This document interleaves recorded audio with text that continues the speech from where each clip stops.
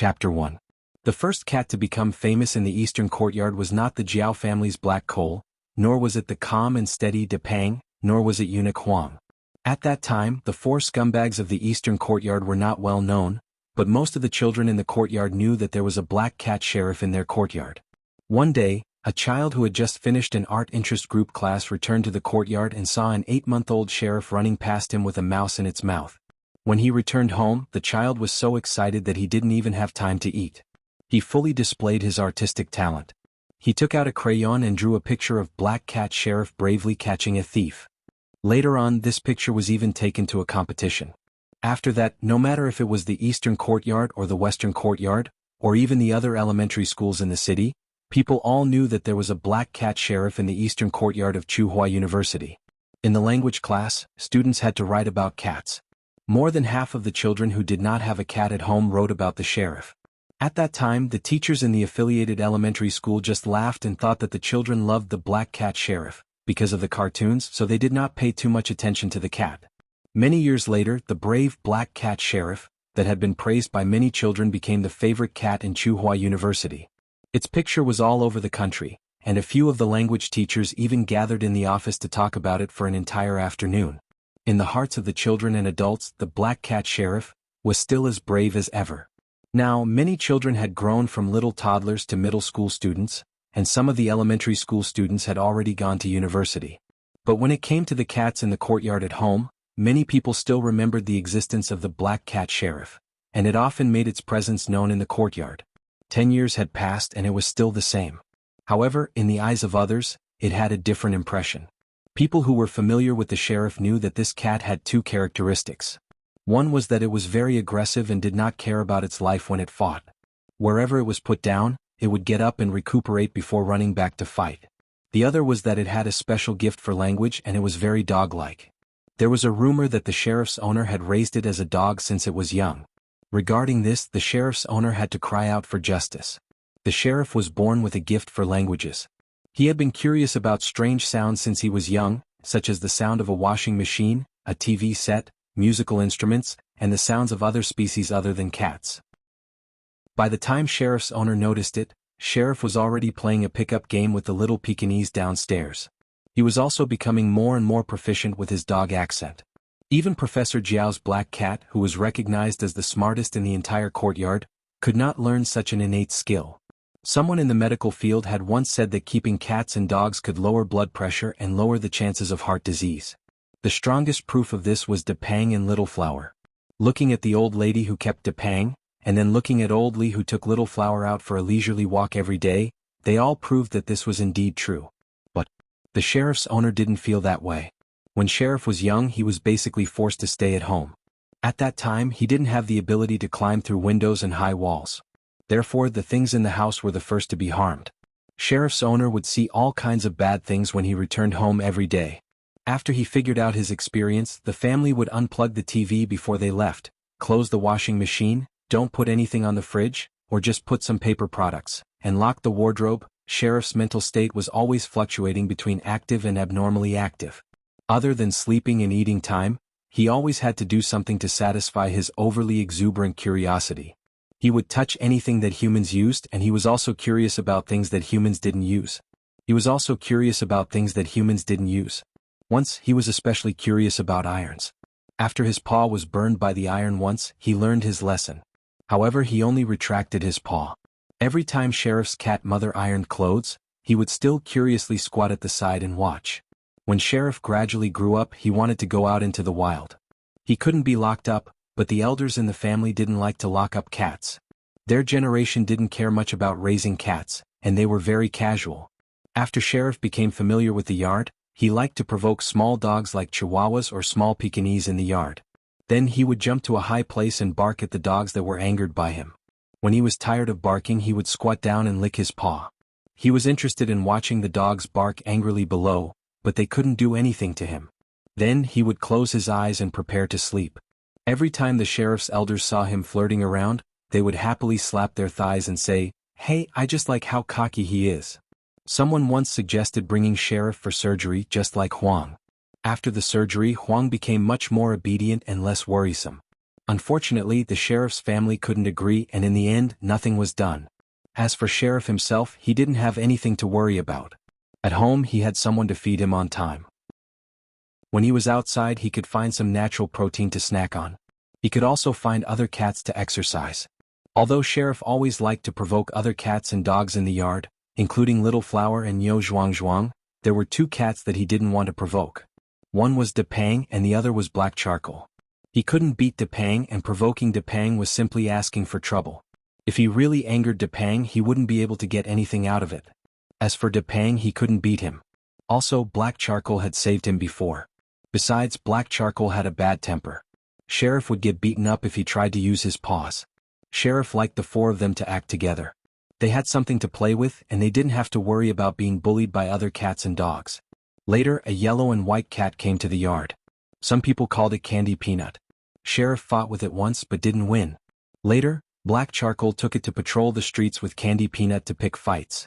Sheriff liked it, so in the beginning, whenever he heard Candy Peanut barking in the yard, he would be more active than Black Charcoal. But later, Black Charcoal often disappeared. Sheriff followed Candy Peanut out a few times, but he didn't follow it anymore. Candy Peanut grew stronger and stronger and became better at fighting. Whenever Candy Peanut went out, other cats would avoid it. Sheriff couldn't find one to spar with, so he was very unhappy. So, when Candy Peanut came to the yard to call for its friends, Sheriff pretended that he didn't hear it. Then, after Candy Peanut left, he would go out to fight with other cats or tease the little Pekingese and Chihuahuas in the yard. 10 years later, Sheriff didn't tease puppies as much as before, but he still couldn't stay idle. He spent half of his time in the yard and half of his time in the small garden. His cat friends were in the yard and his two dog friends were in the small garden. For Sheriff, every day was full of fun. Even if there wasn't any fun, he could still create fun. One day in June, the atmosphere in the yard was very strange. All the owners were nervous, fearing that their cats would be kidnapped. Huang was locked up at home and there were no other cats in the yard. Today, the sheriff managed to sneak out of the yard through a gap. She hadn't seen Charcoal for 3 days in a row. When she walked past the building, she cried out twice at the top of her lungs. When she raised her head to look, she didn't see a black cat's head peeking out from the balcony on the 5th floor. Only Fatty, who was squatting on the balcony on the 1st floor, lifted his eyelids and swept a glance in her direction. Seeing that Depang didn't want to move and that he couldn't call his other friends, Sheriff could only go out to have fun. After wandering around the woods in the yard, rolling a few times in the grass and sharpening his claws, Sheriff saw a familiar object. Not far from him, there was a brown object on a short branch. At this time, one by one, small things were crawling out of it. The brown object on the branch was a praying mantis egg. At this time, small praying mantids that were almost the color of flesh were crawling out of the egg. Relatively speaking, these praying mantis eggs hatched a little late.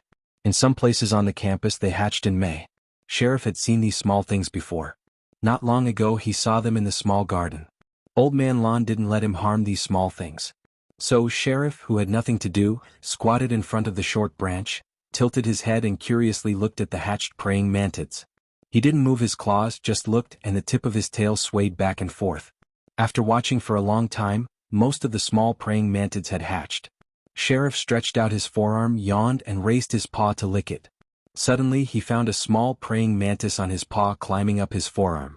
So, Sheriff put aside the idea of licking his paw for the time being. Instead, he suddenly jumped up and did a few difficult somersaults in the air, jumping left and right, pouncing forward and rolling back. 2 students who came to the east yard to visit the teachers passed by. The person in the singlet pointed at Sheriff and said to his companion, "Look, the school pet is acting crazy again." The other person glanced at him, probably found something fun. The newly hatched praying mantids were too small, so they didn't notice them at all. That's hard to say.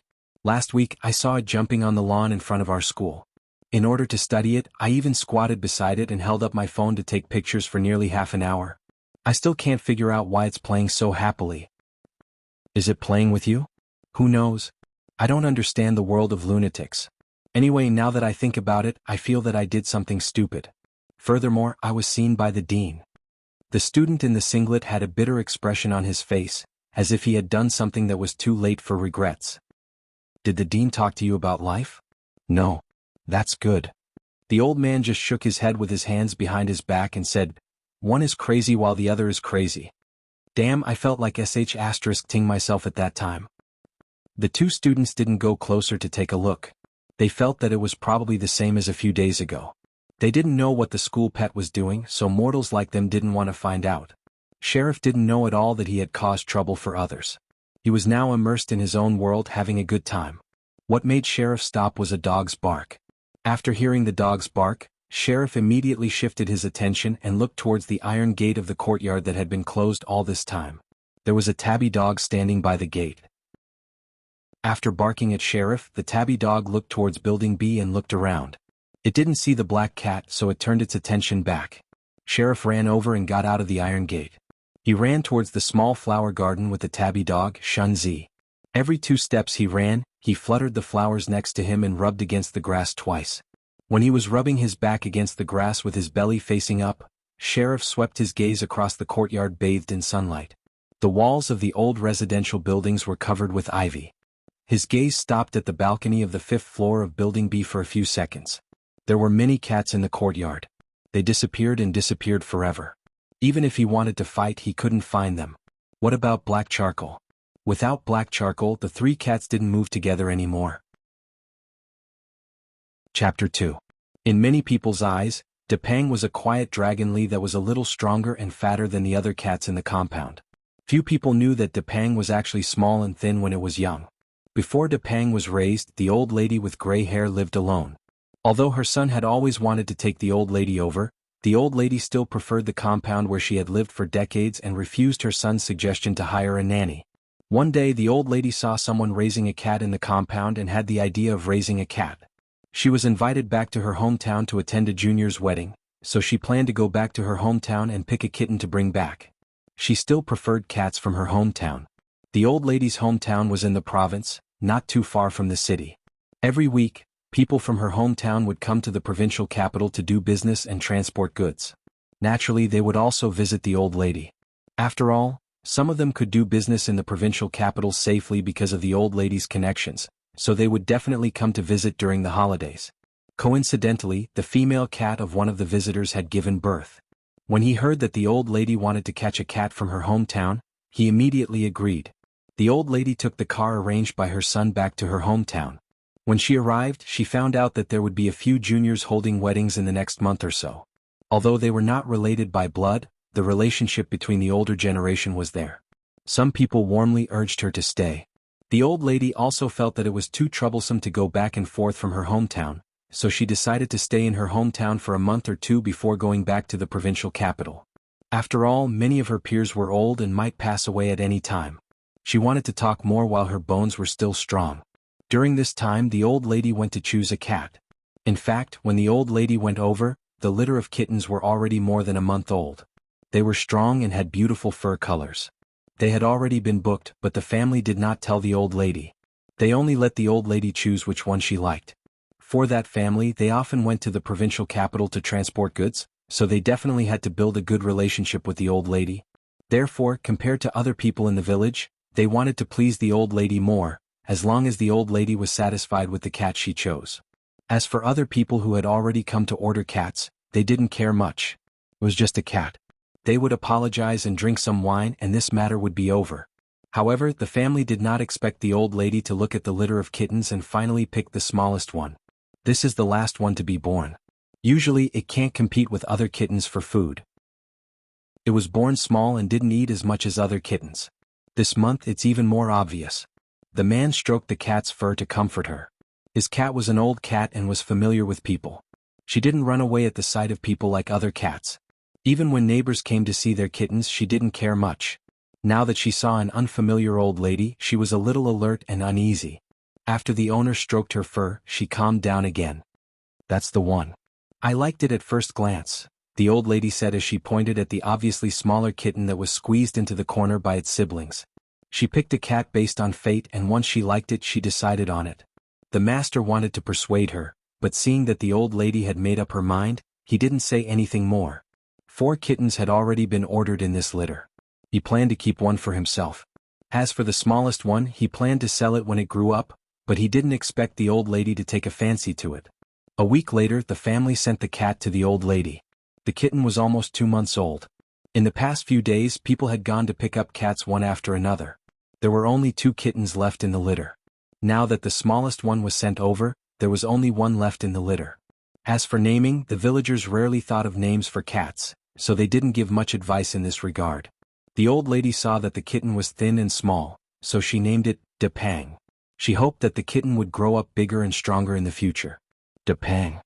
The old lady held Depang with both hands and shouted the name a few times. Fatty, who was only 2 months old, was being held in the palm of her hand. His shriveled little body trembled as he stared pitifully at the old lady in front of him. His meowing was not loud, and compared to the other kittens he seemed much weaker. After returning to the provincial capital, Depang grew in size and wasn't as shriveled as it was when it was young. Every month the old lady brought it to live in the military compound, and it was exposed to more new things. Depang was very clingy to the old lady. It didn't need to be tied up with a leash, and it didn't run around the house as energetically as the other cats, which was rare among cats. However, even though Depang was much quieter than the other cats, it was still a cat. Every cat had to pay a price for their actions, and Depang's price was an indissoluble bond with instant noodles. Once, the old lady brought Depang to live with her son again. The old lady was pulled out by a friend for a chat, and Depang was left alone in the house. It walked around the house, then climbed along the legs of the table and looked at the things on the table. There weren't many things on the table. Other than a cup, there was only a bag of instant noodles. Depang stared at the bag of instant noodles for half a minute, and couldn't help but raise its paw to touch it. The sound made by the outer packaging of the instant noodles made Depang very curious. Just touching it wasn't enough to satisfy its curiosity, so it walked up and stepped on it a few times. Ka. A sound that was different from the sound of the instant noodle packaging made Fatty pause for a moment. After that, he started to stomp even more joyfully. Although the ka sound could not be heard every time, it could be heard after a few times.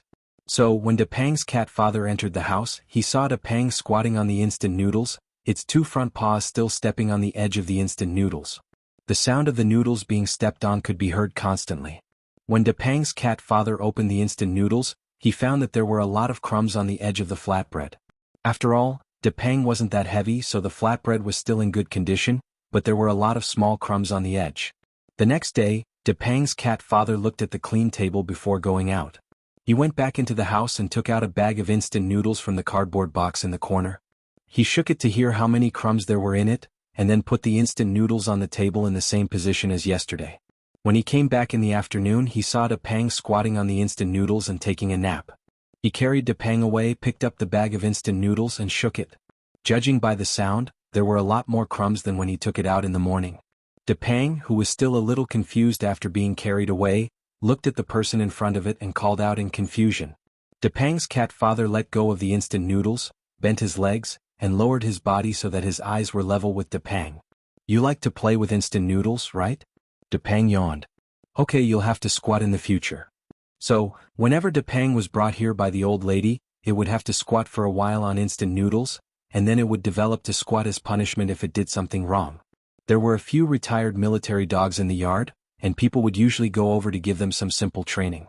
The retired military dogs were no longer in peak condition, and these simple training were just for them to move around. Unexpectedly, Depang's cat father took Depang there on a whim. Fortunately, those military dogs were very obedient and didn't show any aggression towards Depang. Depang wasn't afraid either. It didn't know if it was too dense or it was originally brave, but after a few days it started to play with those dogs. Later, every time Depang was brought over, it would play with those military dogs. To it, it was playing, but in fact, it was training with those military dogs. Because of the cat's natural advantages, it was very easy for it to overcome obstacles. No wonder it treated it as playing from the beginning. Seeing that Depang's ability to accept things was so strong, its cat father began to have other ideas. He found someone to teach Depang, and didn't forcibly change Depang's character. He just taught Depang to stay away from some dangerous things such as mousetraps, cat cages, and so on. Depang couldn't do many training tasks as well as those military dogs, and sometimes it caused trouble. Originally, the military dogs' training tasks were going well, but because of Depang's mistakes, the dog's pace was disrupted. Fortunately, it didn't cause trouble and it didn't run around. Even if it ran, it wouldn't run far. After disappearing for a while, it would find a high ground and start calling people. Other people also didn't say anything for the sake of its cat father. Cats weren't as obedient as dogs, and the people who trained the military dogs weren't as strict with them as the military dogs were. Many times, Depang squatted on the side and watched the military dogs train or ran along the side. Other people didn't think it was a big deal. Anyway, this cat was just there to watch. It was just running along. If it did something wrong, no one would hit it, so it was very easy. But the old lady didn't. Seeing Depang running and jumping with those military dogs, the old lady felt distressed. In the old lady's heart, military training was very tiring, and the military dogs were also tired. Thinking about it this way, her Depang must be tired too. She couldn't stop Depang from running, so she could only put in more effort to eat. Therefore, even though the amount of exercise was not small, Depang's body was still filled up. She took it to the vet for examination, but the vet couldn't tell the reason. They only said that it was probably the same as humans, eating the same food and exercising the same amount. It was just that there were differences in weight and weight. Depang had been taught by its cat father to play Morse code games since it was young. It could skillfully play some simple Morse code games, just as it could understand the short instructions during training. It could repeat the instructions taught. Of course, this couldn't be compared to black charcoal in general. Depang couldn't accept the more profound Morse code games. After all, it wasn't as special as those two games. Even so, in the eyes of many people, Depang was already an elite cat. However, as the days passed, Depang became more and more plump, and in the eyes of others, it was less of an elite. Which family's elite would be a fat cat? In the first year that Depang was adopted by the old lady brought her family home to worship their ancestors during Chinese New Year. She also brought Depang along. On the night that they returned to the village, Depang fought with two cats in the village who had stolen salted fish from their old house. It was 1 against 2, and the two cats kept screaming as they chased after it. The two cats didn't dare to walk in front of Depang's old house for a short period of time.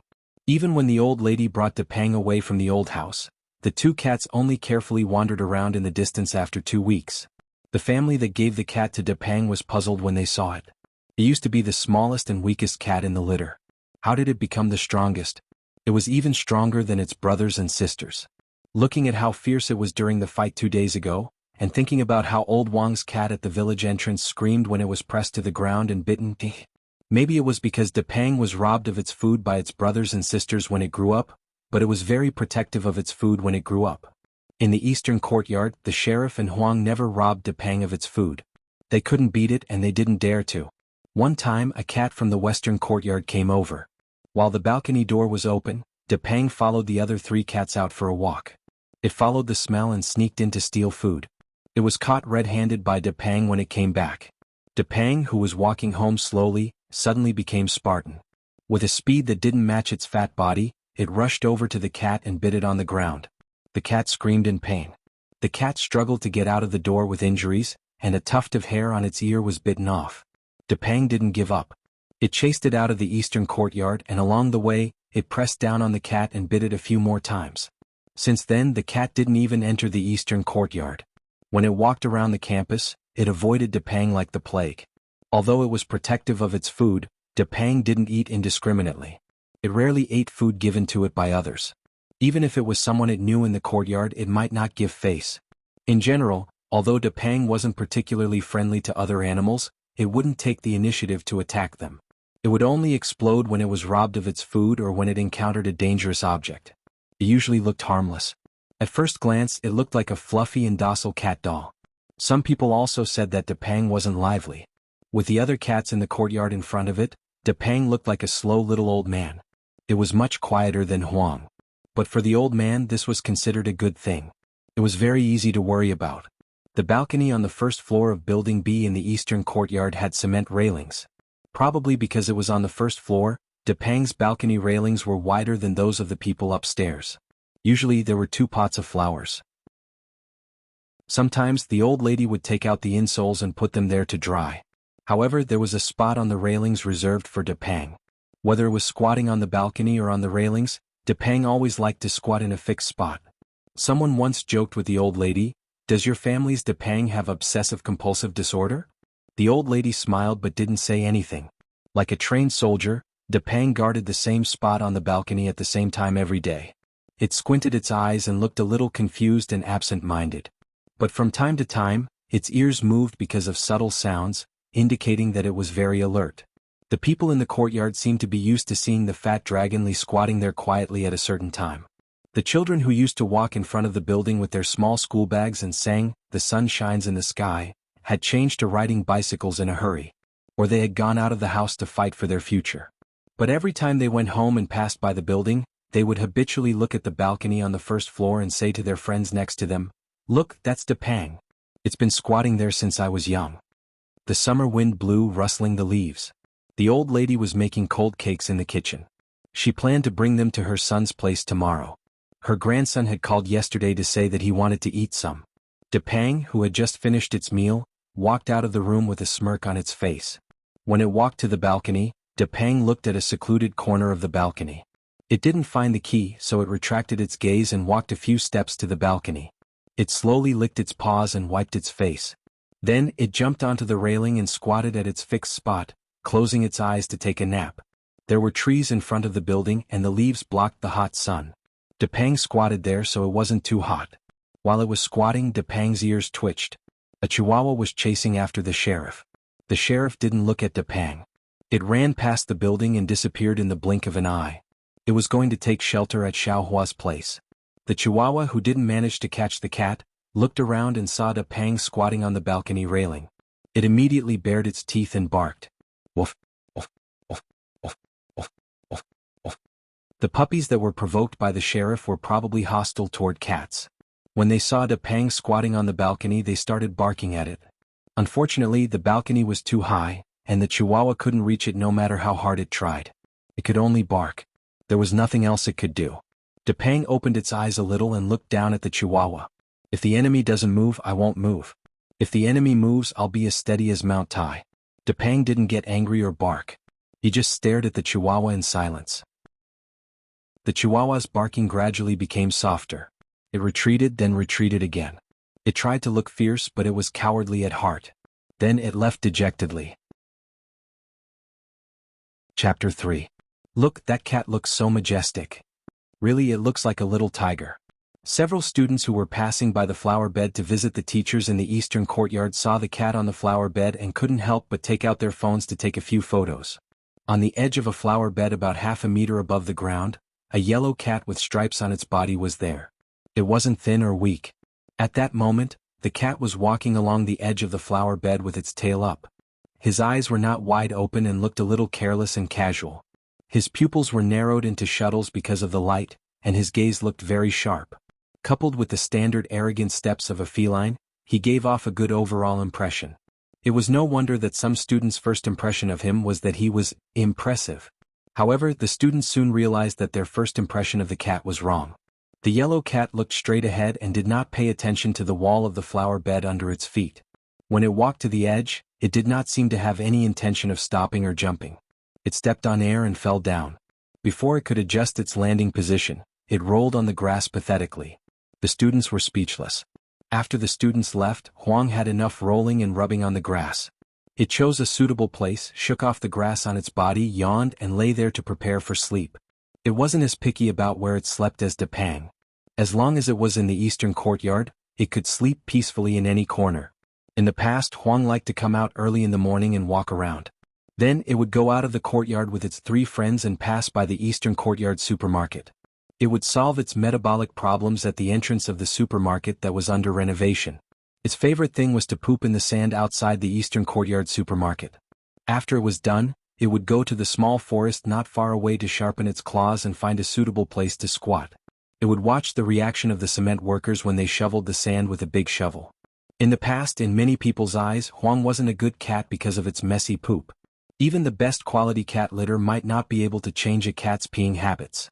When Huang was locked up at home, even if it was placed in a cat litter box, it would still pee all over the outside of the litter box. Therefore, Huang was the only cat in the eastern courtyard who used a 2-tiered litter box. When they were outside, Huang was even happier. Back then, the smell of that guy's urine could be smelled in many places in the East family compound.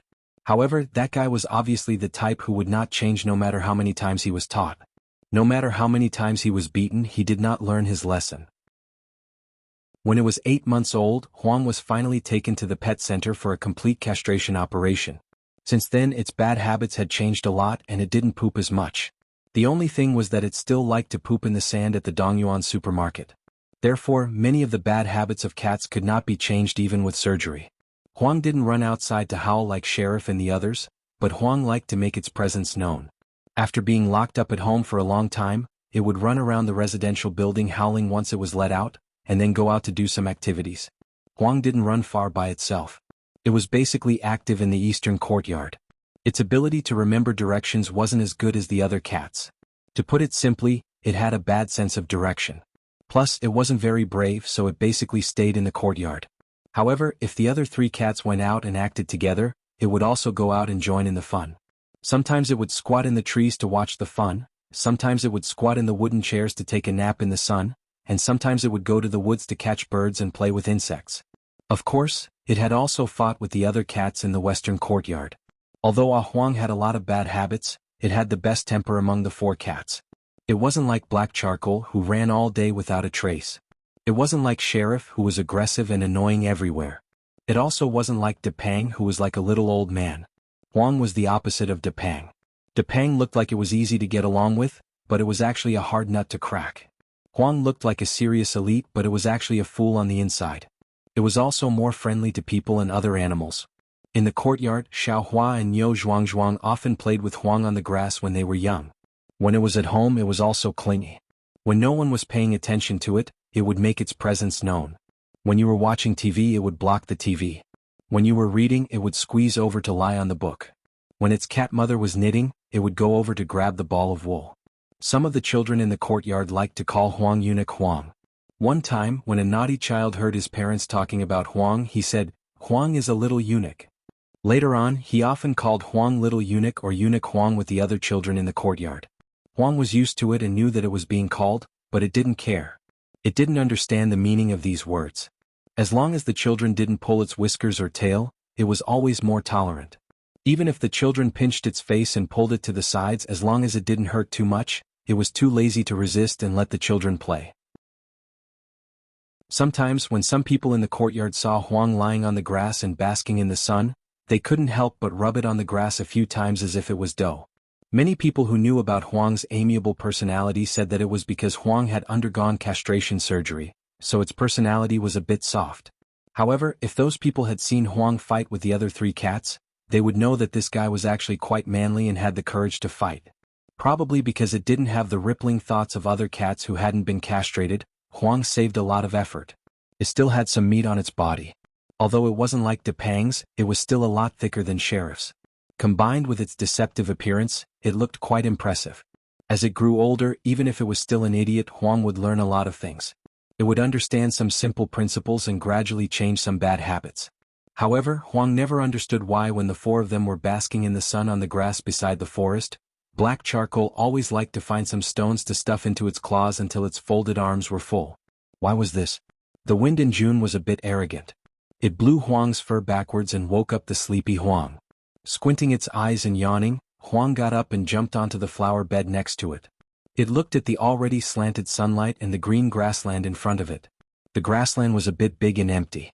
Meow! Huang stood by the flower bed and meowed a few times in the direction of the grassland. The people who went to pick up the children from kindergarten were already used to this cat that liked to meow a few times before doing anything, so they didn't care. However, a child who was being led by the cat walked over and stared at Huang.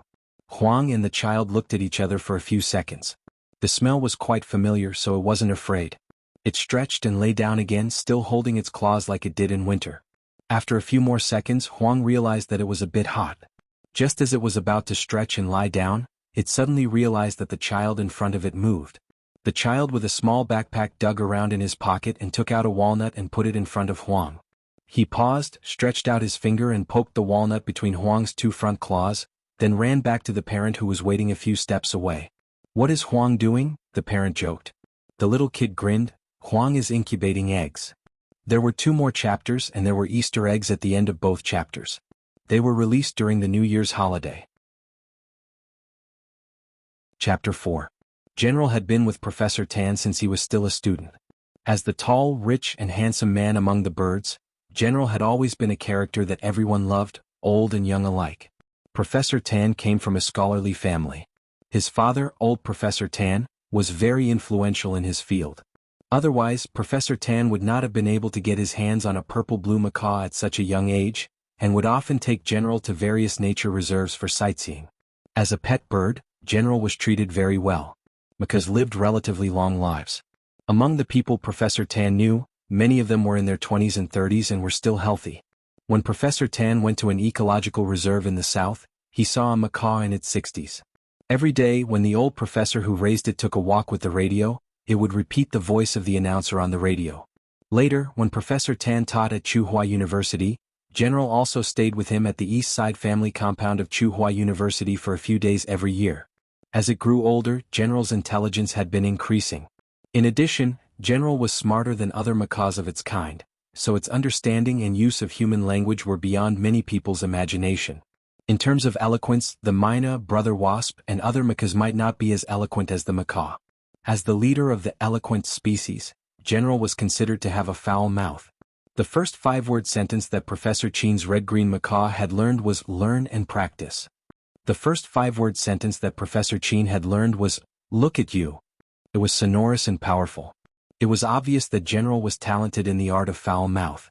Professor Tan, who was still a student at that time, was so angry that he wanted to strangle General and ask, why can't you learn better? In the morning, the red-green macaw at old Professor Tan's house would say, good morning to old Professor Tan, who had just woken up, and General would crow at old Professor Tan, who was still lying in bed.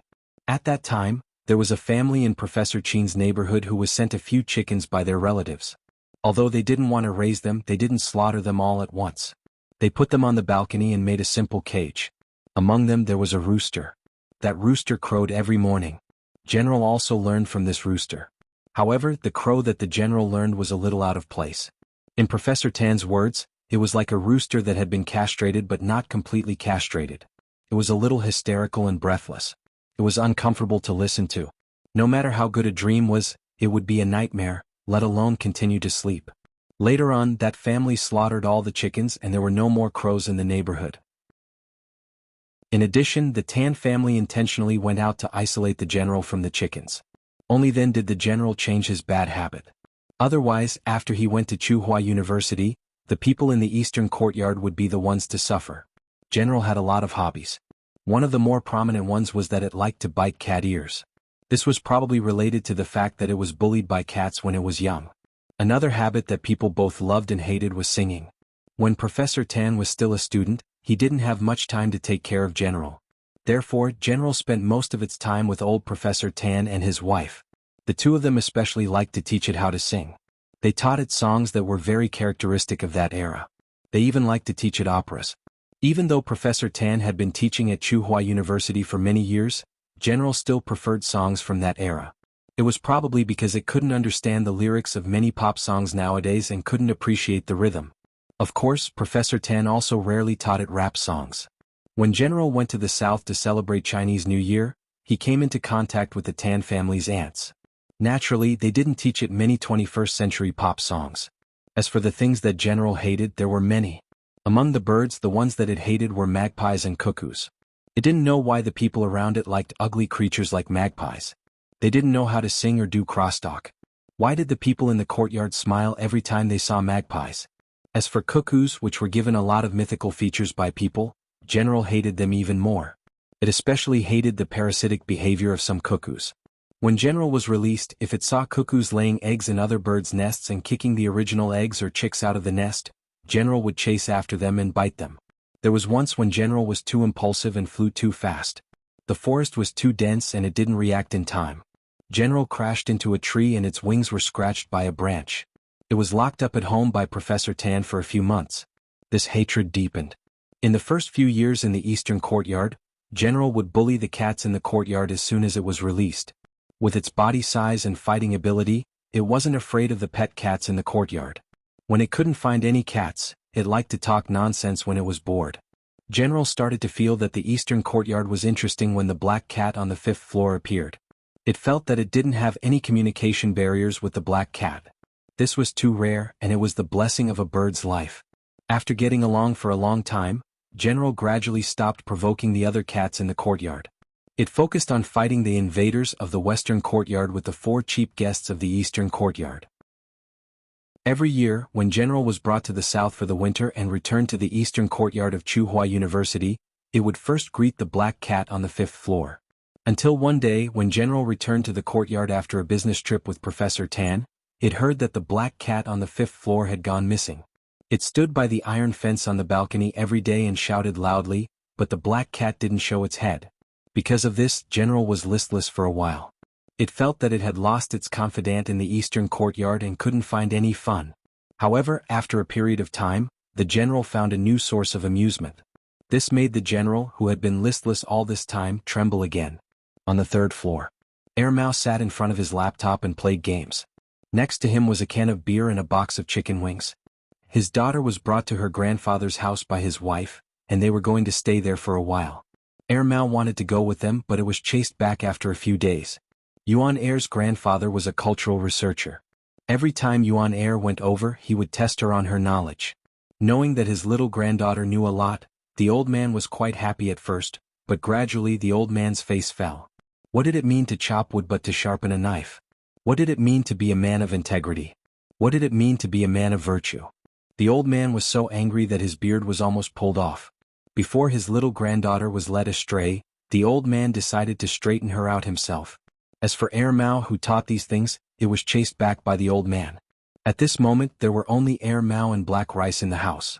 Playing games, watching movies, and drinking alone at home was not bad. Black Rice was there to keep them company. Besides, when school started in September, their daughter would come back. These days would pass in the blink of an eye. It wasn't hard. Mao went around and swayed its legs proudly. It picked up the can of beer and drank a few mouthfuls. Just as it was feeling proud, Mao heard a stifled voice singing from outside. My house is on the Lus slope, the wind blows over the slope. It was the B*Tch upstairs.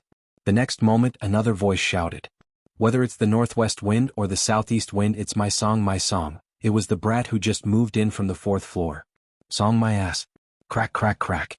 Mao squeezed the can of beer until it was twisted. The joy of winning a round was completely destroyed by this chorus. He smashed the can of beer onto the ground. Damn it, I can't live like this anymore.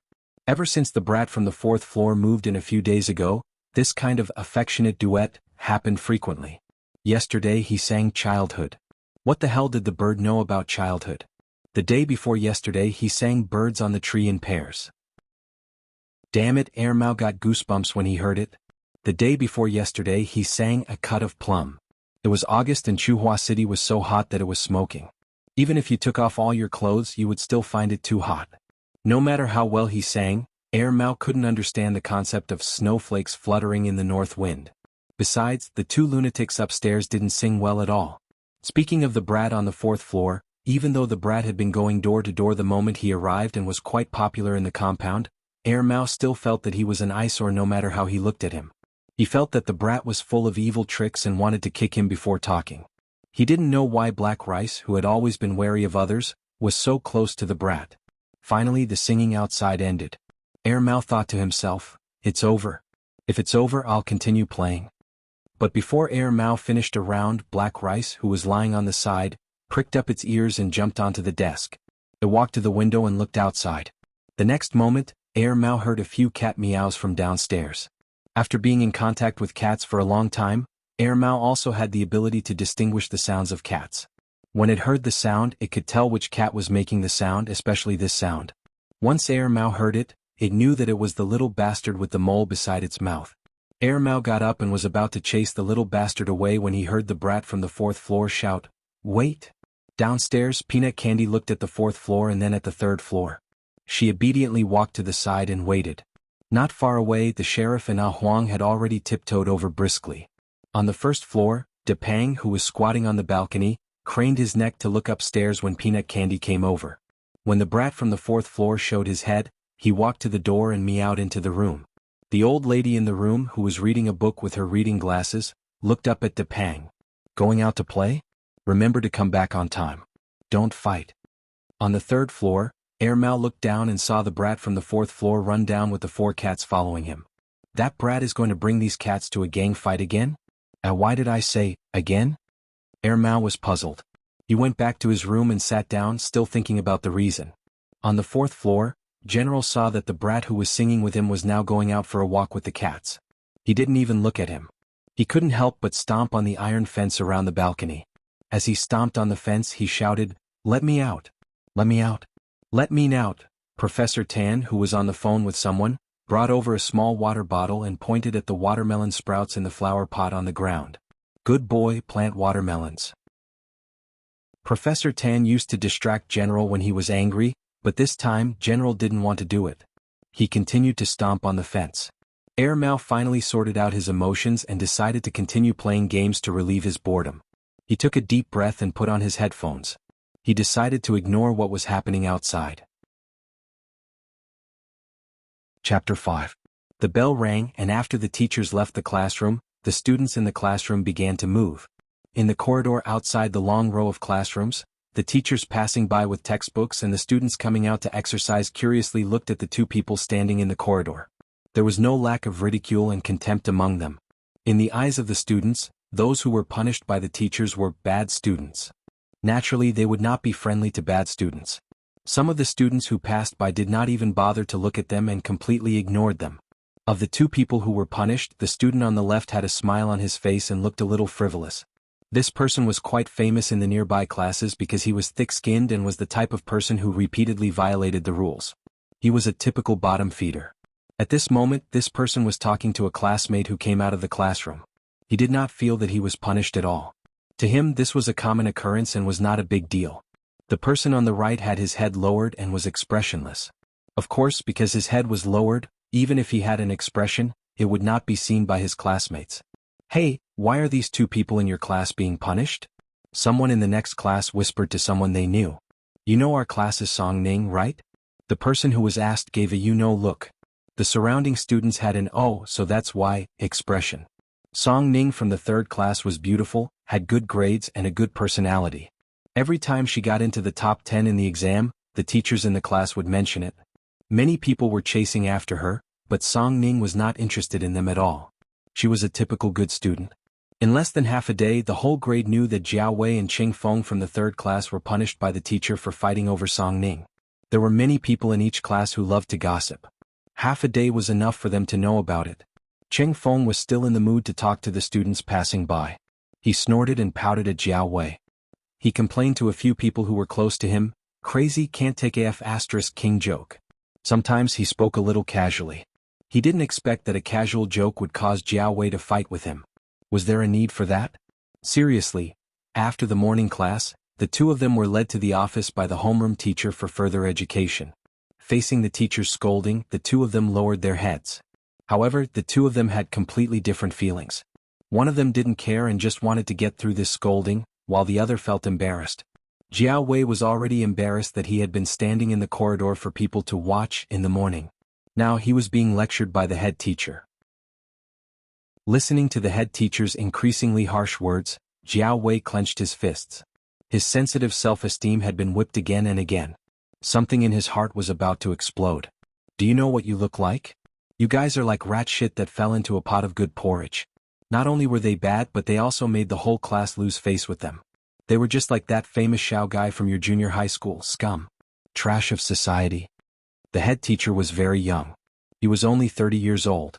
It was said that he graduated from a famous teachers' college in the country.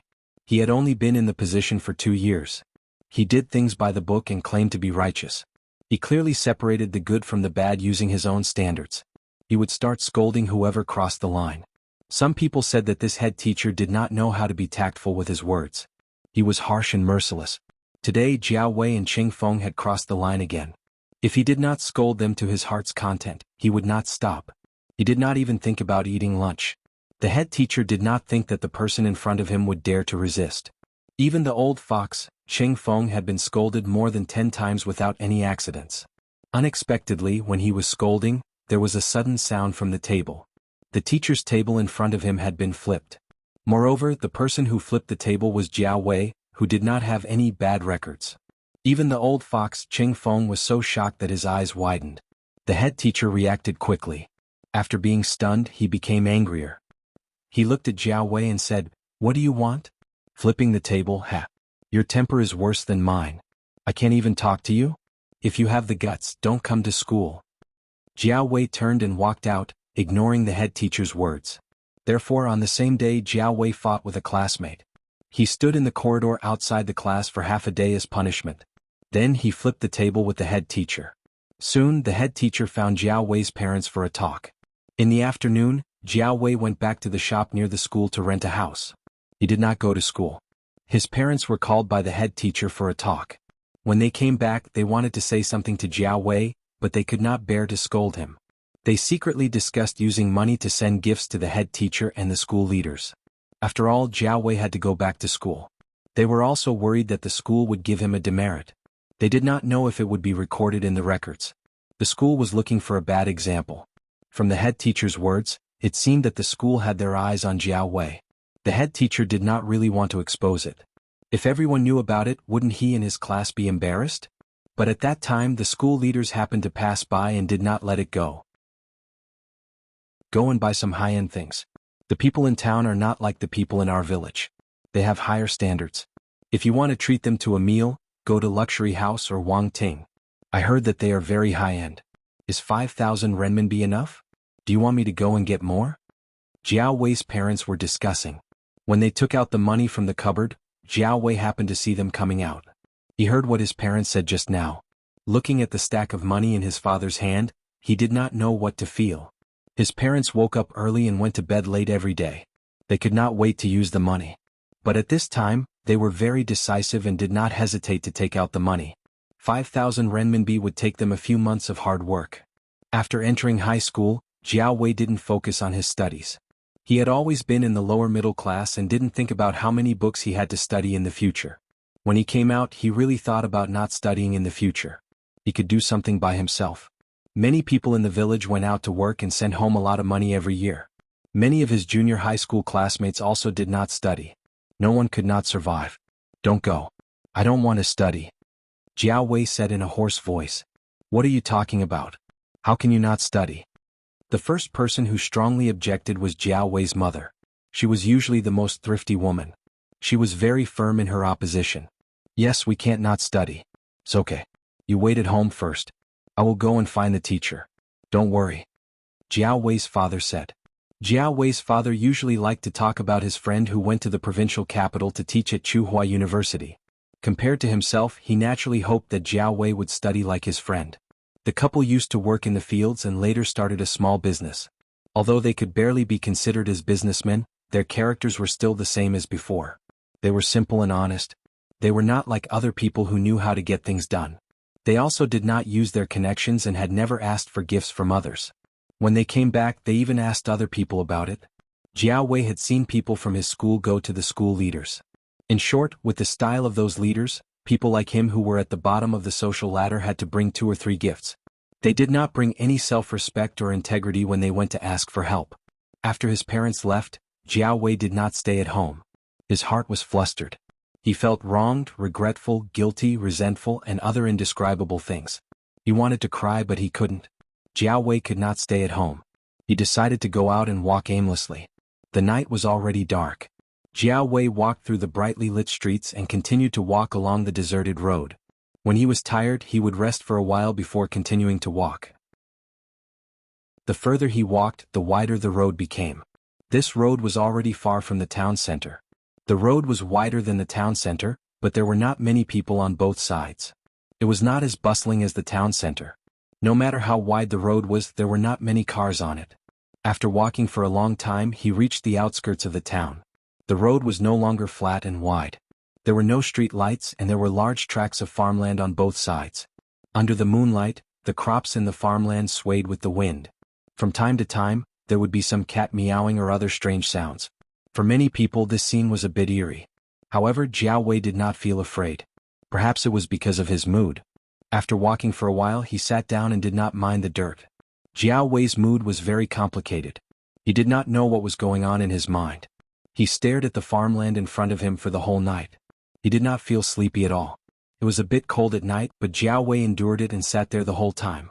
There were very few people in the outskirts of the town. There were only a few cars passing by all night. It was not until dawn that a few people appeared. They looked curiously at Jiao Wei who was sitting beside them. However, they did not go over to talk to him. They were busy with their own things. They rode their bicycles and left without stopping. Everyone was busy with their own things. Jiao Wei thought about it for the whole night but could not figure out anything. He was at a loss and did not dare to go home. He did not dare to see anyone he knew. Was he going to continue to stay here? At this time there was the sound of a motorcycle passing by. Probably because the road was not easy to travel on, the motorcycle was not fast. Originally, Jiao Wei did not plan to pay attention to it. However, he did not expect the motorcycle to drive back and stop a few steps away from Jiao Wei. Jiao Wei. The person on the motorcycle took off his helmet and asked. Seeing Jiao Wei look over, the person on the motorcycle was happy. Oh, it's really you. What's wrong? Are you playing truant? It's not the weekend today. Jiao Wei did not expect to see this person here. This person was Jiao Wei's junior high school classmate. He was also the gangster, scum, and social trash mentioned by their homeroom teacher yesterday. Gangster Zhao's grades were not good. Although he was not the worst, he was still at the bottom. He was impatient with his books and stopped studying after he graduated from junior high school. In the past 2 years, Jiao Wei had seen this person a few times. However, they did not talk. It was not that he did not know him. Right now, Jiao Wei did not want to pay attention to this person. He did not want to say a word, nor did he want to see anyone he knew. Gangster Xiao did not care about Jiao Wei's attitude. He leaned against his broken motorcycle and took out a cigarette. His legs were shaking as he took pleasure in Jiao Wei's misfortune.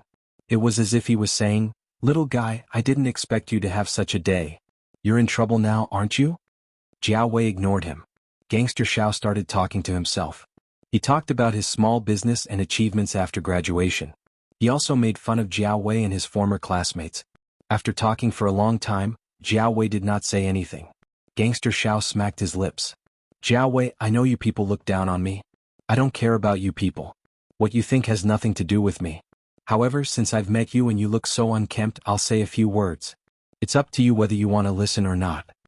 Gangster Xiao held the cigarette between his fingers and flicked the butt skillfully. My brain can't learn those profound things you read. I didn't go to high school either. In your eyes, I'm just a gangster. But can anyone be a gangster? Some people are gangsters their whole lives.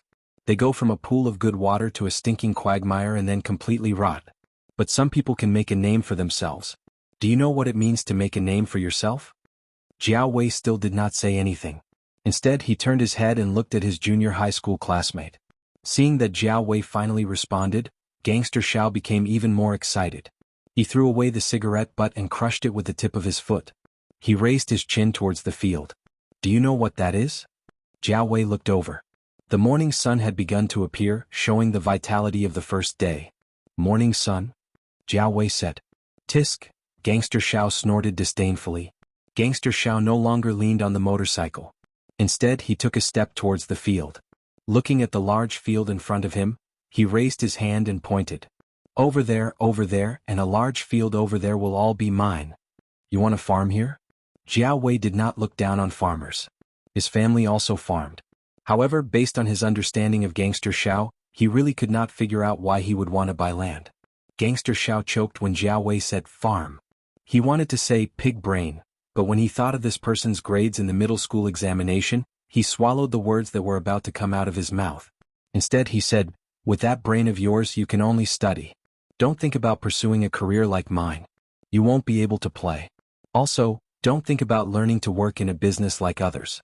You'll definitely be scammed. Looking at the large field, Gangster Xiao raised his arms with an intoxicated look on his face. Jiao Wei, do you believe that this place will become a bustling district and a new town center? Jiao Wei looked at the large field in front of him and shook his head. He could not imagine it. Gangster Xiao only gave him a superficial look and did not explain. Instead, he looked at the field and continued, a lot of people say to me, you've missed the best time to rise up. It's too late to rise up now. However, I don't accept it. What's too late? It's not too late. As he spoke, Gangster Xiao became agitated. You're looking down on me? Bah. I'm the one looking down on you. At least I know what I want to do. I know what my future path is. Do you know that? Other than staying in the classroom all day with your books and doing whatever the teacher tells you to do, what else do you know? Have you found your path? It'll take at least a few years to find your path. Right now, my starting point is higher than yours. As for whether you can fly a high-tech airplane and surpass my lousy motorcycle in the future, that depends on whether you have the ability. Some people like to drive around aimlessly even if they're driving a sports car. Besides, maybe my motorcycle will be replaced by a big Benz in the future? If it was someone else, they might not be able to understand these words. However, Jiao Wei understood. A language teacher in his class used to give an example. He said that everyone's starting point was the same. It was just that some people started with a big Benz while others pulled a wooden cart. Even if the starting point was the same, the speed would naturally be different. However, knowledge was a kind of armed force. There was a house of gold in the books. Although the person pulling the wooden cart was lagging behind, he might be able to fly a plane and surpass it in the future. He said that studying was the only way out for the poor. And people like Gangster Xiao were the bad examples that all the teachers talked about. It was no wonder that Gangster Xiao was so resentful. It seemed that he was very clear about the teacher's impression of him. After Gangster Xiao vented enough of his resentment and ambition, he took 2 deep breaths and looked at Jiao Wei from the corner of his eyes. There's an old saying that says, the higher you fly, the further you can see. Don't think that you've done your best just by flapping your wings. As for how high you can fly, you'll only know when you've flown. You think the sky is falling just because you've been wronged? You're like a sissy. I can't stand your cowardice. You'll have to learn from me. Gangster Xiao paused, then arrogantly used his standard dialect to say a sentence in English. I'm a shunyamer. Jiao Wei, Gangster Xiao had said enough. He got on the motorcycle and put on his helmet. He still cherished his life. Jiao Wei stood up with some difficulty. He moved his legs that were numb from sitting for too long. Give me a ride.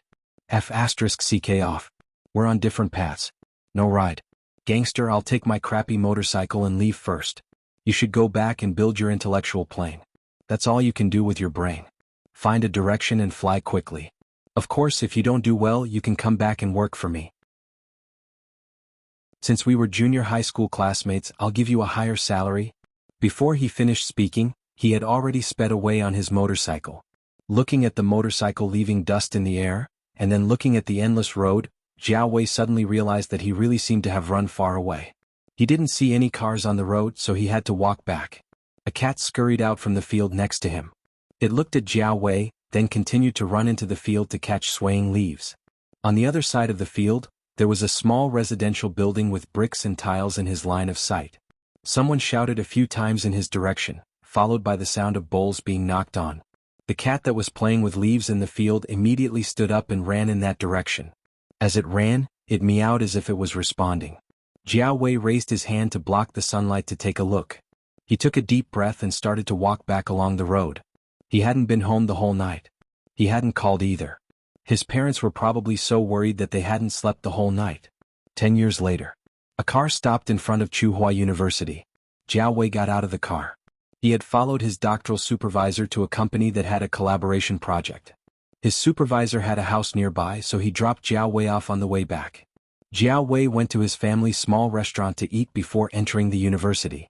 He had a few documents that needed to be stamped by the institute. Jiao Wei didn't walk far along the main campus road when he heard someone calling him. He followed the voice and saw a person with a smiling face running towards him. Yo Qingfeng, why didn't you call me when you came over? Jiao Wei smiled and said to the person. The company organized a training here. I thought you weren't here. Didn't you say you had something to do a while ago? Did you just come back? Cheng Feng wiped the sweat off his forehead. They said it's training for cadres, but they actually want to do military training. Damn, I haven't been trained like this since my first year in university. It's so hot. Luckily your school has a lot of trees. The quality of the female students in your school is pretty good. My school was focused on engineering and it was filled with monks. Even if the girls there looked like frogs, they would have already been booked. Hey look, that girl has a nice body. Don't you already have a wife? Jiao Wei asked. Hey, I'm not with you now. Look at your serious face. You haven't improved at all. Cheng Feng's eyes wandered over to the few girls who were walking over as he spoke. Jiao Wei smiled. Cheng Feng was always like this. They had fought many times before, but they became close after that. They were like that when they were students. They would beat each other until their faces were swollen. Maybe they would call each other brothers in the next match. Who hadn't done a few stupid things before? Teenagers had the impulsiveness of teenagers, and adults had the way of thinking of adults. After leaving school for a few years, Cheng Feng was naturally more mature in judging people and situations. What happened in high school? At that time, it was just some unimportant friction, straightforward. As a man, he wouldn't fuss over the trivial matters of the past. After leaving school and entering society, you would realize that the people who called you brothers in one moment could backstab you in the next. The friendship from high school could be maintained until now, so Qing Feng cherished it very much. Last year, during a high school reunion, Qing Feng even dragged Jiao Wei to drink. Not only Qing Feng but Jiao Wei's homeroom teacher was also there. The homeroom teacher from back then, who was strict and harsh with his words, had changed. He had been a homeroom teacher for more than 10 years, and he had taught each batch of students. He also had his own understanding. During the reunion, he even chatted with Jiao Wei and Qing Feng about what happened back then. The three of them were quite calm. Qing Feng even drank a few glasses with the homeroom teacher and called each other brothers. As he clinked glasses with the homeroom teacher, Qing Feng said, "Homeroom teacher, back then you said that we were social trash. Look, haven't we become social elites now?" The homeroom teacher also smiled. "Back then I was angry that you didn't fight for it. I'm also gratified that you're like this now. Speaking of which, back then you all listened to me when I lectured you." At this point, the homeroom teacher looked at Jiao Wei. Jiao Wei coughed and rubbed his nose. He recalled the time when he flipped the table in front of the homeroom teacher. "What's there to be embarrassed about? I'm also responsible." The homeroom teacher clinked glasses with Jiao Wei and drank a mouthful of wine before saying, "You also worked hard. When you were admitted to Tsinghua University, the principal was so happy that he took his precious wine and dragged your father to drink with him a few times." After drinking the wine in his glass, the homeroom teacher smiled as Qing Feng poured another glass of wine. "I really miss the past. It's not like now. Those students can't be talked to or touched. They're so delicate. Just a few words and they'll drag their parents over to quarrel. Otherwise they'll take out their phones and scold them." Regardless of whether it was the students with good grades or the ones at the bottom of the class, the balding middle-aged man recognized the students who had changed a lot and recalled each and every one of them. Those were the students he had taught. Other than the homeroom teacher, Hooligan Xiao, who had now become a big boss, had also changed. The farmland area back then had become the new economic center of the town. Not only in the town, but Hooligan Xiao had also made a name for himself in the city. Speaking of Hooligan Xiao, although Qing Feng was not in the same class as Jiao Wei and Hooligan Xiao in junior high, he still knew Hooligan Xiao and had contacted him later. "Some time ago, during my nephew's first birthday party, I met Hooligan Xiao when I went back to my hometown. That kid drove a big Benz and looked like a dog. When he came out, he even had bodyguards behind him. I heard that he's some famous entrepreneur in the city. He often comes into contact with the city leaders. Even the boss of the new building in the city is related to that kid." "Oh right, Hooligan Xiao said that he would treat us to a meal at his new hotel this new year," Qing Feng said. "I might have to disappoint you," Jiao Wei said regretfully. "What's wrong?" Before Jiao Wei could speak, Qing Feng made a stop gesture. "Don't talk to me about this project or that project. I don't understand. Just tell me more clearly." "I'm going abroad in December this year. I'm working on a project with my supervisor's former teacher. I won't be back for about 2 years. I should have gone last year, but I had something to do here." 2 years? Postgraduate? Qing Feng felt that it was a pity. He guessed that Jiao Wei would not be able to make it to his wedding. "What about after 2 years? Stay abroad? Or come back?" "Come back. I plan to stay in school." "Ah, that's good. Our company is not far from here. I can come and drink with you often." Qing Feng smiled. After a pause, he winked at Jiao Wei. "I heard that Song Ning is studying for a doctorate here?" "Yes, but she's in the management school." "Don't fool me. Tell me something I don't know, okay? What's our relationship? We're brothers. What's there to be embarrassed about?" Jiao Wei smiled and looked at the road in front of him. He did not say anything. The tall sycamore trees on both sides of the road blocked out the scorching sun above. Only a few tiny specks of light sprinkled down. Gusts of wind blew past, dispersing the heat brought by the August heat. 10 years ago, the hooligan who rode a broken motorcycle pointed to a large piece of farmland and talked about his glorious future. 10 years ago, the person beside him fought with him and stood in the corridor with a bloody nose and a swollen face as punishment. The two of them hated each other. 10 years ago, the young man who couldn't find a way forward had a stupid fight. Walking along the sycamore path, Jiao Wei suddenly remembered the first time he came here. That day, a black cat led him through this path. "Hey, your school is quite harmonious." Qing Feng's words pulled Jiao Wei back to reality. Looking in the direction Qing Feng pointed, Jiao Wei saw a large lawn near the eastern courtyard. There, under the camphor tree, a young man sat casually on the grass. He held a thick book and stared at the pages as if he was looking at an enemy. There were 3 cats lying next to the young man. Jiao Wei recognized all of them. The fat dragonly was lying there peacefully with its eyes closed and taking a nap. Huang was rubbing its back on the grass. The sheriff was flapping its paws as if it had found something on the grass. As he read, the young man put the book down on the grass and rubbed Huang, who was rubbing against him, a few times as if he was kneading dough. Then he rolled on the grass and whispered as he rolled, "It's so hard, so hard." Ching Feng saw this scene and sighed. "Hey, it's so good to be a cat. There's not so much trouble. There's no need to memorize books, take exams, train in the hot weather, write notes, and no one will scold you if you don't do well." "Is it good to be a cat?" Jiao Wei asked. "How would I know? I've never been a cat." Ching Feng laughed. "How about being a cat? Who knows? That's all for now. I'm preparing a new book. I'll try to release it in January." Chapter 6. Zheng Tan jumped onto the branch of a sycamore tree, squinted his eyes and looked at the sunlight leaking through the gaps between the leaves. He used his current furry paws to push his ears, found a comfortable position to lie down and yawned. In the afternoon of September, the sun was just right, suitable for an afternoon nap. Zheng Tan was a cat, but he used to be a real person. He didn't understand what was going on, but he woke up like this. A strange city, a strange house, strange people, a strange and even more despairing new identity, a magnified world, and an era back in 2003. Zheng Tan didn't like cats before and even hated them. He always felt that cats were on the same level as crazy creatures, but now he himself had become such an animal. Retribution? Zheng Tan admitted that his style wasn't very good. He had bullied the weak, set a few fires that weren't very big and didn't do his job properly. He had once lived a life of luxury and drunkenness, but at least he hadn't killed anyone. Using his own moral values that he had kicked in the corner for as long as he could remember, there were many people who were worse than him. Why did he have to be the one suffering retribution? Was he at a loss? Was he at a loss? Was he angry? Was he in despair? In the face of an incomparably clear reality, everything seemed to be useless. For his once indulgent life, Zheng Tan could only comfort himself with a sentence. When the wind blows away the eggshells, the wealth is gone and the people are happy. 3 months had passed, a quarter of a year had passed, and the wheel of nature had turned 90 degrees.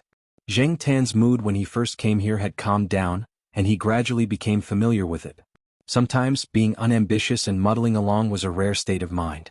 This was the century-old famous university, Tsinghua University, which ranked first among the universities in the central region of Wuxia. The advantage of a century-old famous university was that the area was large enough, and the greenery was in place. Occasionally, students would walk on the road under the tree. The atmosphere here was quiet, but it didn't lose its vitality.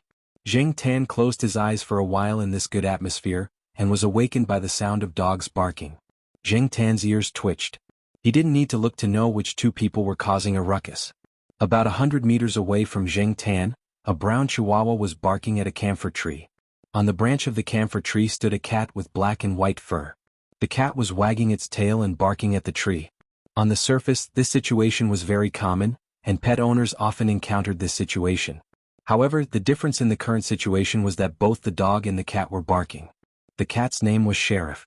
It was 8 months old and slightly smaller than Zheng Tan. It got its name because its fur color was very similar to the black cat Sheriff in the cartoon. At the same time, this cat was also one of Zheng Tan's bad friends after he turned into a cat. This cat had 2 characteristics. One was that it was aggressive and didn't care about its life when it fought. The other was that it could bark like a dog.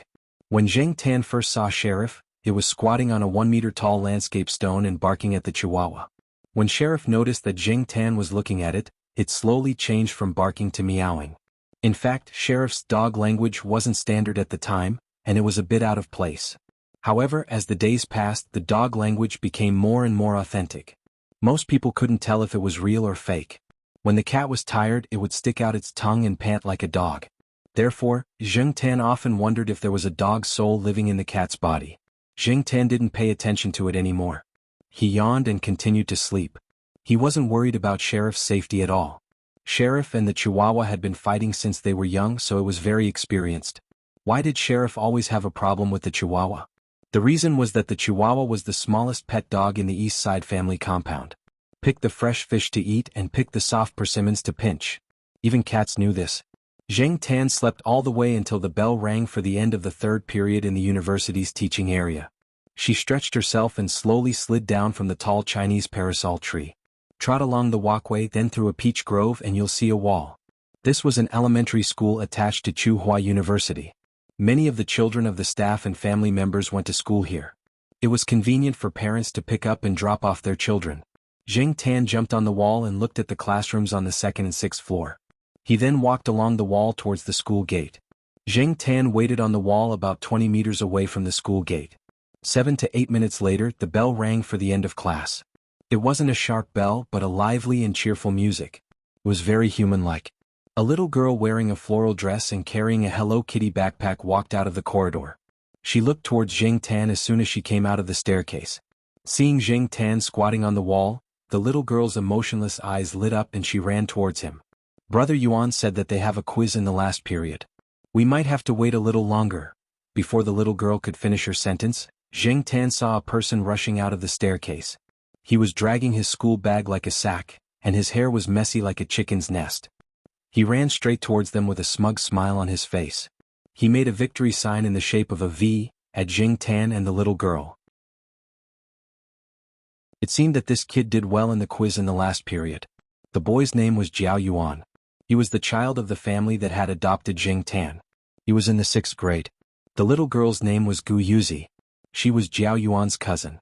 After her parents divorced, Jiao Ma brought her back from abroad for some reason. She lived with the Jiao family and was now in the 2nd grade of Chu University affiliated primary school. Jiao Yuan took Gu Yuzi's school bag from her. The two of them and the cat left the school gate and walked towards the Eastern District family compound. Look, Jiao Yuan's cat is here to pick them up again, someone said. Most of the people they met on the way were already used to this scene. It had been 3 weeks since school started, and it used to be an interesting topic for people around them after meals. The Eastern District family compound wasn't far from the affiliated primary school. They arrived in less than 10 minutes. The Jiao family lived on the 5th floor of Block B of the Eastern District family compound. There was a security guard at the entrance of every building. Jiao Yuan touched his keychain to the door, and the iron door opened with a ding sound. There was a small round tag on Jiao Yuan's keychain. This was the key for the security guard. Almost everyone who lived in the Jiao family building had one. Zheng Tan also had one around his neck. However, this one was a little special. Zheng Tan's face was pasted on the front of the round tag, and the Jiao family's home address and contact number were pasted on the back. The Jiao Pa had specially made the key card and the pet tag into one. When Zheng Tan entered the building, he looked at the balcony of a family on the 1st floor. He didn't see the fat guy. He guessed that the fat guy had been taken to visit relatives again. At this time of the day, the Jiao family's door was always open. After all, it was the Jiao family building. There were security guards and security cameras at the entrance. It was much safer than some of the apartments outside. Jiao Ma was cooking and there were sounds of people talking in the living room. Then, I'll have to trouble you with the advertisement. Zheng Tan stopped in his tracks. He was familiar with this voice. It was the owner of a pet store near Tsinghua University. His surname was Gua. His brother was a veterinarian. Zheng Tan's vaccine was given by his brother. Chapter 7. Xiaoguo's customers were mostly people from Tsinghua University. It was not easy to do business with university teachers and students. Food safety and quality problems were easily exposed here. People who spent all day in the laboratory facing boring experimental data and equipment would sometimes find something fun for themselves. For example, they would take a bus to the snack alley and buy a bowl of hot and dry noodles with chili oil. Then they would bring it back to the laboratory to test whether there was Sudan red in the chili oil, aflatoxin in the sesame sauce, and whether there was E. coli in the chili oil. Therefore, to do business with university teachers and students and to have a good reputation, it required a long-term guarantee of excellent quality. But because of this, Xiaoguo's shop had a strong reputation. It was popular and had funds. He bought a few shops around and merged them with his brother's pet clinic and his pet supply store to form the Ming Ming Pet Center. This was Zheng Tan's understanding of Xiaoguo. In general, Zheng Tan felt that Xiaoguo was a good person. He was smart, could make money, and was not a bad person. At least, he was kind to animals. After Xiaoguo left, the Jiao family did not mention anything about the canned cat commercial. After dinner, the Jiao Yuan and Gu Yuzi went to their rooms to do homework. The Jiao Ma went to the gymnasium with a few friends to learn how to dance. Zheng Tan entered the master bedroom. After entering, she pushed the door shut, jumped up and turned the lock, locking the door. In the bedroom, the Jiaopa was already sitting at the desk, waiting. The Jiaopa was already used to Zheng Tan's series of actions after entering the door. He did not even look up. After Zheng Tan jumped onto the desk, the Jiaopa closed the file in his hand. Today, Xiaogua came over and talked about the Can Cat commercial. I did not immediately agree. I still want to see what you think. The Jiaopa said as he handed a file to Zheng Tan. The document was about the canned cat food advertisement that Xiaogua mentioned today, as well as the Jiaopa's analysis of the future situation and benefits based on Xiaogua's words. Zheng Tan took a look at it. It was a kind of canned cat food produced by Xiaogua's family. Many cat owners in the school bought this kind of canned cat food. It was cheap and convenient. Most importantly, it could withstand the quality inspection. Xiaogua had originally planned to promote the canned cat food, but the SARS outbreak had ruined the original plan. Now that it had recovered and was ready to restart the plan, the establishment of the pet center in the store made Xiaogua very tight on cash. Therefore, he was even more eager to make use of the canned cat food to make a fortune. Although there were very few pet food advertisements on TV in China, Zheng Tan knew that there was a demand for pet food after he came here, and there were a lot of potential customers. With the development of the economy, the pace of life in the city was getting faster and faster. People did not even have time to take care of themselves. Even if they wanted to raise a cat, they had to think about how to raise it. Zheng Tan did not think of himself as an economic genius. He used to be, and he still was, but he believed that if this was done well, he could make a fortune out of it. Zheng Tan did not eat cat food. He ate the same food as the Jiao family. Ever since he turned into a cat, Zheng Tan was thankful that he had a strong stomach. Moreover, shooting an advertisement did not necessarily mean that he had to eat cat food. Seriously speaking, shooting a simple advertisement was not a big deal for Zheng Tan. After all, it was only a pet food advertisement. According to the document, the distribution channel was only through the internet. If the effect on the internet was obvious, there would definitely be follow-up advertisements. This first advertisement was definitely simpler. It was to test the waters. The reason why Xiaogua came to Zheng Tan was clear in Zheng Tan's heart. Money was tight and he had to save as much as he could. The foreigners used tons of food to shoot the cat and dog wars. Although Xiaogua's advertisement was much bigger than that, it would definitely use up some food. Of course, this was the case for other cats. Zheng Tan was completely different. Zheng Tan looked at the document and was thinking about the pros and cons. The Jiaopa said, "You don't have to make a decision immediately." I told Xiaogua. "Just reply within 3 days." Hearing that he had 3 days to think about it, Zheng Tan was not in a hurry. With his current identity, he did need to think more about it. As soon as he put down the document, Zheng Tan heard someone knocking on the door. It was not the door but the door outside. The Jiaopa got up to open the door. Zheng Tan did not immediately go over. He pricked up his ears to listen to the sounds in the living room. It sounded like the otaku who lived across the street. He was a family member of the teaching staff. His parents were both school teachers. The guy lived at home almost all day.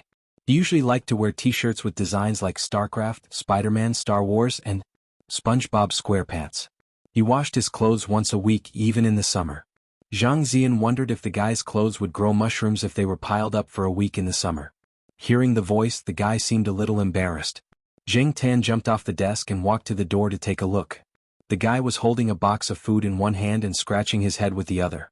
"Brother Jiao, I want to borrow your cat. The rats at my place are almost turning into demons. I can't even catch a single one of them with the rat trap I bought. I've been so worried these past few days. When is it convenient for you? Can you, borrow the cat?" Zheng Tan looked down on him. He remembered that one day last month, this guy had boasted to the Jiao Yuan that there were no rats in his house. The next day, Zheng Tan heard the guy wailing that the internet cable had been gnawed off. He had bought rat traps and rat traps. Except for rat poison, he had tried almost everything. Zheng Tan pondered. Could it be that the rats in the university generally had a high IQ? However, Zheng Tan remembered that after he became a cat, he hadn't caught any rats. The Jiao family never had any rats. Zheng Tan wasn't sure if it was because of him, but he didn't know where to start. It wasn't that he was scared. Zheng Tan had caught rats in middle school to scare the girls in his class. However, cats were different from humans. Zheng Tan looked down at his cat paws. He was very annoyed. The Jiaopa had finished talking to the guy. He closed the door and walked back to his room. He waved at Zheng Tan. "Do you know how to catch rats?" Zheng Tan was silent and didn't move. After a while Jing Tan heard the Jiaopa say, "Let's go and try." Try where? Oh. Jing Tan was puzzled. The Jiaopa took the keys in a plastic bag. He told the Jiao Yuan that he was leaving and asked Jing Tan to go out. Jing Tan sat in the Jiaopa's electric scooter and left the main house. Looking at the familiar road, Jing Tan roughly knew where he was going. However, Jing Tan wasn't sure how he was going to try it out. He was stronger than the average cat. Jing Tan felt that he could be stronger. After a year and a half, he might be able to reach the strength of an adult. However, being strong didn't mean that he could catch rats. Jing Tan didn't like cats very much. He didn't know how normal cats caught rats, so he didn't pay much attention to it. While he was thinking, the electric scooter arrived at its destination, Tsinghua University School of Life Sciences. As an associate professor of Tsinghua University School of Life Sciences, the Jiaopa spent most of his time here except for eating at home. After parking the scooter, the Jiaopa shook the plastic bag in his hand. Jing Tan curled his lips and jumped in. The School of Life Sciences wasn't a place where a cat could walk around freely. It would be bad if it was seen. Then, Associate Professor Jiao walked in through the front door of the School of Life Sciences with the plastic bag in his hand. He even calmly greeted the people coming in and out of the building. When he walked to the stairs, there weren't many people. Most people were used to taking the elevator. Jing Tan poked his head out of the bag and looked outside. At 7 o'clock in the evening, there were still many people in the School of Life Sciences. All the lights in the laboratories were on. Jing Tan could see the UV sterilization lights in the sterile room across the street through the window at the stairs. When the Jiao Yuan brought him in for the first time, Jing Tan was very nervous. After a few times, Jing Tan calmed down. Jing Tan felt lucky that his adoptive family wasn't a Frankenstein monster. The Jiaopa's office was on the second floor. It was an independent office. Jiaopa was one of the few associate professors in Tsinghua University School of Life Sciences to have an independent office. When Jiaoma was too busy, the Jiao Yuan and the others would come here to do homework or take a nap. Sometimes Jing Tan would come with them. But every time he would sneak in. If he wasn't hiding in his bag, he would be wrapped in his clothes and brought in. The Jiaopa went into his office and took a bunch of keys. Then he carried Jing Tan up the stairs to the fourth floor. There weren't many people in the corner of the fourth floor. Jing Tan had never been here before. The Jiaopa's footsteps were particularly clear in the quiet corridor. The voice-activated lights in the corridor lit up, and Jing Tan saw the door signs of the surrounding rooms. No wonder there weren't many people here. This place was basically filled with medical supplies. But Jing Tan's nose twitched. He smelled the scent of a creature. The Jiaopa stopped at the room closest to the wall and opened the door with the key. The door creaked as soon as it opened. Even though the lighting was dim, Jing Tan could see the layout of the room clearly. There were a few empty cages to the side. The cages used to feed the white mice were placed in the inner room. There was a small lab table and shelves near the door. The Jiaopa turned on the lights and placed the bag on the lab table. He said to Jing Tan, "Wait here for a while. Don't go anywhere. Don't touch anything in the lab. There are a lot of drugs."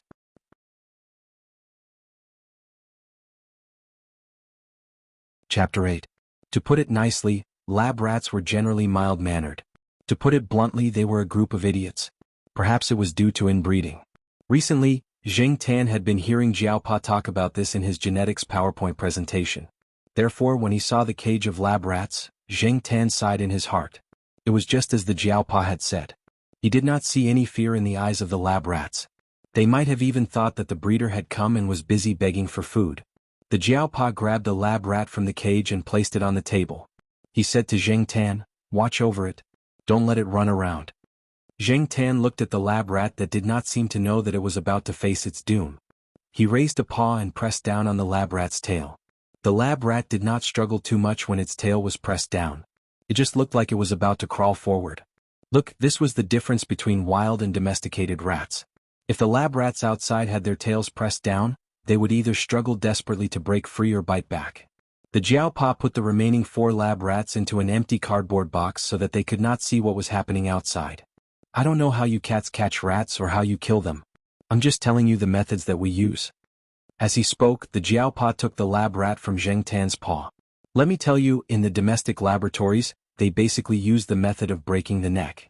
This is also the method of killing a white mouse with the least pain. If the method is neat, it won't feel any pain at all. It's also in line with the animal welfare that foreigners talk about." Jing Tan squatted by the side and watched quietly. He knew that the Jiaopa had entered teaching mode again. Sometimes, after the Jiaopa prepared his PowerPoint presentation at home, he would give it a try and the listener would be Zheng Tan. Therefore, when Zheng Tan heard the Jiaopa say, "Let me tell you," he knew that the Jiaopa had entered teaching mode again. Execution by breaking the neck, to put it bluntly, is to dislocate the cervical vertebrae and sever the spinal cord from the brainstem.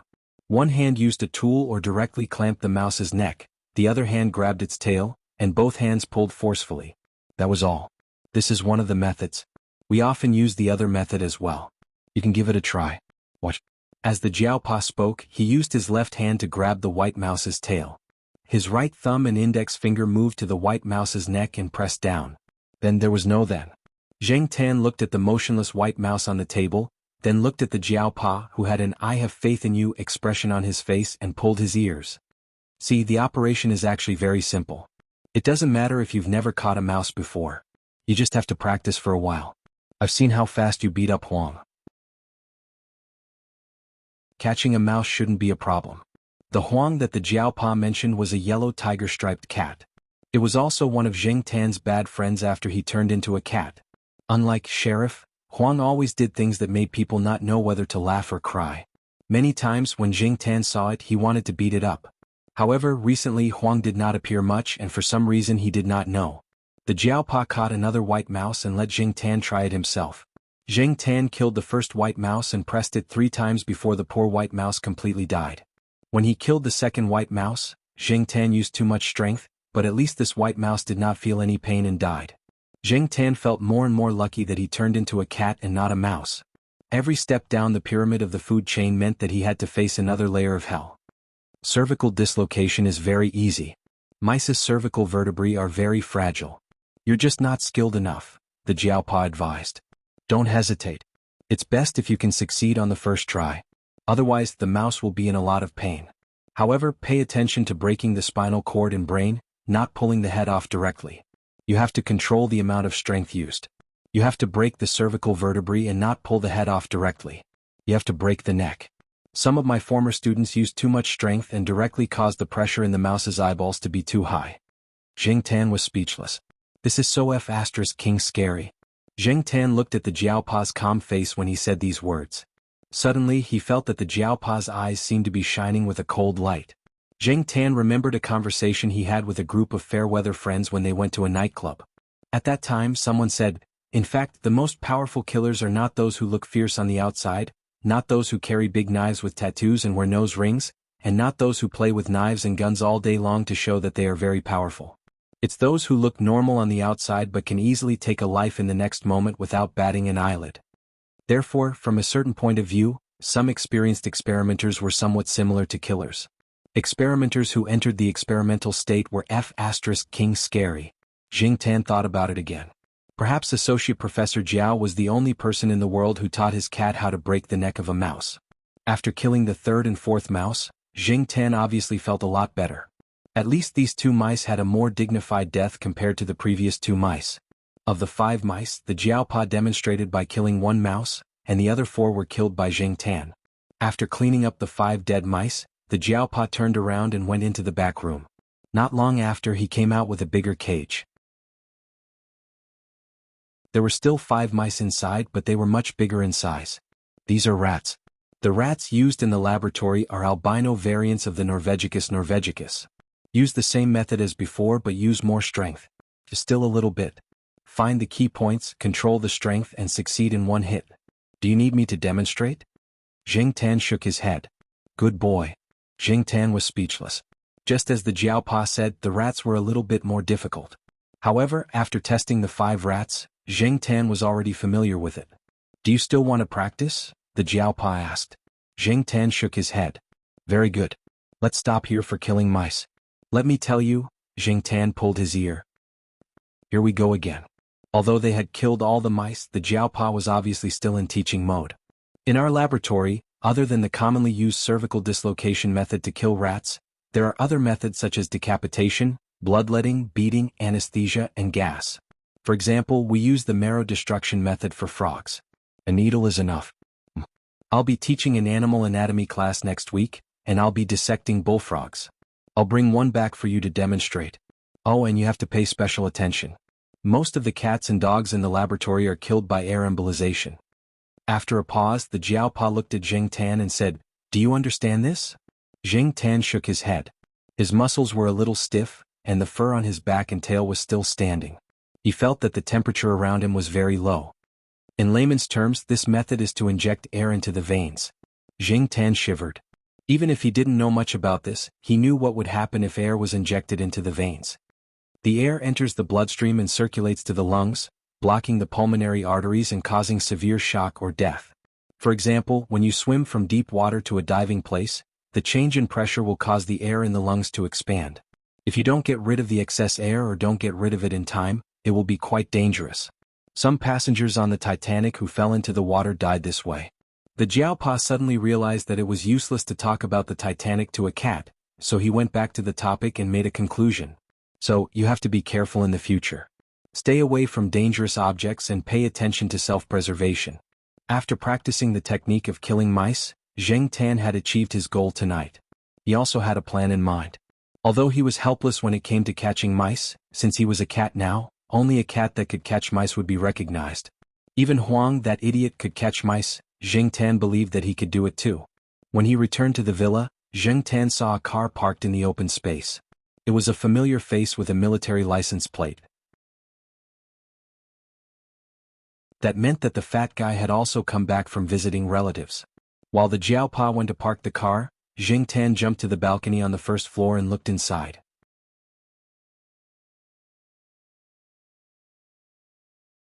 Chapter 9. 3 months ago, when Jing Tan saw Depang for the first time, it was still small and thin. Now, it was developing in the direction of its name. Therefore, Jing Tan admired the old lady who named Depang very much. She was really amazing. Depang, who was squatting on the instant noodles, seemed to have felt something strange on the balcony. It turned sideways and looked out of the window. As a result, because its movement was a little too big, the instant noodles under its butt made a crisp caw sound. Hearing this sound, Depang immediately froze. Then, it drooped its ears and slowly turned back. It no longer looked at the balcony. Its back was very sad. Jing Tan twitched the corner of his mouth. It seemed that he felt a little guilty. Well, it seemed that Depang's supper tonight would have to be reduced again. The old lady who fed Depang had a son who worked in the provincial military. Every month, the old lady would stay with the old lady for a week or two. Depang would follow her. Sometimes the old lady's son would come over to stay for a few days. Every time Depang would suffer. Jing Tan remembered that during the military training in his freshman year, if he made a mistake, he would be punished by the instructor to stand in a military posture. But now, for a spineless cat, standing in a military posture was impossible. Therefore, Depang was often punished to squat on instant noodles. After squatting, its rations would be deducted based on the degree of fragmentation of the instant noodles. On the other side, the Jiaopa had already parked the car. Jing Tan turned around and jumped off the balcony railing. He followed the Jiaopa into the building to go home. When he entered the house, the Jiaoma was already back. However, the way she looked at Jing Tan was a little strange. Jing Tan felt goosebumps all over his body. After entering the room, Jing Tan hid behind the door and pricked up his ears to listen. "What's wrong?" the Jiaopa asked. "Sai Huang has passed away." Jiaoma sighed. Jing Tan was stunned. Huang, that idiot, was still alive and kicking a few days ago, looking like he had nowhere to vent his energy. How could he? After listening to the conversation between Jiaopa and Jiaoma, Jing Tan finally understood. So it was castration, and not death. Did that mean that Huang had become a eunuch? I heard from Sister Ling that this can help Huang get rid of some of his bad habits. Coincidentally, Huang is also 8 months old, so he can undergo surgery. Today, Sister Ling also asked me if I should send our black charcoal to Shaoguo for surgery, but I refused, Jiaoma said. Behind the door, Jing Tan felt cold sweat dripping down his back. But when he heard the last sentence, he felt relieved. Our cat doesn't need it, Jiaopa decided. Everyone's cat is different. Her cat is suitable, but ours might not be. In the future, when Sister Ling tries to persuade you, you can just refuse. Yeah, I think so too. Jiaoma, who had received support, smiled again. Jing Tan, who was squatting behind the door, also let out a long sigh of relief. If he really was sent for surgery, he would rather run away and run far away than have surgery done to his family jewels. Jing Tan silently mourned for that idiot Huang in his heart. In the past, he had heard that Huang liked to pee everywhere. At home, even if he was placed in a cat litter box, he would still pee all over it. Therefore, Huang's litter box at home had 2 layers. The outer layer was the key. As for Huang, it was even more delighted when it arrived. Many places in the Dongfang family compound could smell its urine. Jing Tan had whipped it many times for this, but it was obvious that it was the type that would not change no matter how hard he tried. Since Huang's life wasn't in danger, Jing Tan didn't have to worry anymore. Since he knew that he had become like this, Jing Tan had been telling himself to try his best to adapt. The next day the otaku came knocking on the Jiao family's door with dark circles under his eyes. It was Saturday and the Jiao Yuan and the others were at home eating breakfast. "Yo Xiaochu, so early?" Jiao Ma was a little surprised. "So early? It was already past 9 o'clock, wasn't it?" Gu Yuzi looked at the bright sunshine outside and then looked at the Jiao Yuan. The two continued to silently struggle with the egg noodles in their bowls. However, for Xiaochu, who usually slept late and woke up late, it was indeed very early. Jiao Ma knew this, and that was why she was surprised that comrade Xiaochu woke up before noon, which was rare. Xiaochu forced a smile, looked around the living room and asked, "Brother Jiao isn't here?" "He has an experimental class today, so he left early in the morning. Do you need to talk to him about something?" "If it's urgent, I can call him," Jiao Ma said. "Oh. It's nothing urgent." Xiaochu's eyes fell on a low stool next to the dining table, and saw the black cat eating noodles.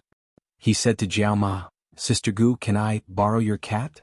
Jiao Yuan and Gu Yuzi, who were busy with their breakfast, put down their chopsticks at the same time and looked at comrade Little Chu, who was standing at the door awkwardly. Last month, at a certain time and place, someone had propped himself up with one hand on the wall and the other on his waist and proudly said, "There's not a single mouse in my house." Seeing the two children's eyes, Xiaochu felt even more awkward. He coughed and said to Jiao Ma, "I mentioned this to brother Jiao yesterday." Jiao Ma didn't think there was anything wrong with it. It was a good thing that someone wanted to borrow her cat, and it showed that her cat was capable. This made Jiao Ma feel an inexplicable sense of pride. Jiao Ma waved her hand. "It's not a big deal. You can borrow it whenever you want." Jing Tan, Jiao Yuan and Gu Yuzi were speechless. When Jiao Pa wasn't around, Jiao Ma was always so dictatorial. "Thank you so much, Sister Gu. I'll bring charcoal over after dinner today." Sighed Big Sister Gu, "You don't know, but that rat in my house is almost causing me to have a nervous breakdown." After getting permission, comrade Little Chu instantly swept away his dispirited mood and went back to his room with satisfaction. Jiao Ma smiled like a morning glory. "That's the good thing about having a cat." Jiao Yuan lowered his head and poked the small porcelain bowl in front of him with his chopsticks. He tried to imitate Xiaochu's words, "There's not a single mouse in my house." Jiao Ma knocked on Jiao Yuan's head, "Eat your noodles." Gu Yuzi pursed her lips, looking very unhappy. At around 8 o'clock in the evening, Xiaochu came over to borrow the cat. Without Jiao Ma saying anything, Jing Tan walked over to the opposite side. He had to solve this problem sooner or later. Otherwise those white mice would have been in vain. Jiao Yuan was still cheering at the door. "Black charcoal, come on. Show them what you've got." Jiao Ma turned around and said with a straight face, "Go back and do your homework. If you make a mistake, I'll cut your pocket money in half." On the other side, Jing Tan followed Xiaochu into the house. After entering the house, Jing Tan felt a sense of familiarity at first glance. It was so King messy. It was just like himself in the past. The second time he saw a familiar creature. Jing Tan saw 3 cockroaches as soon as she entered the room. One had just crawled into the bathroom, one had crawled out from under the cupboard, and it crawled back into the cupboard when it sensed the presence of someone. The third cockroach, which was the closest to Jing Tan, paused when it saw her. It shook its long antennae and quickly crawled into a pile of magazines.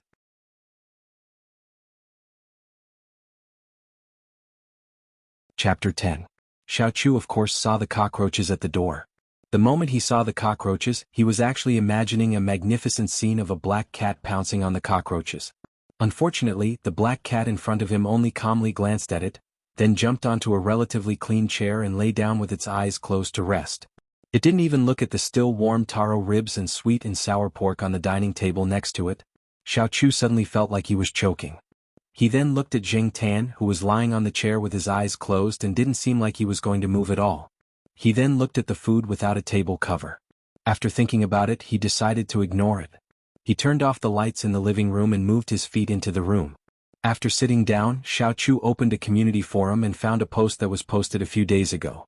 He replied to a comment, Nonsense, my rats don't eat cockroaches, and the cats I found also ignore cockroaches when they see them. After discovering that there were rats at home and that the rat trap at home didn't work, Xiao Chu's first thought was to post on the internet for help. Buying rat traps and rat traps was a suggestion from a netizen. Under the post, there was a netizen who summarized the reason why rats became smart. Animals that experienced SARS had their IQ and vitality greatly improved. Those that didn't have IQ and vitality were all killed by humans during SARS.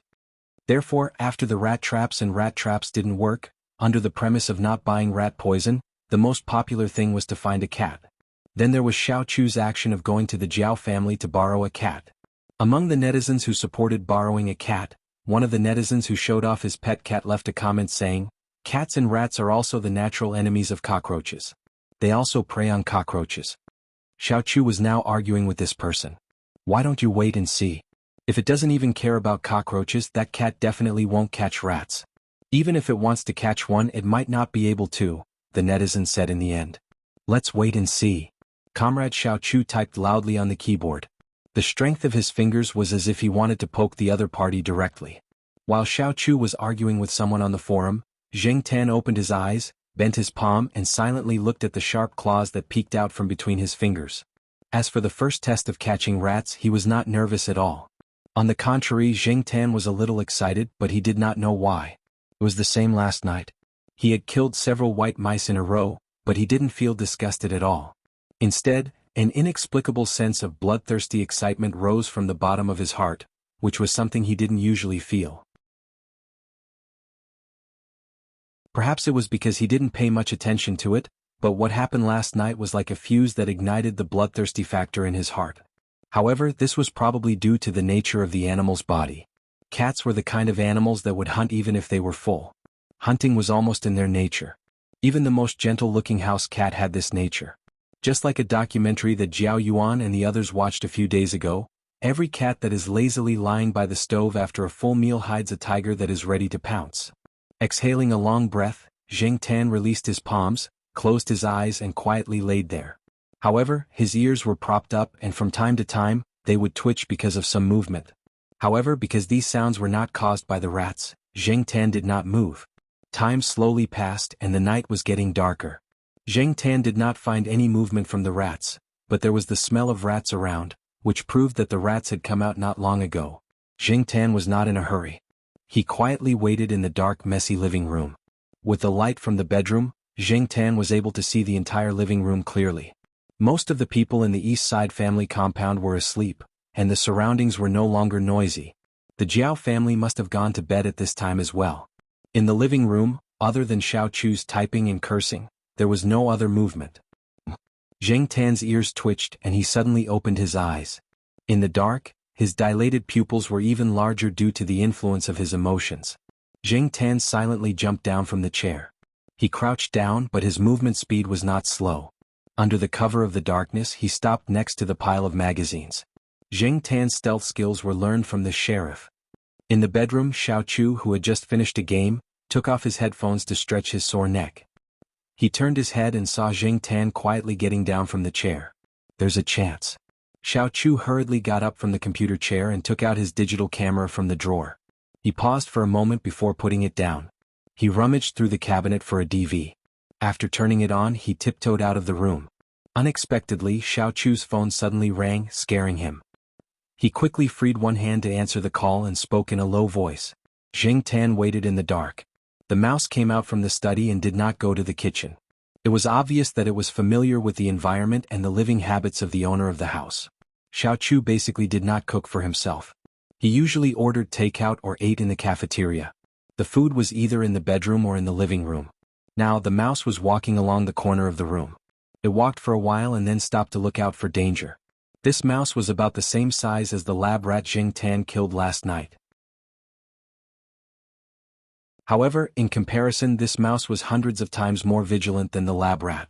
When it was about to reach the bedroom door, the mouse's attention was more focused on the person in the bedroom who was talking on the phone. Just as the mouse was about to reach the door, Zheng Tan moved. The short distance was extremely fast. Like an arrow, it headed straight for the prey.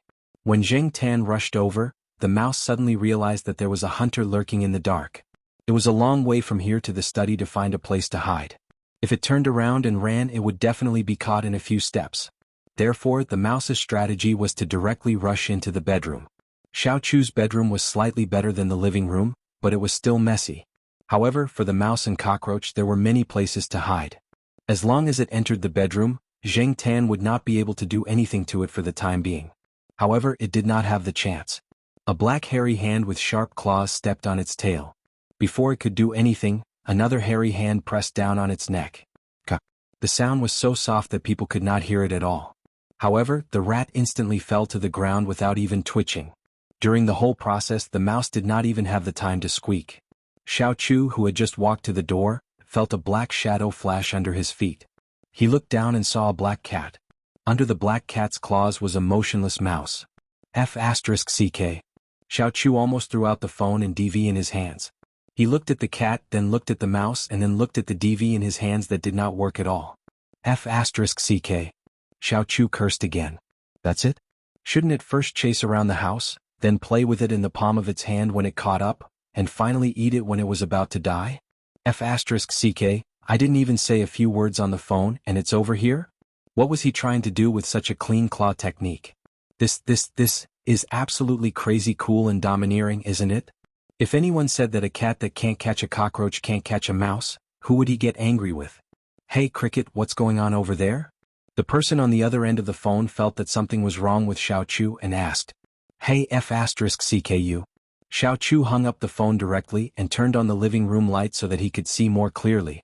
Xiao Chu took down the 2 chopsticks stuck in the unfinished lunchbox and poked the mouse.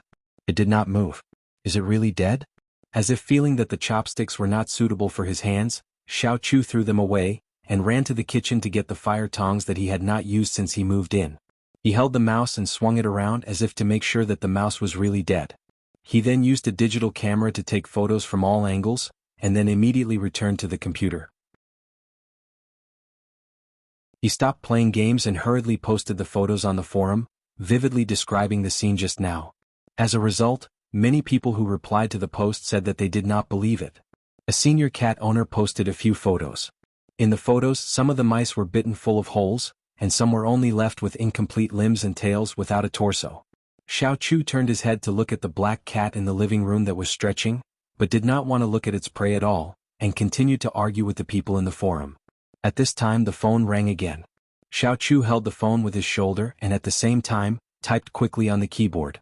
Zheng Tan walked around the house and did not find the smell of other mice, so he did not wait there quietly. Just as he was about to go back to the chair and take a nap, Zheng Tan moved his ears, and he seemed to hear someone singing downstairs. Walking out of the room, Zheng Tan went to the balcony, filtered out the sound of Xiao Chu's phone call and typing and listened carefully. This time he heard it clearly. Last night stars have fallen and disappeared into the distant Milky Way. Zheng Tan. The voice that was deliberately lowered but could not hide its special characteristics, the vibrato that was sung in order to express the emotions of the song, and the tune that was older than Zheng Tan.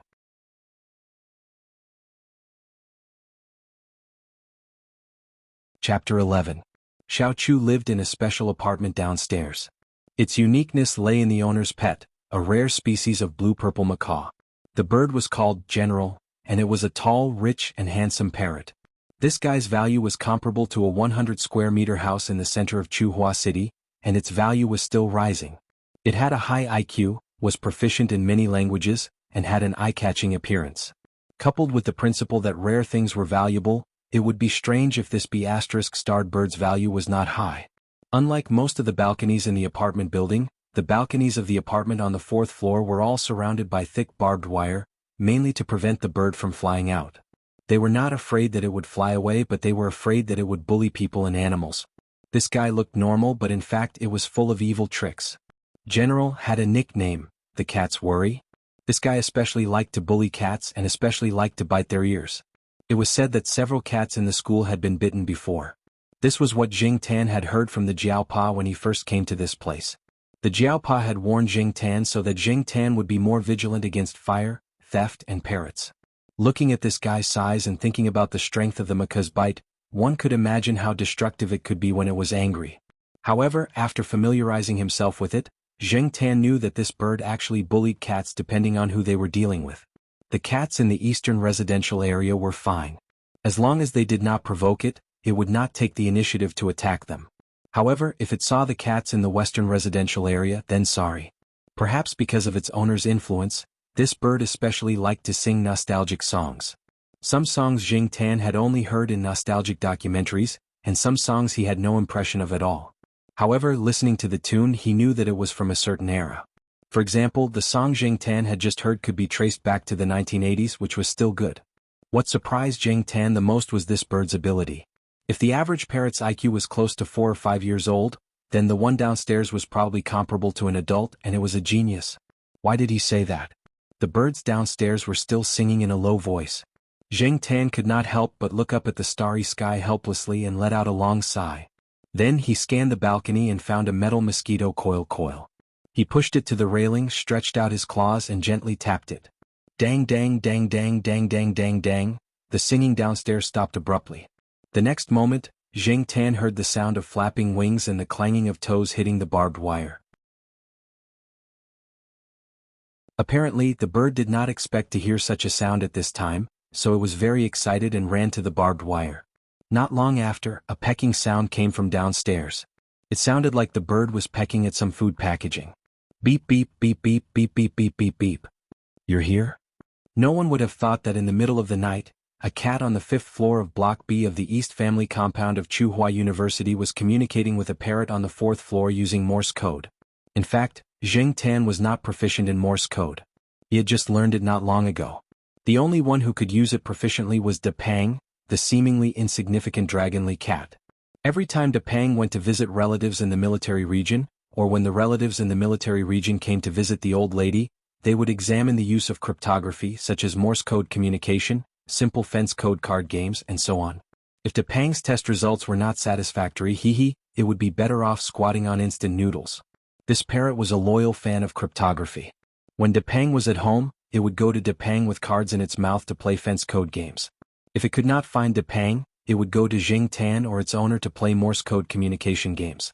However, its owner was usually busy and did not have much time to play with it, so Jing Tan was often affected by disasters.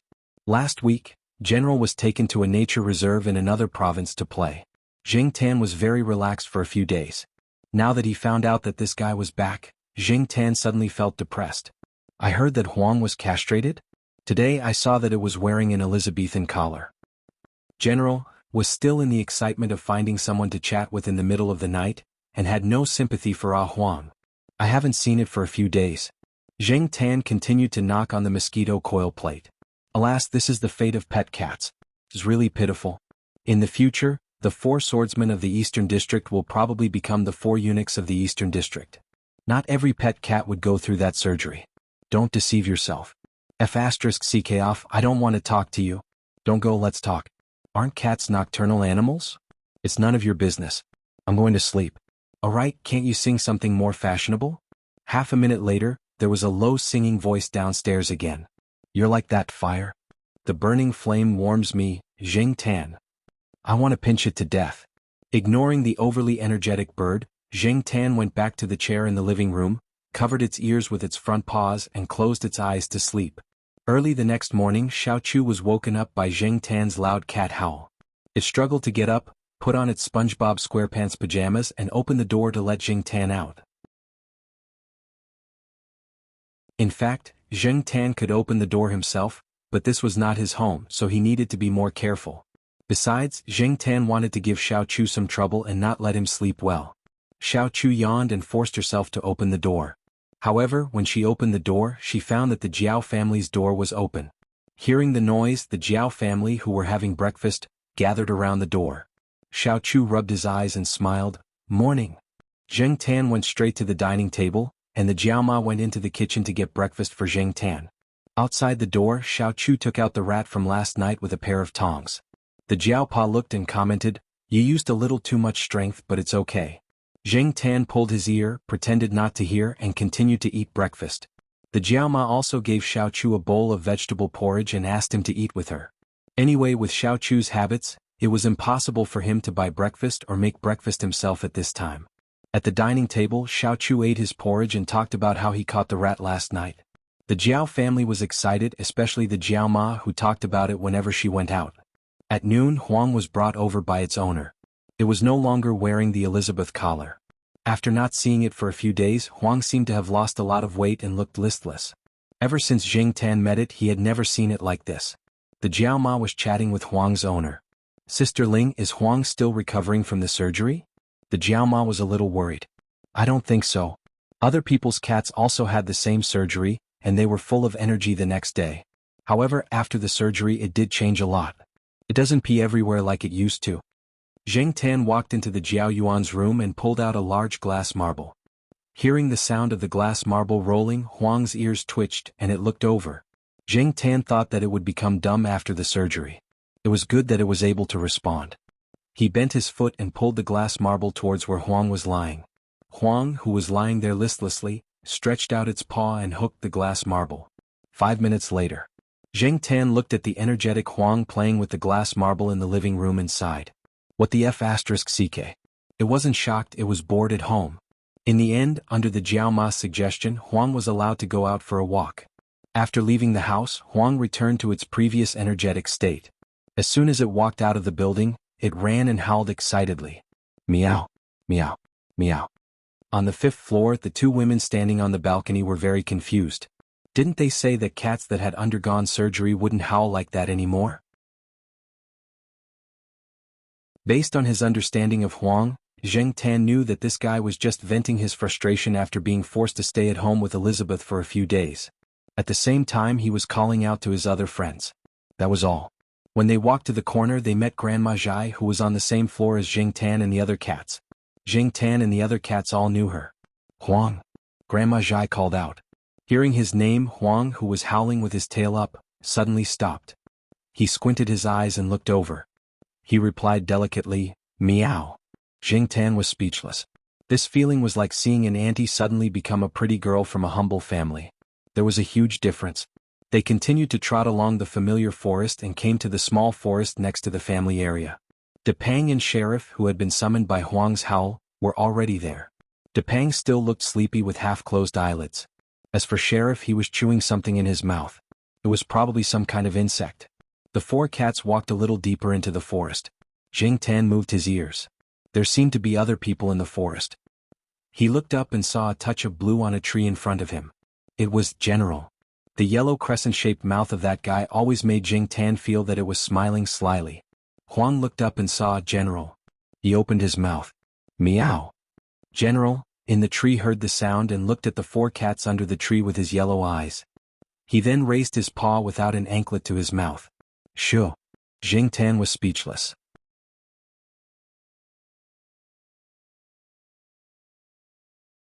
Chapter 12. Jing Tan climbed up the tree and looked in the direction of the sound. Not long after, Jing Tan got a general idea of what was going on. It was similar to the 8 o'clock show that Jiaoma had watched some time ago. The only difference was that the woman didn't cry or make a scene. After watching for a while, Jing Tan got impatient. He went down the tree for a walk and let the bored parrot stay in the tree to watch the real 8 o'clock show. At least it wouldn't disturb Jing Tan. Jing Tan hoped that the 8 o'clock show would be released for a whole day or continuously. This idea was very immoral, but what was a moral thing? That thing had been kicked in the corner for as long as Jing Tan could remember. Occasionally he would pick it up and look at it. When it wasn't related to his own interests, that thing would stay in the corner and mold. Jing Tan wouldn't even look at it. Under the tree, Fatty was the only one lying there in a peasant's posture. His eyes were closed as if he was about to fall asleep. As for the Sheriff and Huang, they probably couldn't stay idle and went to find a place to play. In this area, there were only a few places that the cats often went to, so Jing Tan didn't have to worry about not being able to find the two cats. Even if he couldn't find them, they would answer if he called them. They wouldn't run far. He flicked his tail and tapped Depang, indicating that it should follow him. This guy looked like he didn't get enough sleep all day. At first, Jing Tan thought that it was because he overused his brain, but later he found that Depang still looked the same even if he didn't use his brain. However, who would have thought that such a sleepy-looking fat cat could use Morse code so skillfully? You can't judge a book by its cover, and the same goes for cats. Not far from the family compound, there was a small supermarket called Dongyuan Supermarket. Recently, Dongyuan Supermarket had been renovated. There was some sand piled up at the back door. Today the workers were off, so there weren't many people at the back door of the supermarket. When Zheng Tan arrived at the back door of Dongyuan's supermarket, he saw Huang squatting on the pile of sand. Its eyes were solemn and it was seriously going to the toilet. After it was done, it used its claws to dig up the sand and buried it. Then, it shook its fur and left as if nothing had happened. Huang did not pee everywhere after the surgery, but its nature was still there. It always liked to poop in some unexpected places. Zheng Tan imagined what kind of expression the workers would have if they came over tomorrow and found a pile of cat poop. Or maybe the workers didn't notice it and just brushed the pile of cat poop onto the wall. If Zheng Tan was the boss of this supermarket, he would definitely beat Huang to death. There was a big lawn in front of the Dongyuan supermarket. However, Zheng Tan and the others usually didn't go there because there were always a lot of people on the lawn. There were both adults and children there. They would only be looking for trouble if they went there. Children who didn't know any better were the natural enemies of all kinds of pets. You couldn't scratch your tail when it was caught. Children who made mistakes would be beaten by cats. Therefore, when Zheng Tan and the others came over, they would play in the small forest between the Dongyuan supermarket and the big lawn. Huang was scratching trees. After scratching one tree, it would go to the next one.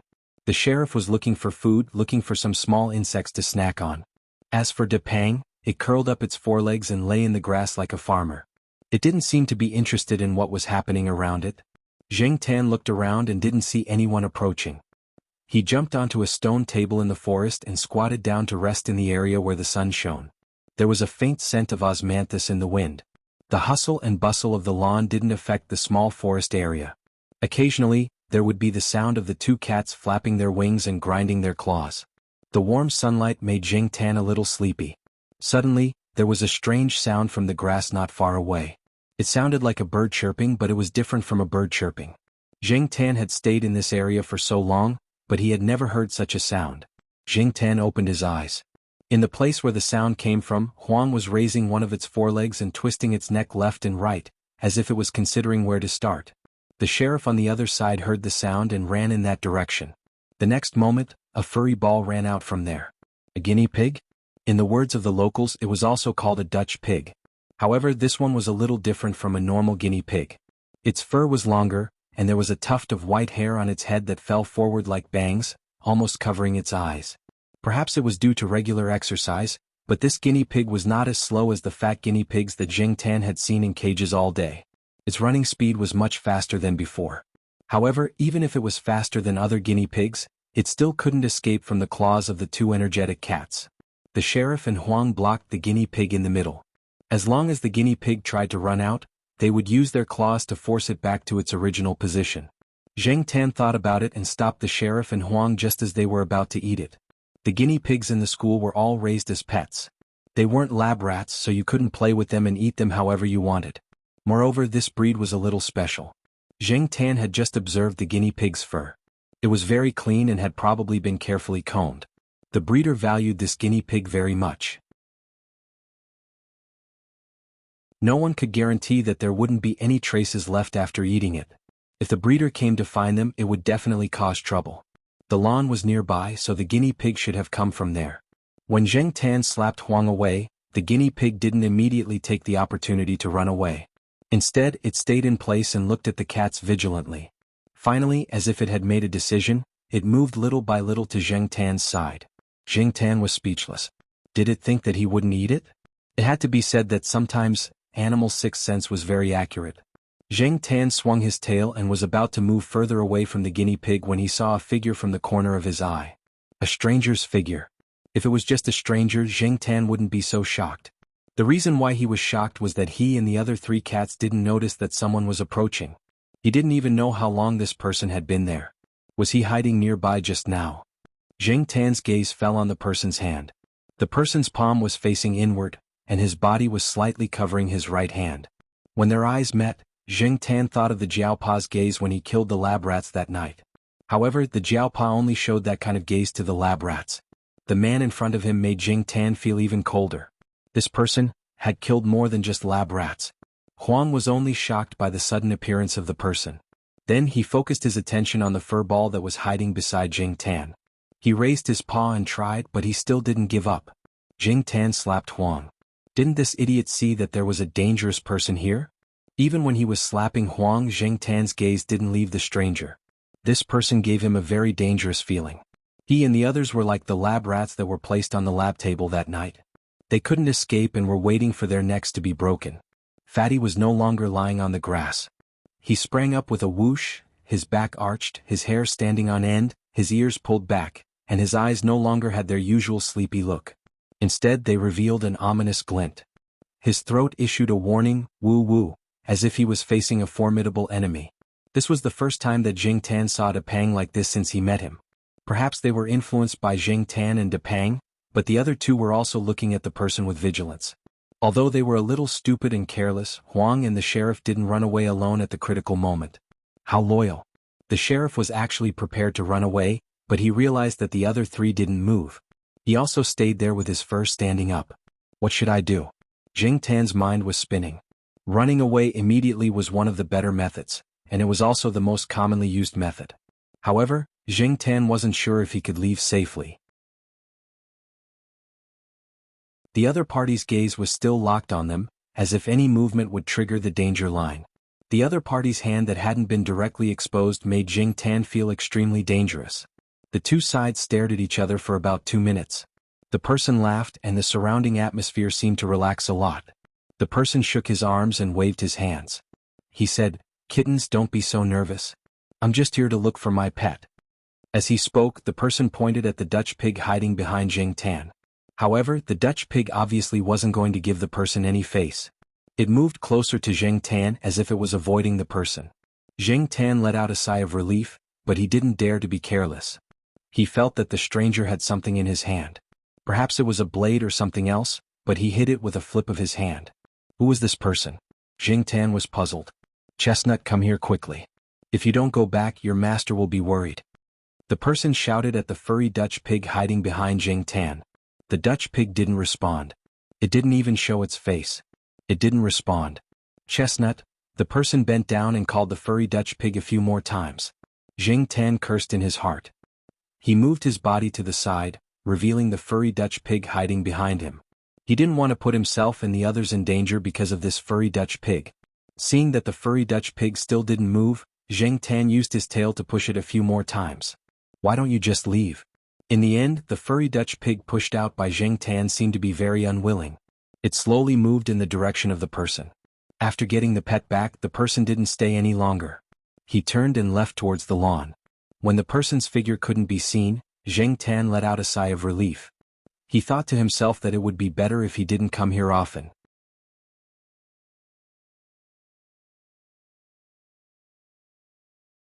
Chapter 13. Because of the stranger's incident, Huang and the sheriff stayed at home for a few days. Fatty was still the same as before. He wouldn't come out unless he was called. As for Jingtan, he promised Xiaoguo to shoot a cat food commercial. He was taken by Jiaopa and Jiaoma to the Mingming Pet Center for 2 days. The first commercial was not the video commercial that Jingtan had imagined, but in the form of a photo story. Jingtan had neglected one thing before. At this time, the development of online videos was not as popular as it would be 10 years later. Many people were not optimistic about the development of online videos. They speculated that the future was not optimistic, and some people even said that it was hopeless. However, Xiaoguo did not think so. When he was discussing the contract with Jiaopa, he said, "The charm of the internet is that it can be magically reversed due to technological innovation." This sentence made Jingtan think more highly of him. As a person who had been there, Jingtan knew better than anyone else what the internet would be like 10 years later. Compared to other companies' single advertising pictures, Xiaoguo's own commercial in the form of a photo story was more attractive. Even people who did not have pets at home would like to watch it. At least it could increase the brand's popularity. With Jingtan, it did not take much effort to shoot such a story picture. They didn't even need to use cat food, which made Xiaoguo very happy. It was difficult to make a cat make an ideal expression. The limitations of the era made it so that businesses did not spend too much effort on this form of advertising. Xiaoguo would post such a photo story advertisement on a pet forum on the internet. At the same time, it would also be published in print magazines. This was another reason why Xiaoguo was so anxious to let Jingtan shoot the commercial. Some time ago, one of Xiaoguo's friends started a new pet magazine. It was published once a month and Xiaoguo was happy to take this free ride. In fact, before Jingtan came to the pet center, Xiaoguo had tried to shoot other cats. Some of them were expensive breeds, but the shooting process and effect were really... It made his stomach hurt. However, after Zheng Tan came, the shooting went smoothly. Every movement and every look did not require much talking. Therefore, Xiaoguo's stomach did not hurt anymore. He also saved cat food. He quickly asked Jiao Pa to sign the contract. Because Pet Magazine was a monthly magazine, Zheng Tan only needed to shoot it once a month. For Zheng Tan, shooting the commercial was not a big deal. In addition to making some extra money, Zheng Tan also had a playful attitude. The funniest thing was that at the end of the story picture, there was a small line of words, actor, Black Sea. It was Xiaoguo's habit to label the pet's name. The Black Sea was Jiao Pa's idea.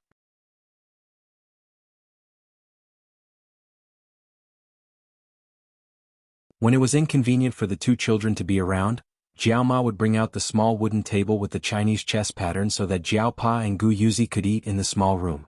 Adult topics were not suitable for children to hear. Therefore, Zheng Tan was even more curious. What kind of topics were not suitable for children to be around? Zheng Tan jumped on his own chair and lay down to rest. He also wanted to understand the situation. Jiao Pa only looked at Zheng Tan and did not say anything. It was a silent consent. No matter how quiet he was before, after 3 glasses of wine, he opened his mouth. Through the two men's tearful conversation, Zheng Tan had a rough understanding of the situation.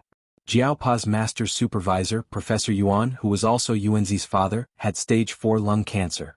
He was not in good health and only had 2 months left. When Jiao Pa graduated from the University of South China, Professor Yuan went abroad. Since Professor Yuan was not around, Jiao Pa did not stay at the University of South China. Instead, he returned to his hometown Jinghan province to teach in Chuhua. The University of South China was the leader of the universities along the southern coast of China. It had the same status as Chuhua University in central China. Jiao Ma and Jiao Pa had a good relationship with Yuanzi when they were at the University of South China. Naturally, Yuanzi also had a good relationship with Professor Yuan. When they heard about Professor Yuan's death, both of them were very sad. Yuanzi did not inherit his father's legacy. He did not have the heart to do research. In other words, he did not have the heart to do research. Just like Zheng Tan, he was a prodigal. Zheng Tan did not know what Yuanzi had experienced after graduation. He also did not know how much Yuanzi had suffered because of his father's illness. Based on the conversation between the two, Yuanzi had changed a lot. Just like what Jiao Pa had said, a prodigal son has turned over a new leaf. It was said that a prodigal son who turned over a new leaf was more precious than gold. However, most of the time, a prodigal son would rather stay a prodigal son forever. This was because the price of turning over a new leaf was huge. He would rather not turn back in exchange for that price. So, if Fei Hang did not inform me that you came to Chuhua, you would have continued to carry on by yourself? You were going to hide it from everyone for the rest of your life. Jiao Pa's eyes were red. His voice was not loud, but it was trembling. It was obvious that he could no longer control his emotions. Jiao Ma did not say anything. She sat on the side and wiped her tears. The old man doesn't want too many people to know. He has stopped receiving all kinds of treatment. He just wants to close his eyes in peace at home, Yuanzi said as he sniffled. In the past, Jiao Pa was Professor Yuan's trump card. Back then, who in the University of South China's Life Sciences School did not envy Professor Yuan for having such a student? In addition to his son's inaction, Professor Yuan treated Jiao Pa like his own son. Jiao Pa's achievements today were all because of Professor Yuan's guidance. However, ever since Professor Yuan went abroad, the two of them only communicated through messaging apps or emails. It was not frequent. It seemed like Professor Yuan was always busy. Last week, Jiao Pa received an email from Professor Yuan. He said that he would not be using a computer for a long time. Now, it seemed like Professor Yuan was really not going to tell anyone. After a moment of silence, Jiao Pa calmed himself down and asked, "Why did you come to Chuhua this time?" Fei Hang said that you are here to investigate. Investigate what? If you need help, just ask. Yuanzi rubbed his face with his palms and said, I'm going to start a biotechnology company. It's not a small business. Father Jiao nodded. Chuhua City is indeed not bad. There are too many new companies along the southern coast, and companies established both domestically and abroad are rising one after another. Southern Genetics is entrenched in Pearl City in East China, and Huada Genetics is in Beijing. Various large bases have gradually formed interest groups. It's not impossible to get involved, but it will be very tiring. In comparison, Central China is much less competitive, and its development is much faster. Zheng Tan did not understand what the Jiaopa and Yuanzi were discussing. He did not know what the company was going to do. So, after listening for a while, he went to Jiao Yuan's room.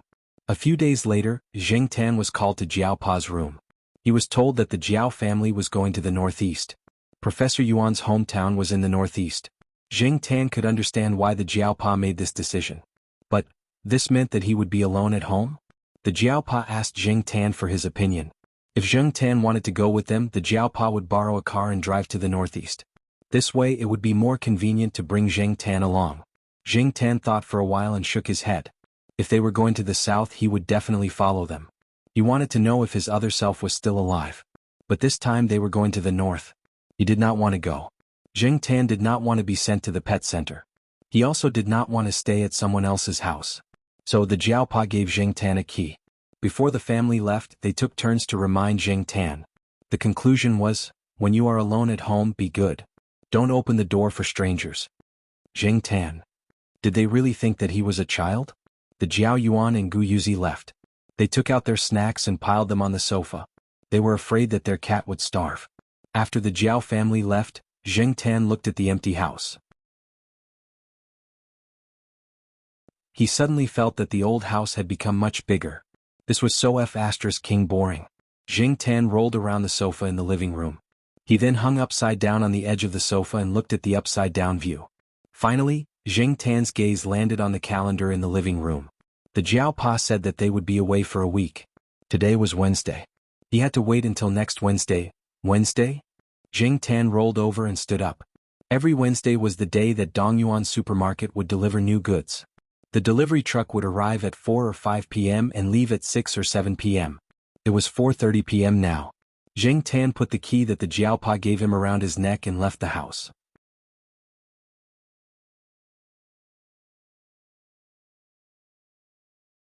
Chapter 14. When Zheng Tan went downstairs, he found a note on the corner of the stairs between the 5th floor and the 4th floor. Zheng Tan's eyes were on the same level as the note. Turn off the unnecessary power supply if you go on a long trip to avoid safety hazards. Close the doors and windows to prevent dust from blowing in. Remember to bring food. Please refer to the detailed instructions on the desk for the specific steps. It was the Jiaopa's handwriting. Zheng Tan tugged at her ears and turned around helplessly. With some difficulty, she used the key hanging around her neck to open the door. She entered the Jiao couple's bedroom and jumped onto the desk. Sure enough, there was an open notebook on the desk. Everything she needed to do was listed out in detail. Zheng Tan read it once, walked around the house, turned off part of the power supply according to the instructions, and closed the doors and windows. After everything was sorted out, Zheng Tan went out with a bag of thumb pancakes in his mouth. He swiped the access card and went to a sycamore tree next to the cement road in the East Side family compound. He climbed up the tree. There was a fist-sized hole on the 3rd branch. Zheng Tan put the key and access card in the hole, and then grabbed 2 leaves to cover the hole. Generally, there were few birds on the trees near the road in the East Side family compound, including the stupid parrot. As for the other cats, they rarely climbed trees here. If they did, they would climb the trees in the woods, not the cement road. Therefore, Zheng Tan was relieved to leave the things here. After all, he couldn't go on a long trip with the access card and house key marked as a pet. It would be too inconvenient. Besides, it would be even more troublesome if he was caught doing something bad. After putting the things away, Zheng Tan went to the bushes next to the East Garden supermarket and waited for the opportunity to get into the car. The delivery driver was helping to unload the goods. After the last box was loaded, the driver leaned against the door and smoked. He turned his head and saw Zheng Tan squatting in the bushes. Next to him was a bag of thumb pancakes that children often ate. "Yo, Black Charcoal, are you going out to play again today?"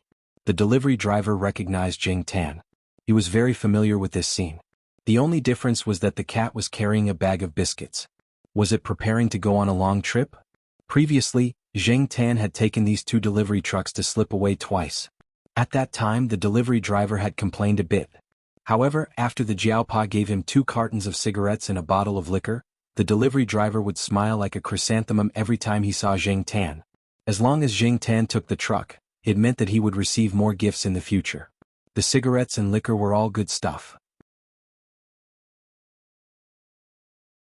They were sold for more than 100 renminbi in the supermarket near the central department store.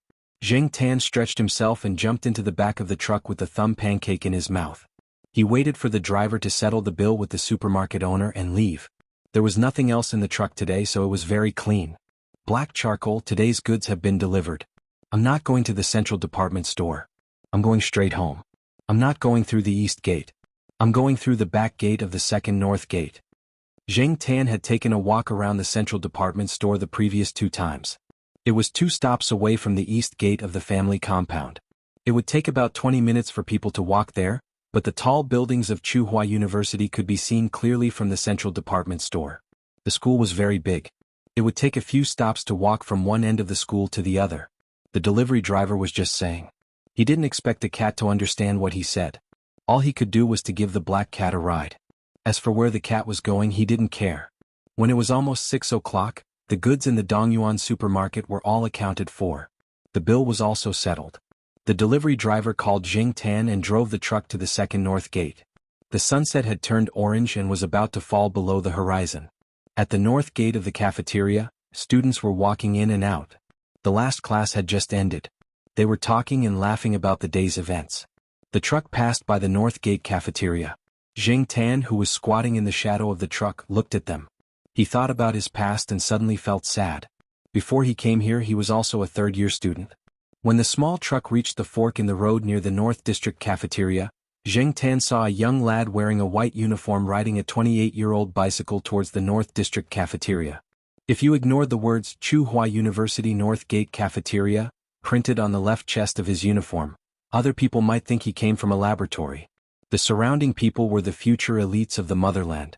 But this young man riding a 28-year-old bicycle and wearing a cafeteria uniform didn't have much envy in his eyes. He didn't have any inferiority complex. When the wind blew, the uniform looked like a high-end trench coat. He hummed a song, faced the red sunset, and still smiled brightly.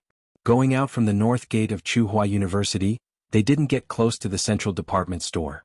They could only look at the lights of the central department store from afar. Zheng Tan was familiar with the scenery there. The neon lights around the central department store were already lit up. The huge screen flashed, showing the prosperity of the metropolis. Zheng Tan looked at everything outside the truck. He was like an inharmonious bystander. He obviously saw a lot, but his mind didn't think about anything. He was in a trance. The truck went from the city center to the third ring road to the suburbs. The night was getting darker and the wind was getting colder. The truck suddenly stopped. Zheng Tan, who was in a daze, bumped his head into the truck's partition. Zheng Tan raised his paw and scratched the fur on his head. Listening to the conversation outside, Zheng Tan knew that the truck driver had arrived home. He got up and shook the dust off his body. He jumped out of the truck with the bag of thumb pancakes in his mouth. Looking around, Zheng Tan decided to find a place to sleep first. He would go out in the morning. Although he was now a cat, he still liked to walk during the day. When Zheng Tan was looking for a place to spend the night, the phone in a dormitory of a graduate student dormitory in Tsinghua University rang. The person closest to the phone picked it up and respectfully said a few words. Then he said, "Please wait for a moment. He should have finished his shower. I will go and call him." Then he put the phone on the table and went to the bed diagonally opposite. The person on the bed was sleeping soundly. She was grinding her teeth and laughing. The other 3 people in the dormitory were shocked at the beginning, but now they were numb. The person who just picked up the phone pushed the person on the bed who was grinding her teeth and whispered, "EXN, your boss is calling. I said you were taking a shower in the bathroom. Don't say the wrong thing later." Hearing the words, "your boss," the person who was sleeping soundly suddenly woke up. She quickly climbed out of bed and ran to the bathroom to clear her throat. The voice of someone who just woke up was a little hoarse. EXN didn't want her supervisor to know that she was sleeping at night. She didn't want her supervisor to know that she was sleeping at night. Wouldn't that ruin her image in her boss' mind? "Professor Jiao, I'm sorry. I was taking a shower. What can I do for you?" EXN picked up the phone. She felt that she was acting well. Her roommates, who were playing games, even stopped typing in order to cooperate with her. They even pretended to talk about why eating meat with garlic was nutritious. On the other end of the phone, Jiao Pa paused for a second and said, "Sorry to disturb your sleep. EXN. What kind of F*King ears does Mr. Jiao have?" The resolution is F*King high. However, to EXIN's relief, Associate Professor Jiao didn't continue to dwell on this topic. Instead, he said, Do you have time now? Yes. Exin hurriedly expressed. Even if she didn't have time, she had to squeeze it out. 20 minutes later, Exin stood in the living room of the Jiao family with the key she found in the drawer of Associate Professor Jiao's office. This was the second time that Exin had come to the Jiao family. The first time was in the first half of this year, when the results of the postgraduate examination were announced.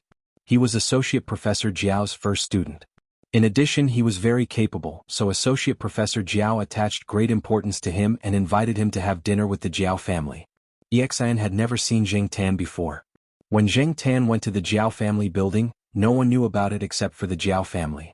Therefore, Exin didn't know that her supervisor's cat was a little special. After looking around, Exin didn't see the cat. She went to the bedroom and used the phone in the bedroom to call Associate Professor Jiao back. Professor Jiao, I don't see the cat. Did your cat run away from home? After saying that, Exin wanted to slap herself. That's what you get for saying that. Did you unplug the air conditioner? Jiao Pa asked on the other side of the phone. Yes. The socket in the kitchen is also turned off. Exin hurriedly said and described the situation in the house. Professor Jiao, do you want me to buy a bag of cat food and put it here? Exin asked. No, as long as there are snacks on the sofa and the fridge is full. Exin was speechless. How could you raise a cat like this? Come over every day and use my home phone to call me. As for your work summary, you don't have to report it this week. Hearing that she didn't need to report the progress of the experiment, Exin was relieved. The experiment hadn't been going well these days, so there was nothing to report. Okay, don't worry. I'll come over every day at this time. On the train, Jiaopa put his phone back in his pocket and looked at the night outside the window.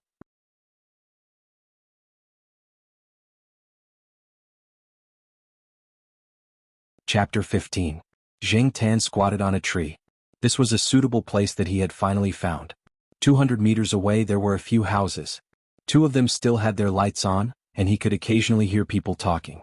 Most of the surrounding area was farmland, but Zheng Tan could see that there were not many crops in the fields with the help of the dim starlight. This area should be demolished soon. After changing into a comfortable position, Zheng Tan closed his eyes and listened carefully. He didn't dare to be too careless outside. The last bit of light went out and there were some cat calls in the distance. Sometimes there were 1 or 2 dog barks in the house. The temperature in the suburbs was a little lower than in Chuhua, and the wind made Zheng Tan feel a little cold. The hazy sleepiness was also being blown away by the gusts of wind. Just as Zheng Tan was wondering if he should find something to do, he heard some noise. It was the sound of footsteps. It was very light, but for a cat it was still clear. Zheng Tan peeked through the leaves and looked in the direction of the footsteps. A man in a loose sweater walked over with one hand in his pocket. The pocket seemed to be holding something, and the other hand was holding a small shovel. The person was wearing a hat, so Zheng Tan couldn't see the person's face, and he couldn't tell if it was a man or a woman. But at this time, people who dared to come out alone were usually men, right? Looking at this posture. Was he going to kill someone and bury the body? Zheng Tan's curiosity was suddenly aroused, but he didn't dare to follow. Even if it was a cat, there was no telling if it would be killed. The direction that the person walked in was some dilapidated tile-roofed houses. It seemed that no one had lived there for a while and there were weeds everywhere. Seeing that the person stopped in front of a half-collapsed tile-roofed house, Zheng Tan was ready to squat there and watch the show. After all, it wasn't far. The person squatted in a corner, back-facing Zheng Tan, and he didn't know what he was doing. Zheng Tan didn't hear the sound of bricks hitting each other, but there was a slight sound of glassware hitting each other. It wasn't until dawn that the man left the dilapidated house. Zheng Tan jumped down to take a look, but he didn't dare to get too close because he smelled an unpleasant smell. It was like pesticides. Zheng Tan was curious, but he cherished his life even more. Even if it was a cat's life, it was still his life. Taking advantage of the fact that the residents were still sleeping, Zheng Tan climbed into a house's yard and found a faucet to wash his feet so that they wouldn't stick to the soil from the dilapidated house. The water was too cold and there was no paper towel to wipe it off. Zheng Tan didn't want to lick the water himself, so he looked around and saw the clothes hanging outside the house. Only then did he wipe his claws on a long dress made of the best material.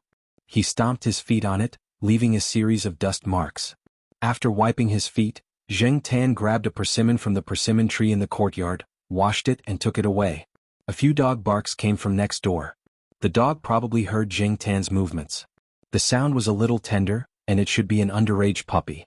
When Jing Tan returned to the tree, the sky was much brighter. Not long after, there were sounds of people cursing from the house. The reason was the skirt that Jing Tan used to wipe his feet. As the sun rose, the temperature gradually rose. Jing Tan felt the warmth of the sun on his body.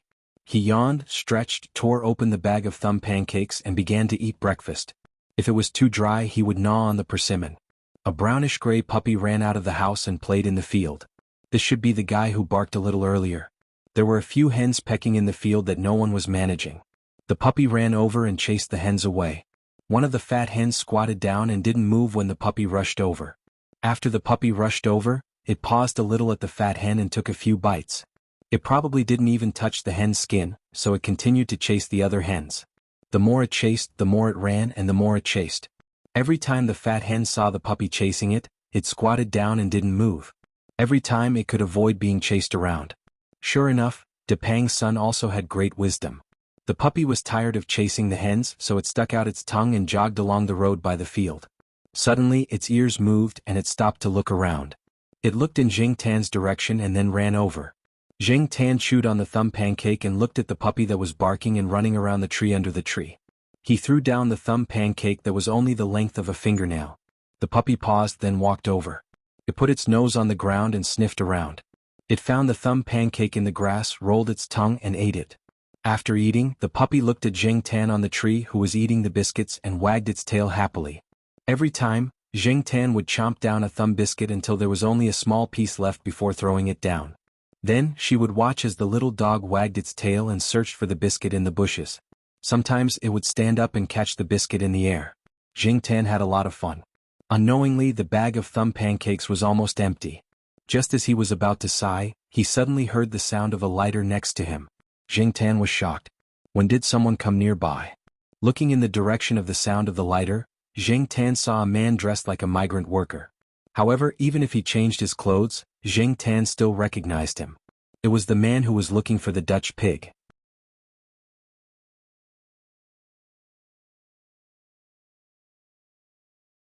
Looking at Jing Tan, who was still squatting in the same place, Celestine nodded. Come with me. Don't think about running away. Otherwise, I'll go to Tsinghua University to find you. You actually live there, right? I don't believe that you won't go back. Jing Tan. This trip was so King bad. Wait here, I'll go get the car. After speaking, Celestine ran away with the jar. Jing Tan waited on the spot for 2 to 3 minutes before she saw the person riding a woman's bicycle over on the bumpy gravel road.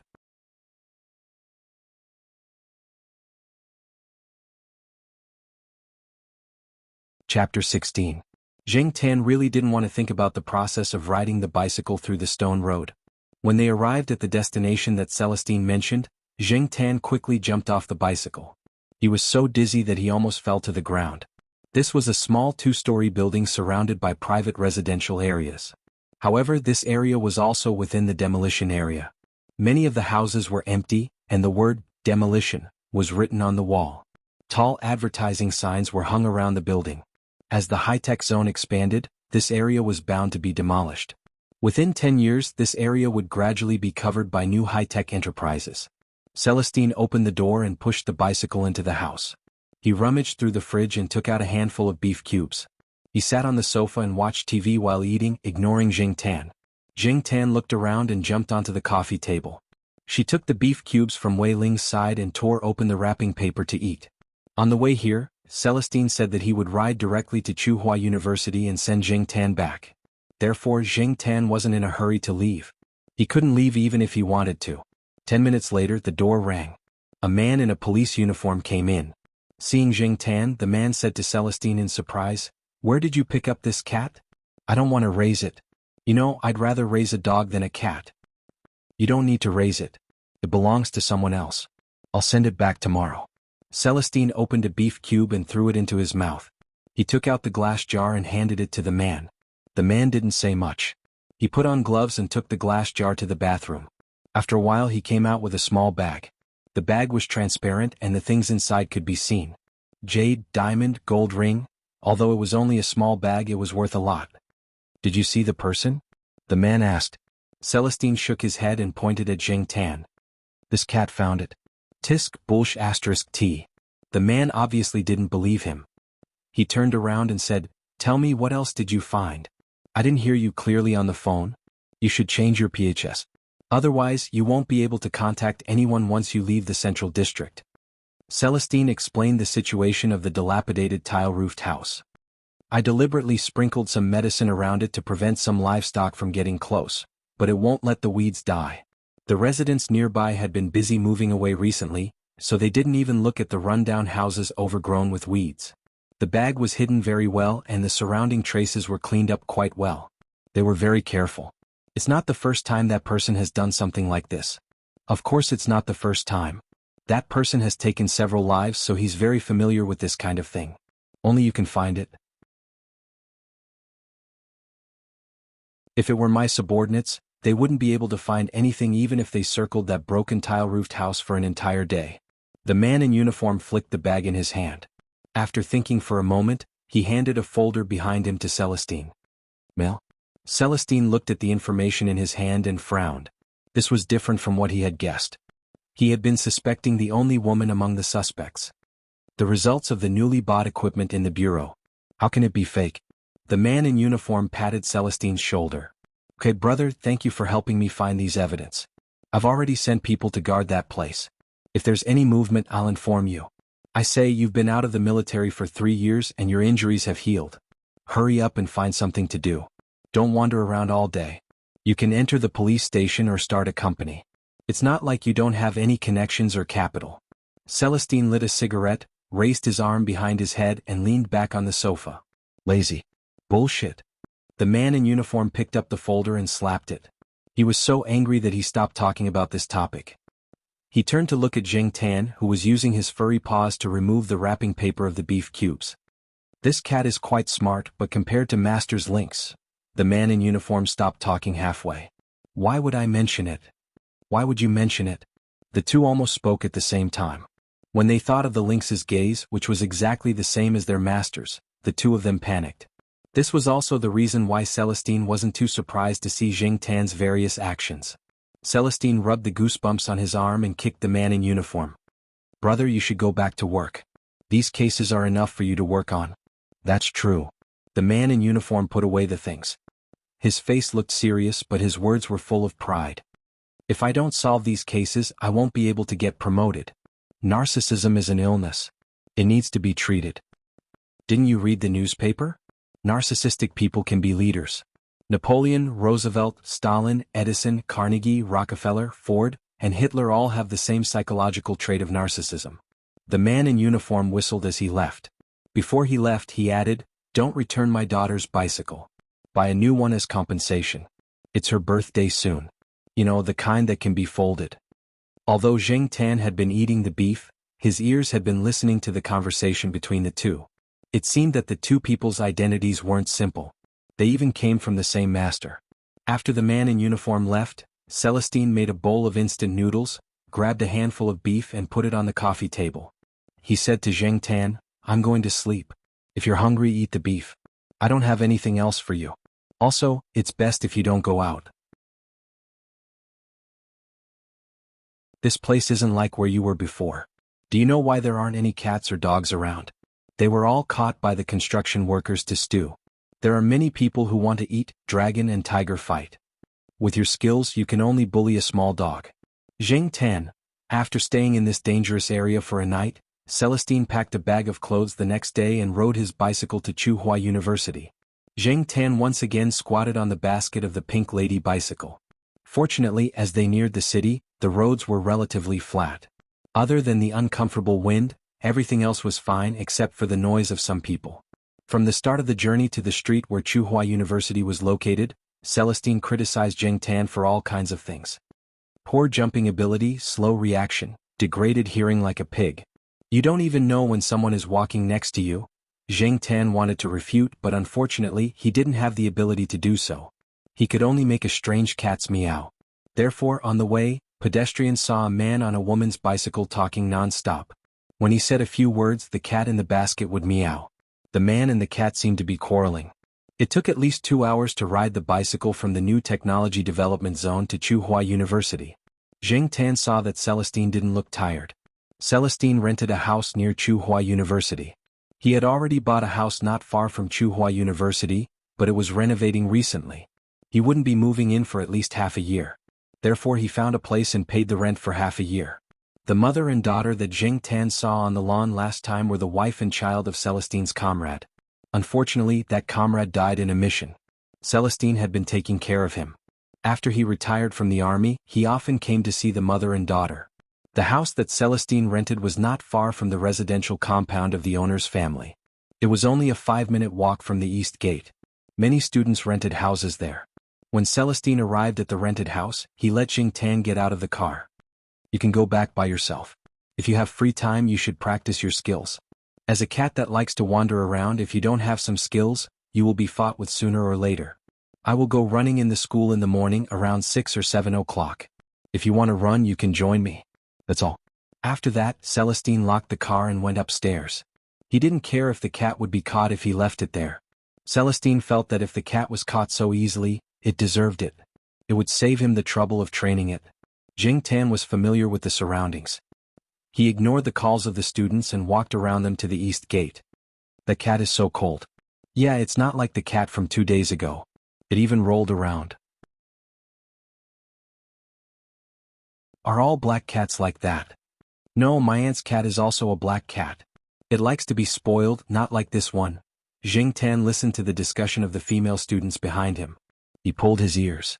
He was in a bad mood. Rolling around? Spoiled? *CK them. He had to admit that when Jing Tan climbed over the wall of the East Gate, his heart suddenly calmed down a lot. Maybe this was called a sense of belonging?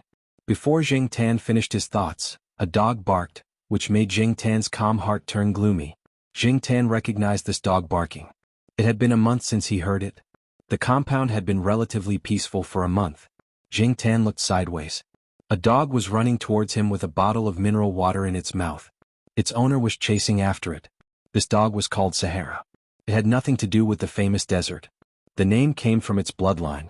It was said that this guy had 3 bloodlines: Samoyed, Husky, and Labrador. Sahara's face had the serious expression of a husky, but it also had the upturned mouth of a Samoyed. The combination of these two looked wretched. It inherited the cleverness of a Labrador, but this cleverness was not always on point. For example, now, Sahara was running around with a bottle of mineral water that its owner had just bought. It probably liked being chased. Whoosh! The plastic bottle of mineral water was bitten by Sahara's fangs.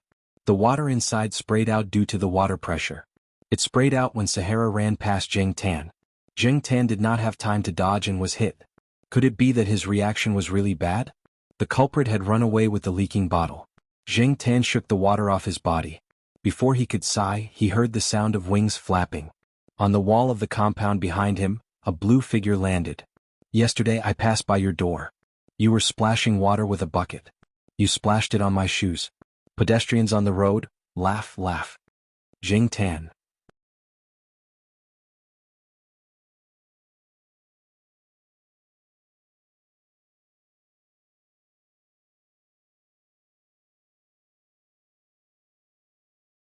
However, when he turned his head, he saw a sesame-sized bug floating on the water. His legs were still moving. Against the white plastic basin, the bug was quite eye-catching. Yexan, who was at the door, was calculating the time. He could estimate the temperature of the water in the basin without a thermometer. He wondered why the cat hadn't come out yet. He took a look and saw that the black cat was staring at the plastic basin angrily. What's going on? Yexan recalled Mr. Jiao's words. He didn't miss anything, but he was still worried. He carefully moved over. Soon Exion's eyes fell on the bug on the water. As an expert in picking out bacteria, Exn naturally couldn't miss a bug. Damn it, a flea. What if there's a flea? Kill it? And then? He didn't know. Exion was hesitant. He ran to the bedroom and called Mr. Jiao. 5 minutes later, Exion came to a cabinet and opened it. There were some household chemicals in it. There were 2 bottles of insecticides. One was a relatively famous pyrethroid insecticide, and the other one was nameless. Exion was looking for the nameless one. It was probably one of the results of a joint research project between the Department of Biological Sciences and the Department of Chemical Sciences. At this stage, only some insiders had access to it. Exion sprayed some insecticides in several places in the house as Mr. Jiao said. As for Jing Tan, he changed the water and soaked it again. The most annoying thing was the fleas. There were fleas in the bushes around the residential area, but Jing Tan had not run into any during her stay there.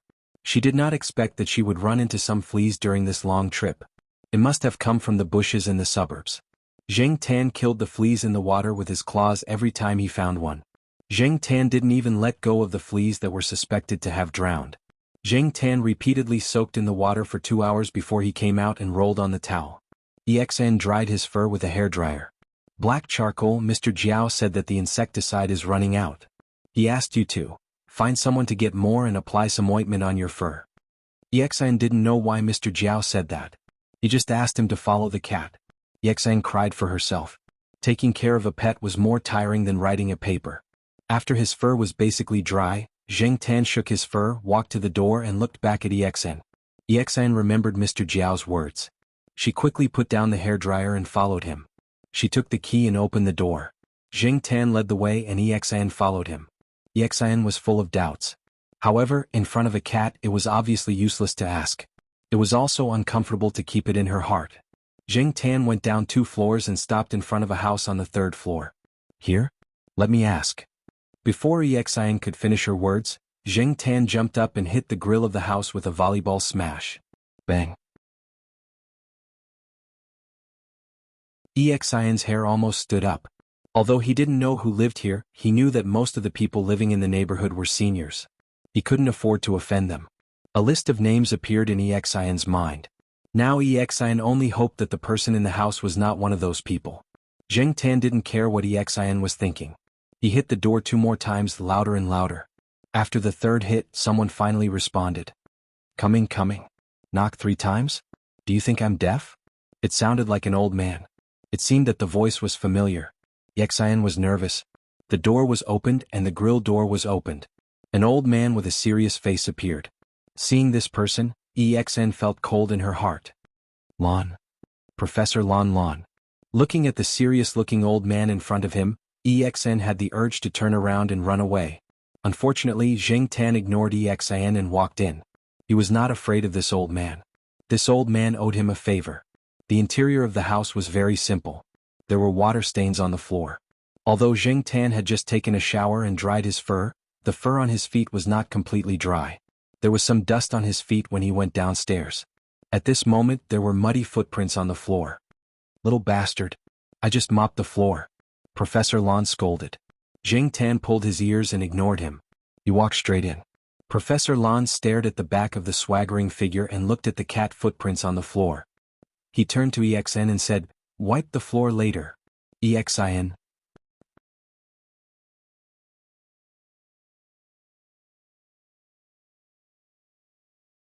Chapter 18. EXIN explained the purpose of her visit in a trembling voice. As soon as Professor Lon heard that Jing Tan had fleas, she snorted and said, "Serves you right." However, Professor Lon still went to get the medicine for Jing Tan. Jing Tan followed her into the room. As for EXIN, she was mopping the floor in the living room with a mop. Professor Lon was a retired employee of the Life Sciences Institute of Tsinghua University. Although he was retired and no longer teaching, he still had a great influence in the Institute of Biological Sciences. Moreover, even if he was no longer teaching, some companies would hire him as a tutor with a high salary. He had a cooperative relationship with many companies. Therefore, although the decoration of Professor Lan's house was simple and plain, he was very rich. Professor Lon always had a straight face, which gave people the impression that he had a bad temper and was too serious. From time to time, Professor Lon would wander around the Institute of Biological Sciences. During the practical tutor of the botany course, Professor Lon was always there to supervise. Some of the young teachers were a little lacking in confidence when they spoke, let alone the students. It was no wonder that EXN stuttered when she saw Professor Lon. She was promoted from the same university. Recalling the experience of the botany course, she still had a deep impression of Professor Lon. Therefore, EXN was very curious. Professor Lon was not the kind of person who would look at people's faces.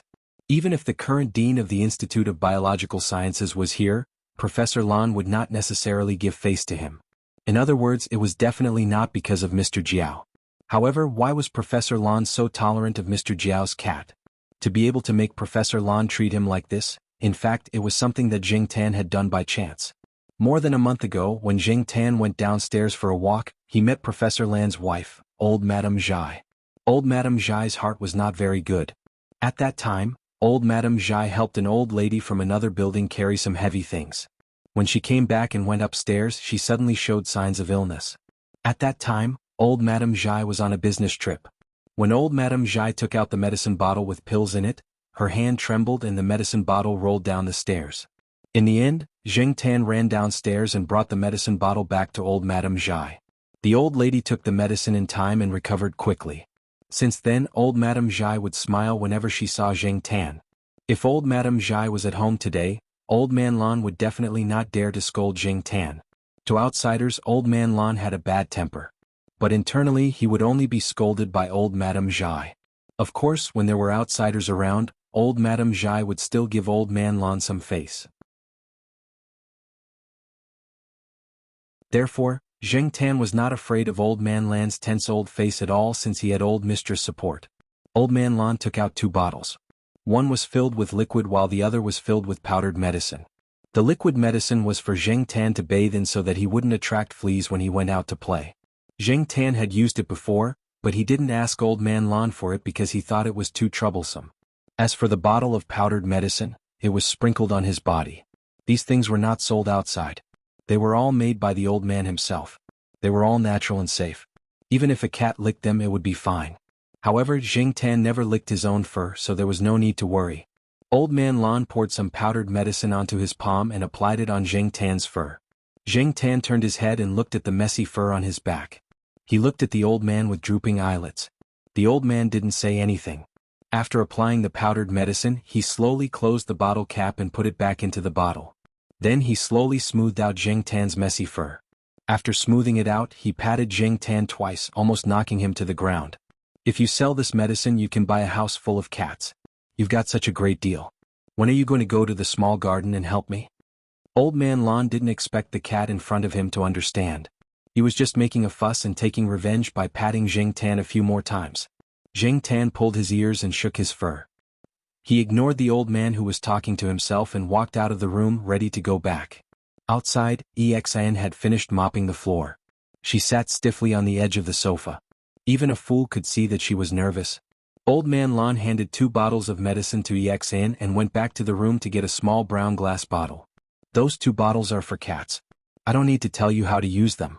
You can ask your tutor. This brown bottle contains insecticide. It's 10x concentrated. You can dilute it when you use it. After that, Old Man Lan opened the door directly and motioned for the cat and the human to go out. Well, thank you. Sorry for the trouble. Exan braced herself and thanked him. She held the bottle in her hand and followed Zheng Tan out. When they went back to the Jiao family on the 5th floor, Exan breathed a sigh of relief. Zheng Tan was also relieved now. After solving the problem of the fleas, he felt comfortable all over. He tore open a bag of grilled fish and ate it. However, before the human and the cat could relax, there was a knock on the door. Listening to the frequency of the knocking and the movement at the door, Zheng Tan had already guessed the identity of the visitor. He looked up at the ceiling. Can't you leave me alone? Exan didn't know who was outside the door until she opened the door. There were 3 little boys at the door.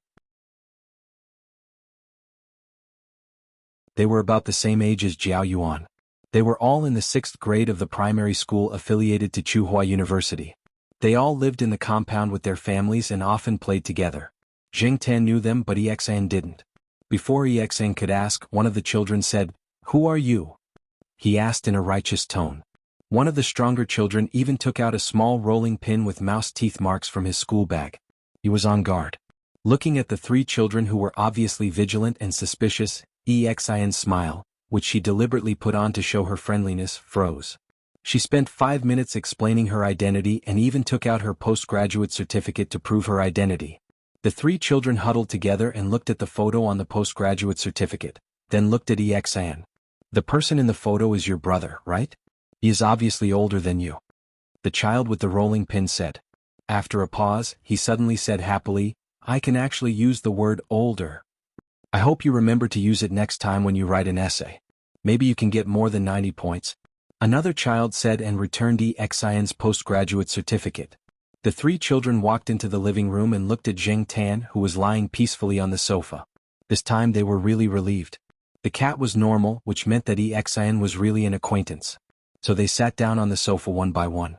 EXN looked at the empty sofa and moved a stool from the dining table.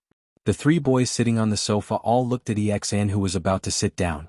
EXN was baffled, as if he had done something that would incur the wrath of the gods. Zheng Tan looked at this scene, exhaled a long breath, jumped off the sofa, went to the refrigerator and opened it. Black charcoal is so sensible. How to treat guests. Brother E, even a cat knows this.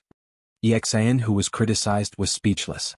If it was my home I would also know, but the problem is that this is Boss Jiao's home. I have to eat a bag of snacks carefully.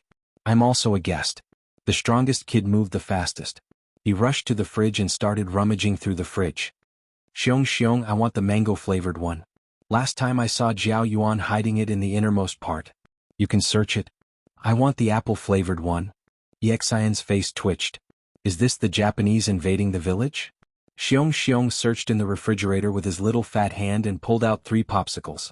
Looking at the 3 children sitting on the sofa and eating popsicles, EXN asked, "Hello, children. Why are you here?" My grandpa said there is someone here. We saw that Jiao Yuan hasn't been to school for a few days, so we came to ask. The child who scolded EXIN for not knowing how to treat guests said, Who is your grandpa? My grandpa is Lan Tiesu. EXIN was speechless. She couldn't maintain her smile.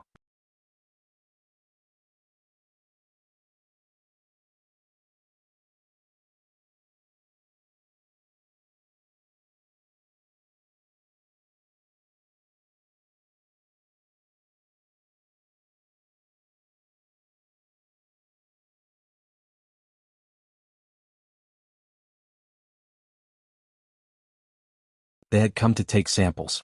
Just like everyone else, these students were very reserved in front of Old Man Lan. Professor Lan, we made an appointment to do research on the antioxidant properties of flavonoids. Come over and take samples. Old Man Lan didn't stand up either. He raised his hand and pointed to a corner of the shed. Over there, the place where I've marked. You can all pick it, but don't touch anything other than the mark. Okay. We'll remember. We'll pay attention. A student quickly nodded. The few of them carefully came to the corner that Old Man Lan pointed out. A student who seemed to have just entered the school whispered, "So this is daylily. Why does it look like a lily?" The other students' hands trembled. Before they could even catch their breath, they heard Old Man Lan's voice. Angiosperms, monocotyledons, lilialesh, liliaceae, and daylilies of the daylilies. Haven't your teachers taught you these? What's so strange about them looking alike? Old Man Lan's voice was still very calm, but people could clearly feel that he was angry. The few students were silent. No one dared to speak carelessly. They were afraid that they would accidentally make a mistake and be scolded again. They sped up their hands and respectfully bid farewell to the old man after collecting the samples. Zheng Tan squatted at the side. He was still thinking about the words of the student just now. So the legendary daylilies were actually daylilies? The former sounded more high-end and Western. In comparison, the name daylilies sounded like a country bumpkin. Zheng Tan had never associated these two names together. After the students left, Old Man Lan stood up and massaged his waist. He walked out of the shed and picked up the wooden box at the door. Fresh daylilies have higher fat and vitamin C content than dried daylilies, but the protein and other trace elements are lower than dried daylilies. I still prefer to eat dried daylilies. In my hometown there are a lot of these things, but in this city it's difficult. Black charcoal, let me tell you. Blah blah blah. These retired old professors still couldn't change their bad habit of teaching others. Even if they were talking to a cat that didn't know anything, they could still talk for a long time. As soon as he heard, "Let me tell you," Zheng Tan knew that Old Man Lan was like Jiao Pa. He had entered teaching mode again. Zheng Tan played in Old Man Lan's small garden for a while. He only left at noon. The sun was shining brightly. When Zheng Tan returned to the main courtyard, he saw Huang lying on the grass. Half of it was in the shade and the other half was basking in the sun. What surprised Zheng Tan was that there was a creature lying next to Huang. It was whimpering. Huang hugged it and licked its fur. The creature stopped whimpering. Damn it, when did this guy with an awkward face that Huang Erwo was carrying come to the east courtyard? How come I've never seen it before? Before Zheng Tan could recover from his shock, another creature ran over. Zheng Tan.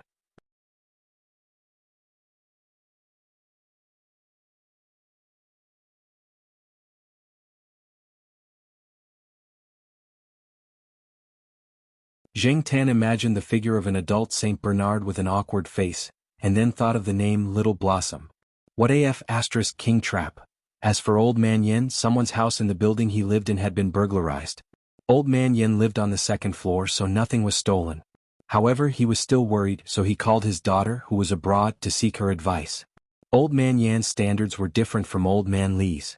He told his daughter, "It doesn't matter how big a dog is as long as it bites." Of course, this bites did not mean that it would bite the people in the courtyard. Instead, it meant that if there was a burglar in the house or some dangerous people on the road, it would have the ability to protect its owner from theft. It was not like some dogs that looked majestic, but did not even bark when a burglar entered the house. In the end, Old Man Yan's daughter asked her friend to get her a bulldog, which was the one that Zheng Tan saw. It was a little deformed. Its fur was white except for a black circle around one eye, as if it had been punched. Its small triangular eyes and its face made Zheng Tan feel that it was a little cheap. Old Man Yin named the little bulldog Zhuang Zhuang. He heard that bulldogs were fierce to other animals, so Old Man Yin deliberately let the little guy familiarize himself with the surrounding animals when it was young. Even if it became fierce in the future, it would not be fierce to the internal members of the courtyard. Zheng Tan looked at the bulldog. It seemed to like biting cat ears like the noisy parrot, and it was a little too active. It kept tossing and turning. Zheng Tan guessed that it would not be a well-behaved animal in the future.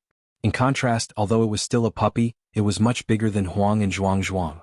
It was much quieter. After a few whimpers, it fell asleep while being licked by dumbass Huang. The three of them were getting along well now, but he did not know how the two puppies would be when they grew up. In any case, Zheng Tan felt that the peace of the East family courtyard was going to be gone forever. At noon, Zheng Tan went back to the Jiao family to eat something. Exan brought back a meal. When Zheng Tan ate it, it was a little cold, so he had to make do. After dinner, Exan lay on the sofa to catch up on sleep. When she woke up, she had to continue writing her thesis. Zheng Tan was bored in the afternoon, so he went out again. Under the afternoon sun, Zheng Tan was a little sleepy. He looked around and did not see any other animals, so he went to the artificial lake. At this time of the day, there were not many people around the artificial lake. After finding a good place, Zheng Tan jumped on a willow tree and closed his eyes to take a nap. Since he became a cat, Zheng Tan had developed a habit of lying on high places. Strangely, he was not afraid of high places, nor was he afraid of falling down halfway. He had been sleeping peacefully in the tree. After sleeping for a while, Zheng Tan's ears moved. He heard someone approaching. He opened his eyes and looked through the gaps between the leaves. A young woman came over with a book in her arms, sat down on a wooden chair not far from Zheng Tan and started reading. Zheng Tan felt that the woman was familiar. He thought for a while and remembered that she was the heroine of the 8 o'clock episode that the parrot was watching some time ago. Zheng Tan curiously looked sideways at her belly. Maybe the clothes she was wearing were loose, so he could not tell that she was 3 months pregnant. Zheng Tan did not continue to watch the show that day, so he did not know much about the woman's situation. But looking at the situation now, was she going to give birth? Zheng Tan pulled his ears and did not think much about it. Anyway, it had nothing to do with him. That kind of 8 o'clock episode happened in China every day, and Zheng Tan had seen a lot of it. He turned over and was ready to go back to sleep. Unexpectedly, not long after, Zheng Tan heard someone approaching again. Judging from the footsteps, it did not seem to be a man. Opening her eyes slightly, Zheng Tan saw an old woman in her 50s. She had a serious expression on her face and was comparable to Old Man Lan. However, this old woman had a hint of fierceness to her. Her aura was very strong and she seemed a little harsh. She made people feel intimidated, as if she was a person in a high position giving orders. When the old woman came over, she deliberately looked around. After making sure that there was no one else, she went straight to the person sitting on the bench. Little Joie. The old woman's face became a lot kinder, and her voice was also very soft. Zheng Tan felt that she probably did not want others to hear their conversation. Could it be that there was something shameful? Zheng Tan perked up his ears. Teacher Yi. It's okay. Sit down, don't get up. The old woman also sat on the wooden bench, but the two of them did not talk much. Inexplicably, Zheng Tan felt that the atmosphere was a little heavy.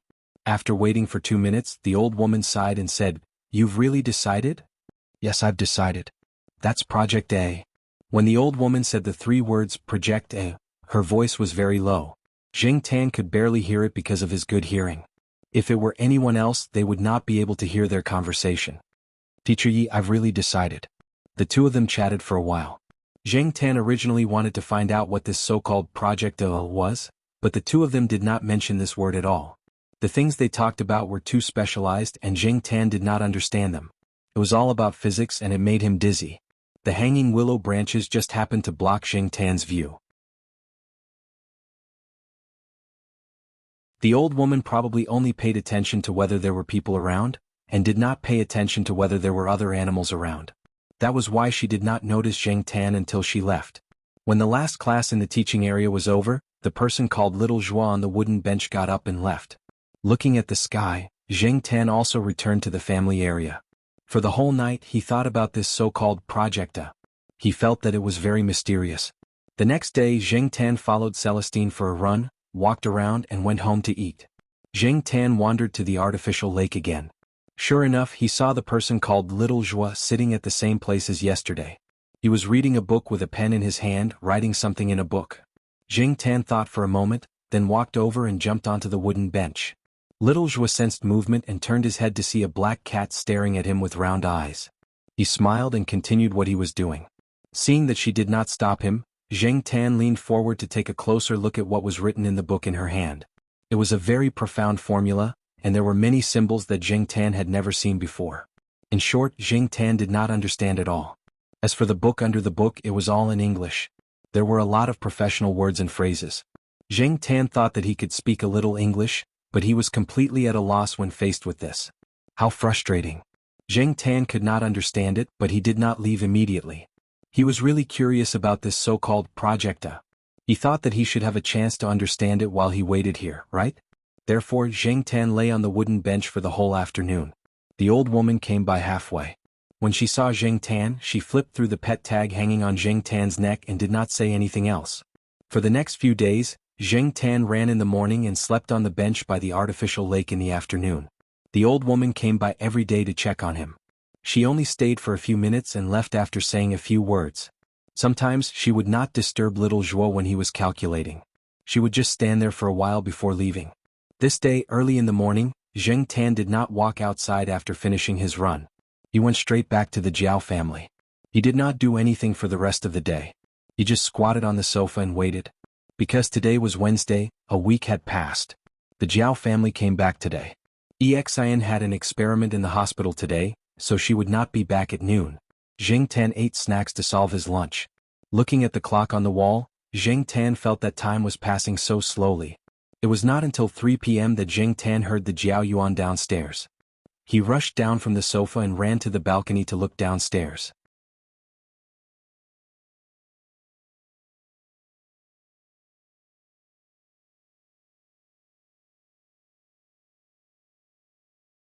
Chapter 21. Zheng Tan was puzzled. He didn't even know who Lord Zeng was. He thought that the Jiao Pa would talk about his leaving home, but now he didn't mention leaving home. Instead he said Lord Zeng. What's going on? Well, forget it. It doesn't look like it knows. The Jiao Ma returned to the kitchen to continue cooking dinner. She didn't think that a cat could change the attitude of the famous Lord Zeng in Chuhua. The Jiao Pa sat down on the sofa and described the general situation of Lord Zeng to Zheng Tan. As soon as the Jiao Pa said that the woman in her 50s had a serious face, Zheng Tan thought of the old woman who went to the artificial lake. It should be that woman. The original name of Lord Zeng was Yi He, the dean of the School of Physics, which overlapped with the name of the Empress Dowager Yehenera of the Qing dynasty. In addition, she was more serious and had a strong aura. Everyone in the School of Physics was in awe of her. Moreover, Dean Ye's husband was now the president of Chuhua University. Zheng Tan thought about Dean Ye's appearance and style of doing things, and it was really quite vivid. The Jiao Pa didn't ask about Zheng Tan's leaving home, and he didn't ask further about Lord Zeng. Anyway, Lord Zeng didn't seem to be a bad thing. At dinner time, the two children woke up and were in a better mood. The first thing the Jiao Yuan did when he woke up was to check the baby in the refrigerator. OSH*T. The Jiao Yuan's cry was heard by the Jiao Ma, who came out with a plate of food. After putting down the food, she twisted the Jiao Yuan's ear. Swear again. I'll deduct 1 yuan from your pocket money. Hey, don't. I can't help it. It's pardonable. The Jiao Yuan rubbed the twisted ear and said. No matter how much Jiao Yuan tried to explain, his pocket money was still deducted. Zheng Tan saw Jiao Yuan gnashing his teeth as he ate. He guessed that Zhao Yuan would settle the score with the three of them at school tomorrow. After 7 days of desolation, the Jiaos were once again bustling with activity and people were back. After dinner, the two children watched TV for a while and then went to their respective rooms to review their homework. They hadn't gone to school for a week, so they had to catch up on some homework. This didn't require Jiao Pa and Jiao Ma to remind them. They were very self-aware. Jiao Ma cleaned up the dishes and went out to look for her colleagues. Jiao Ma was working as an English teacher in a junior high school near Chuhua. While she was away, she found someone to help her with her classes. When she came back, she wanted to thank them. They were all from the same family compound. They were close to each other and had a good relationship. She bought some fruits and brought them over. As for Jiao Pa, he was sitting in front of his desk, reading an anthology. Jing Tan walked over and looked at the cover of the book. It was Mr. Zhou's anthology. This meant that Jiao Pa was not in a good mood. People always felt dissatisfaction, depression, and other negative emotions. However, there were different ways to vent them. Some people liked to swear, some liked to drink, and some liked to fight or do some strenuous exercise. However, Jing Tan had never heard of Jiao Pa swearing or doing strenuous exercise to vent. Because he had children at home, he rarely smoked or drank. He only drank when some of his close friends came over. Unlike other people, Jiao Pa would read Mr. Zhou's anthology whenever he was in a bad mood and couldn't find a solution. Jing Tan remembered that the most recent time, which was in August, was when Jiao Pa was waiting for the National Natural Science Foundation to release the results. At that time, Jing Tan had seen Jiao Pa holding Mr. Zhou's anthology and reading The True Story of IQ. Fortunately, when the National Natural Science Foundation released the results a few days later, Jiao Pa's name was on the list. As for today, Jing Tan jumped on his desk and took a look. Jiao Pa was reading Motherf * Curse today. After all, times were moving forward, and they couldn't go back to the Motherf * Curse era. After much consideration, coupled with the deep cultural heritage and long history, they finally found a word that was more elegant than F *, more civilized than F *, and more enjoyable than F *, F *. Motherf * Curse was said out loud. Reading this paragraph, Jing Tan glanced at Father Jiao, who was reading a book seriously, and tugged at his ear. Okay, everyone had different ways of venting their frustrations. Lu Zhou didn't understand Jiao Pa's way of thinking. Jing Tan jumped off his desk and went to the balcony to get some fresh air. The night air was cool and there was a faint floral scent. Before Jing Tan could take a deep breath, he heard a unique singing voice coming from the 4th floor. I planted a melon under the wall. I water it every day it sprouted, it bloomed, a big watermelon, I can't hold it, Jing Tan. Hold your grandma's paw. The parrot was watering the melon with a small watering can in its mouth. When it was eating watermelon in the summer, it spat out some watermelon seeds in the flower pot on the balcony. It accidentally found a melon sprout, and it was so happy that it sang, plant a melon, every time it watered the melon. Strangely, the melon sprout survived. Sometimes the parrot and its owner would go on business trips for a few weeks. No one watered the melon and it was completely up to fate. If it rained, the melon sprout would not be watered. As for fertilizing, there was a lot of bird droppings, so there was no need to worry. Jing Tan looked over there. The melon sprout had grown a lot, but he did not know how long the poor melon sprout would last. Before the parrot noticed him, Jing Tan slipped back to the living room, rolled on the sofa, and closed his eyes to sleep. Tomorrow he still had to get up early to run. Recently he was not as tired as before after running around the school. According to Celestine, he had to increase the intensity of his training in a few days, and he also had to train to climb trees. There was still a long way to go, a good night's sleep. The next day, Jing Tan looked at the bowl of Sanxian noodles in front of him and wanted to cry. Sure enough, it was good to have someone at home. He did not need to eat in the cafeteria. Jing Tan finished his noodles and walked slowly to the lawn, where Celestine was warming up and waiting. You are 15 minutes later than yesterday. Jing Tan did not pay attention to him. He rested for a while to digest the food. He wandered around the lawn, and then began his daily run around the school. Recently, the running had made Jing Tan's feet a lot rougher. In the first few days it hurt a lot, but it got better later. Today's run around the school was different from usual. He had switched to a more remote route and he had to climb up the hill and take the stairs. The distance was longer and more tiring. After the run, Jing Tan's limbs were almost rubbing against the ground, and he was exhausted. He walked slowly to the East Family District. Celestine followed beside him. At this time, if there was no one guarding him, a small chihuahua could kill Zheng Tan. When he was about to reach the East Family District, Zheng Tan looked at the small forest. Huang was rolling in the grass, and the sheriff was staring at the turtle dove on the branch. As for Depang, Zheng Tan looked around. The guy was still sleeping by the pile of rocks. If you didn't look carefully, you wouldn't be able to tell that there was a cat squatting there. It was curled up like a peanut and sleeping in the grass. Zheng Tan was about to walk over when Depang's ears, which were pressed down because of its sleeping posture, suddenly stood up. Its eyelids were no longer drooping, and it looked in the direction of the road. It did not look like it had just woken up. Ever since Depang had become more horizontal, its face had become chubbier, and its head looked bigger. When its fur was fluffy, it looked smaller. However, this guy's hearing was still very good. Just as Zheng Tan was puzzled, Depang ran over. At the same time, a familiar car with a military license plate slowly drove to the side of the road and stopped next to Zheng Tan. The closed car window was slowly lowered. Before the glass window was lowered halfway, Depang, who was running over, jumped into the car through the small gap in the window. If he did not see it with his own eyes, Zheng Tan would not have thought that this fat guy could jump so lightly. It was also calculated so accurately that it could jump in through the small gap in the window. But, Depang, can't you wait for the window to be completely lowered before jumping? It's very dangerous. This guy is a masochist eager to be abused. When I go back later, I will probably see it squatting on instant noodles again. Zheng Tan was imagining Depang squatting pitifully on instant noodles when Celestine, who was next to him, gave a standard military salute until the car drove away. Zheng Tan looked at Celestine in confusion, and then looked at the car that was driving away. He did not understand. He used to be an old leader. He was later promoted and is now a big shot. Sensing Zheng Tan's confusion, Celestine said. No wonder when he saw the fat cat for the first time he thought it was weird. He did not expect it to be taught by this person. The cat's behavior was understandable. It seemed that the fat cat was very well hidden. Zheng Tan was still in shock. He did not expect Depang's relative to be a big shot. Celestine threw the mineral water bottle in his hand into the trash can. Although he had retired from the military, his salute was completely reflexive. Can you jump that accurately? Celestine asked. Zheng Tan knew that he was asking about Depang's accurate jump. He pulled his ear. It seemed that if he jumped by himself, the probability was not high.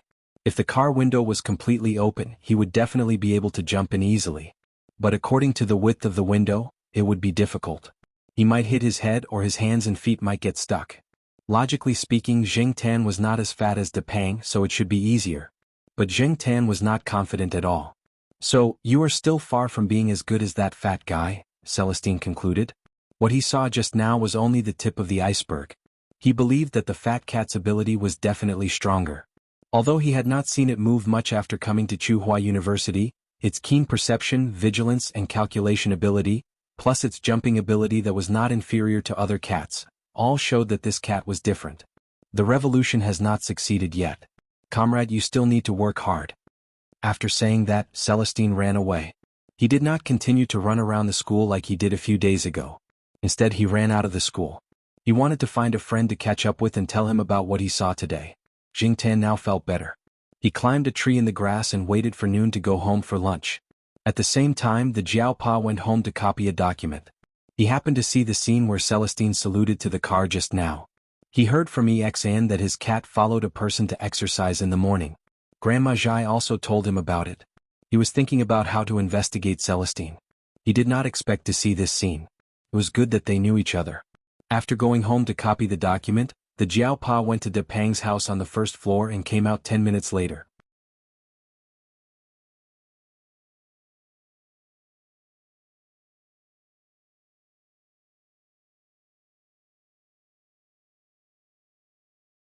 Therefore, Zheng Tan would come here to practice climbing after he finished his run.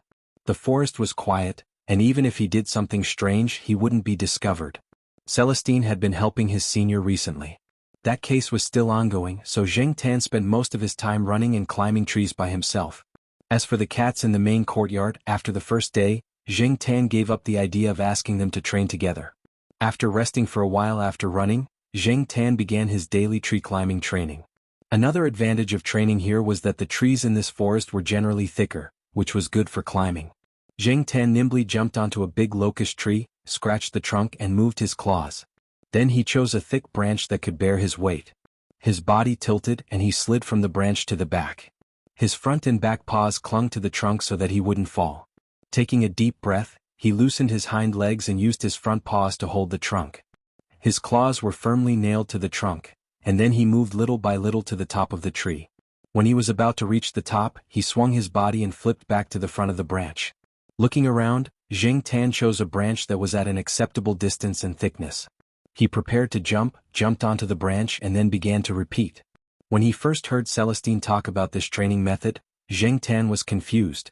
He was now a cat, not a monkey. Why did he have to train like this? Celestine saw the confusion in Jing Tan's eyes at that time, but he didn't explain directly. Instead he asked, "Do you think you can't do it? Or do you think no cat can do it? I can tell you for sure that I've seen a cat. When it ran in the forest it could be more agile than a monkey. It ran in the trees from branch to branch, from tree to tree. Ever since it learned how to climb trees, it spent most of its time in the trees. Sometimes a tree is a life-saving straw for a cat." Just like that, Jing Tan began his tree climbing training like a monkey. Maybe when the time came he would be able to grab a branch with one paw and shuttle through the forest like a monkey. After climbing 5 branches in a row, Jing Tan jumped onto an old goosefoot tree. The reason why he had noticed this tree was mainly because its leaves were a little special. At that time, when Jing Tan was resting on the branch, a leaf fell in front of him. It looked like a mandarin jacket. Celestine said that this tree was called goosefoot, also known as mandarin jacket wood. It was a national second-class rare and endangered species. In the big cities, except for botanical gardens, it was rare to see such a big goosefoot. It seemed that Tsinghua University had a long history. The goosefoot's flowers looked a little like tulips, and its English name translated to Chinese tulips. Unfortunately, goosefoot's flowering period was May and June.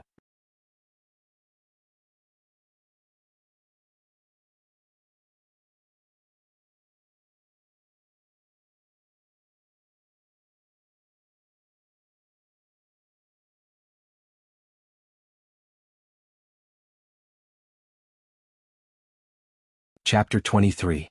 Jing Tan squatted in front of the door and scratched the door impatiently. Of course, it wasn't scratching the door of the Jiao family, but the door of Chu Xiangyang's house across the street. It scratched the wooden door through the metal grating. Chu Xiangyang was playing games with his headphones on, so he didn't hear it. By the time he realized what was going on, the door of his house was already scratched. Jing Tan waited for nearly an hour before EXN came back, sweating profusely. EXN was busy with an experiment when he received a call from Mr. Jiao. Mr. Jiao told him to pick up the cat after he finished his work. EXN already had the experience of taking care of a cat for Mr. Jiao, so he knew that Mr. Jiao's cat had a bad temper. After he finished his work, he didn't even have time to drink water. He threw down his lab coat, grabbed a water bottle, and rode a second-hand bicycle he just bought to Dongfang family compound. When he reached the 5th floor of the Jiao family's house, EXN was not surprised to see the murderous black cat, and the sound of its claws scratching the wooden door. Looking at the wooden door and the black cat's eyes, EXN hurriedly explained why he was late. He emphasized that it was because Mr. Jiao had agreed to it. Jing Tan didn't listen to his nonsense. He ran back to the living room and threw out the bag that Jiao Pa took him to the biology building. EXN wasn't too surprised by Jing Tan's behavior. He was already surprised when he took care of a cat for the first time. Following Mr. Jiao's instructions, EXN opened the bag. Jing Tan jumped in automatically, stared at EXN and signaled EXN to hurry up. Not being able to speak was an inconvenience. In the past, Jing Tan did not think much of being deaf and mute. Now Jing Tan could empathize with them. After all, not everyone in life could have a telepathic connection with you. EXN did not understand the look in Jing Tan's eyes. He just followed Mr. Jiao's instructions and ran downstairs with the bag. When he got downstairs, he suddenly remembered that he could actually let the cat go downstairs by herself. EXN and Jing Tan rode to the affiliated hospital of Tsinghua University. Unfortunately, even riding a bike could cause problems. Not far from the East family compound, Jing Tan heard a click, and then the bicycle slowed down. Hearing EXN's scolding, Jing Tan, who was squatting on top of the bag in the basket, looked down and found nothing unusual. However, when he looked back, he saw a broken chain lying on the road. Jing Tan, what kind of broken car is this? The chain actually broke. He still had to wait for a while for the school bus. Moreover, the bus was constantly stopping, so Jing Tan couldn't wait any longer. What kind of soldier is this? Who knew when a taxi would arrive on campus? Borrow a car? Who could he borrow a car from? If EXN borrowed another car with a broken chain, Zheng Tan would probably be depressed to death. Zheng Tan remembered that when he went downstairs, he saw the Jiaopa's small electric bike in the shed. Recently, when the weather was cold, the Jiaopa would occasionally run to the biology building when it had time. EXN was scratching her ears and cheeks, not knowing what to do. Then she saw the black cat, which was squatting in the basket, jump off and run back. Hey, why are you running? Wait. EXN was even more anxious. If the car was gone, he could buy another one. If the cat was gone, he would be too ashamed to meet his boss. Therefore EXN left the car on the side of the road and chased after the cat. Anyway, the car was second-hand and not worth much. Besides, it was a car with a broken chain in broad daylight. Except for the sanitation workers, no one would touch it. Zheng Tan rushed back to the Jiao family compound. He found another key for the small electric bike in a small corner of the Jiaopa's desk drawer. When he went downstairs with the key in his mouth, he saw EXN, who was panting. Zheng Tan glanced at EXN, ran to the Jiaopa's small electric bike, patted the seat and put the key down. EXN. Well, the boss's cat was indeed different. The small electric bike was much more reliable than the bicycle. EXN could also drive it easily. It was good that he didn't need to pedal himself. He really didn't have much strength to pedal on the bicycle. What made Zheng Tan unhappy was that the small electric bike was always slow and couldn't be compared to the bicycle. Therefore, at this time, Zheng Tan really hoped that the Jiao family could have a small car of their own. On the way to the hospital, Zheng Tan kept paying attention to the road. After memorizing it, he didn't need to rely on others for help in the future. It would save him time and effort. The affiliated hospital of Tsinghua University was not located on the campus of Tsinghua University. It was about 2 stops away from the campus. The hospital integrated medical treatment, teaching, and scientific research. It was a level 3 first-class hospital. There were always a lot of people in the hospital. EXN parked the car and went in with the bag according to the detailed address given by Mr. Jiao. After all, the hospital was not a place where cats could walk around freely. Zheng Tan couldn't just walk in. When he was in the elevator, he bumped into the Jiaopa, who was coming down to buy lunch. Zheng Tan saw that the Jiaopa looked fine. When he talked to EXN, he didn't sound as hoarse and depressed as before on the phone. It seemed that the Jiaoma should be fine. The Jiaopa bought 5 lunch boxes and gave one to EXN. EXN was going to buy some fruits, but when she touched her trouser pocket, she didn't bring any money. She left in a hurry and didn't wear a jacket. Her wallet was in her jacket.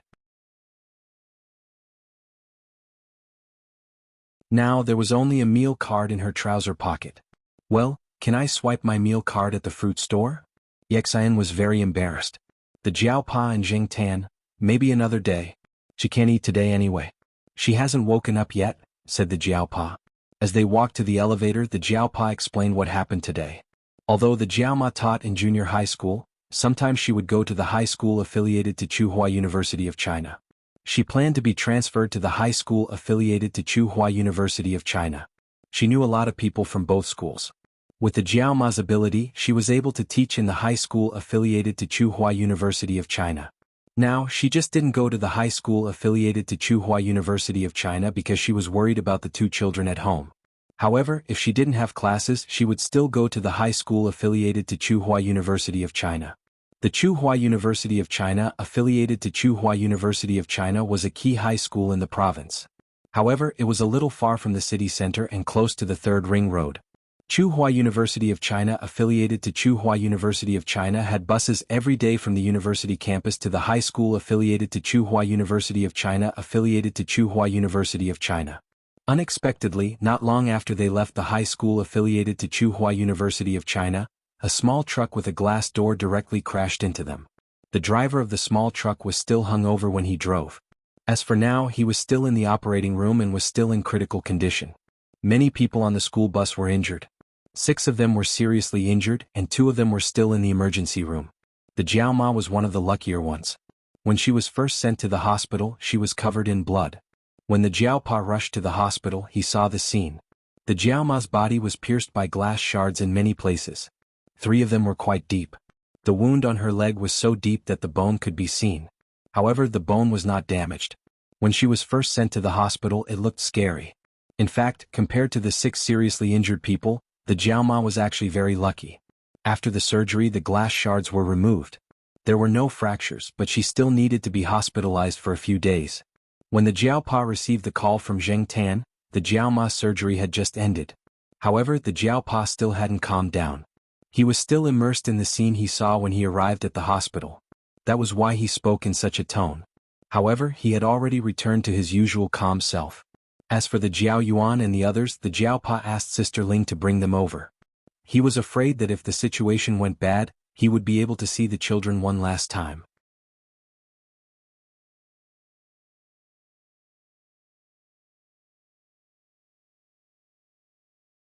The two children firmly objected, saying that they could take care of themselves. They couldn't sleep well outside, so it was better to go home. The Jiaopa looked at Jing Tan, who was sticking his head out of Jiao Yuan's backpack, and said, "Black Charcoal, help me look after them at home."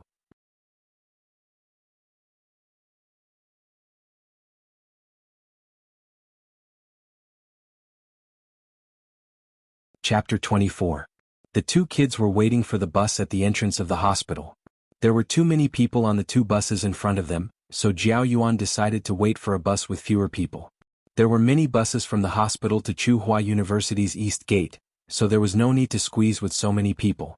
At this time there were many people on the buses. Tsinghua City was very crowded and there were no subways, so there were always a lot of people at this time of the day. Jiao Yuan was very quiet today. If it was in the past, he would kick a tree next to him, pick at the advertisements on the telephone pole, or talk to the people next to him while waiting for the bus. But now Jiao Yuan just stood there quietly with Gu Yuzi, who was a second-year student. Occasionally he would whisper to Gu Yuzi and wait for the next bus because the buses were too full. Zheng Tan stayed inside Jiao Yuan's bag. There was a small gap in the zipper of the bag that allowed Zheng Tan to poke her head out. She could breathe without suffocating inside the bag. But no matter what, it was uncomfortable to stay in the bag. Zheng Tan wanted to poke his head out, but there were too many people. In order to avoid unnecessary trouble, Zheng Tan shrank into the bag. Jiao Yuan's bag smelled like tea eggs. He probably went to the cafeteria in the morning to buy a few tea eggs to carry so that he wouldn't be hungry after class. After waiting for about 15 minutes, a bus with fewer people finally arrived. Jiao Yuan held Gu Yuzi's hand and got on the bus. Coincidentally, someone got off the bus and gave up his seat. Jiao Yuan thanked him and sat down with Gu Yuzi. He put Zheng Tan's bag on his lap. It was only 2 stops to the back gate of Tsinghua University, but it was 2 more stops to the gate of the East Gate. It was best to be able to sit. Zheng Tan felt a little stuffy in the bag, so he put his nose in the zipper and breathed in the air. The bus stopped and went. Sometimes it was because it was at a stop, and sometimes it was because it was at a traffic light. Zheng Tan felt a little sleepy. However, not long after, Zheng Tan felt a sharp pain in his beard. Looking through the gap in the zipper, he saw a mother and a child sitting in front. The child was being carried and was facing the person sitting behind. The child probably saw Zheng Tan's black nose and a few strands of beard peeking out from the zipper, so he reached out and pulled at his beard. After feeling the pain, Zheng Tan shrank inwards and pulled his beard back into his school bag. Cat fur. The kid wasn't fluent in speaking yet. Seeing the strands of cat's whiskers that he had just grabbed retract into his school bag, he pointed at Jiao Yuan's school bag and shouted. Jiao Yuan and Gu Yuzi, who were in a daze, came back to their senses. They did not know what had just happened. They only saw the child pointing at the bag. They thought that they had been discovered and were a little nervous. Although there were no signs on the bus that said pets were not allowed, most people were against bringing pets on the bus. Fortunately, no one else had noticed Zheng Tan's beard. The lighting in the bus was not good and people who had just gotten off work were resting, so no one had noticed. The child's mother also thought that her child had seen a black cat hanging on someone else's school bag, so she smiled and comforted him. After arriving at the Dongyuan bus stop, the two children quickly got off the bus, afraid that they would be discovered. After all, they were children and were not as thick-skinned as adults. After entering the East Gate, Zheng Tan jumped out of his school bag and breathed in the fresh air. His whole body felt much more relaxed. At this time the sky was already dark and the street lights were on. He could vaguely hear the ending song of the program on the school radio. Gusts of wind blew, and the rustling of leaves could be heard. There were also sounds of leaves falling. Zheng Tan shivered. He ran a few steps and climbed up a tree. After sliding down, he felt that his body was warmer. Seeing Zheng Tan like this, Jiao Yuan and Gu Yuzi, who had been in a heavy mood, also felt a little relieved. There were people walking around and people driving home after work. It was not very quiet. They could also hear the barking of dogs in the Dongyuan bus stop. After arriving at the front of the building, Jiao Yuan swiped the access card, and Jing Tan ran in first. The building of the Dongyuan bus stop was older and did not have voice-activated lights. The people who lived here were used to it. The lights on the lower 3 floors were all on, but the 4th and 5th floors were dark. The parrot's home on the 4th floor was empty, probably on a business trip again. On the 5th floor, Chu Xiangyang rarely came downstairs, so no one turned on the lights. Zheng Tan went up to turn on the lights so that the 2 children would not bump into the staircase. For other people it was dark in the corridor without lights, but for Zheng Tan it was nothing. Or rather, for a cat, this kind of darkness was nothing. It jumped up and turned on the light switch for the 4th floor, and then went up to turn on the light switch for the 5th floor. After turning on the lights, Zheng Tan ran downstairs. The 2 children had just reached the 2nd floor. When they reached the 4th floor, the 2 children finally knew why their cat had run up in advance. Before they entered the building, they did not see the lights on in the corridor between the 4th and 5th floors. Black charcoal is so smart. Jiao Yuan laughed. This was the first time he had laughed since he found out that Jiao Ma was in trouble. Yes. Gu Yuzi was as quiet as always. Jing Tan was depressed. What was there to praise about this kind of thing? But Dad said that a cat that is too smart will attract attention. There are some things that we don't need to let outsiders know. So just talk about what happened just now at home. Don't tell anyone, Jiao Yuan said. I know. Gu Yuzi nodded. She never talked about it. She once saw a child in her class bring a Barbie doll to school every day to show off. Not long after, the Barbie doll was found missing. When it was found, the doll had been stepped on and thrown into the trash can. It was said that people were jealous of it.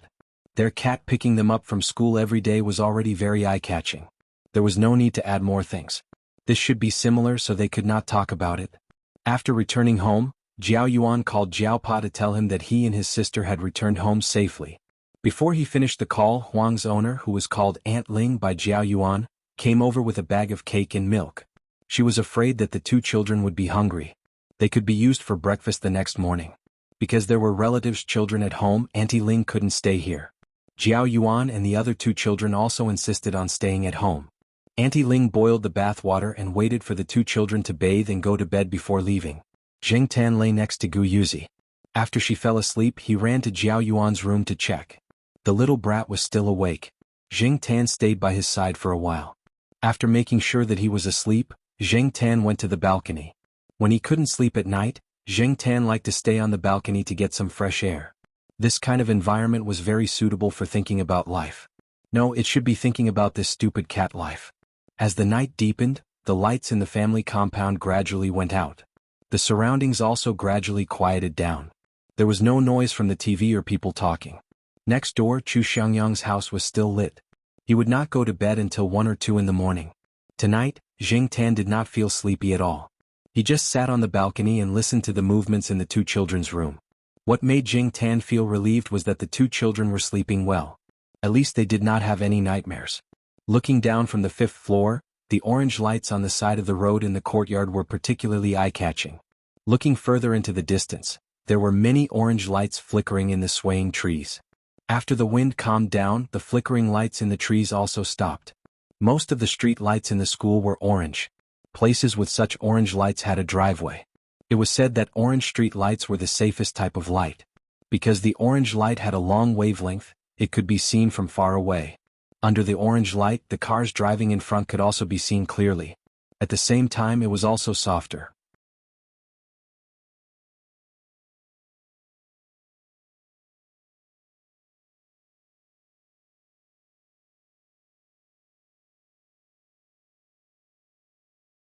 Chapter 25. Previously, there were people who suspected that the burglars from the residential area were part of a gang. Even though Jing Tan was not that good at analyzing cases, she knew that to steal from the residential area, there was a high chance that there was an inside job. However, when the police came, they couldn't find anything. In the end, the case was left unsettled. Therefore, during that period of time, the owners who rented out their houses were forced to come back to the residential area to explain to the other residents. They even had to sign an agreement to ensure that the tenants trusted them enough. Jing Tan heard a ding sound. It was the sound of the building's security guard. These 2 people had access cards, and they were familiar enough with the residents of this building. Their target should not be the old residents of the few retired old employees. In fact, many of the retired teachers living here lived a very poor life. Even if they were actually very rich, when they went to the school cafeteria, they would buy a large bag of white steamed buns and cook some porridge and side dishes at home. They did not live a life of luxury. Besides, if the target was the family of those retired teachers, why wait until now?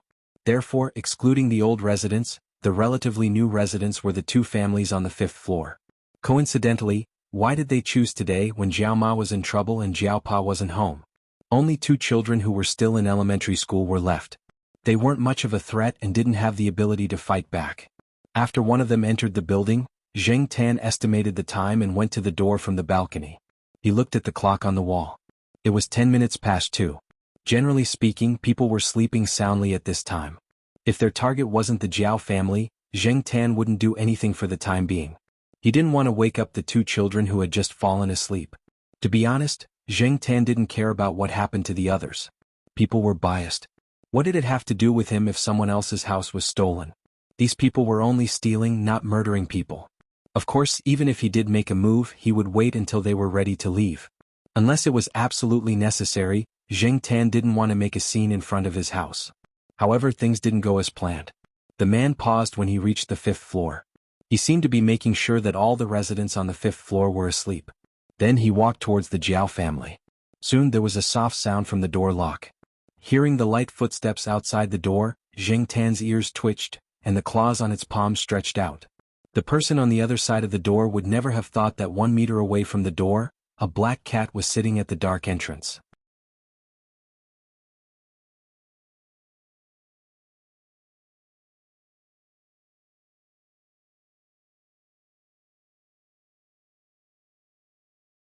The door immediately opened. The Jiao Yuan was holding a rolling pin and Gu Yuzi was standing behind him. Zheng Tan, who taught these children to use rolling pins when they were in trouble? Xiong was like this last time, and this time the Jiao Yuan had the same reaction.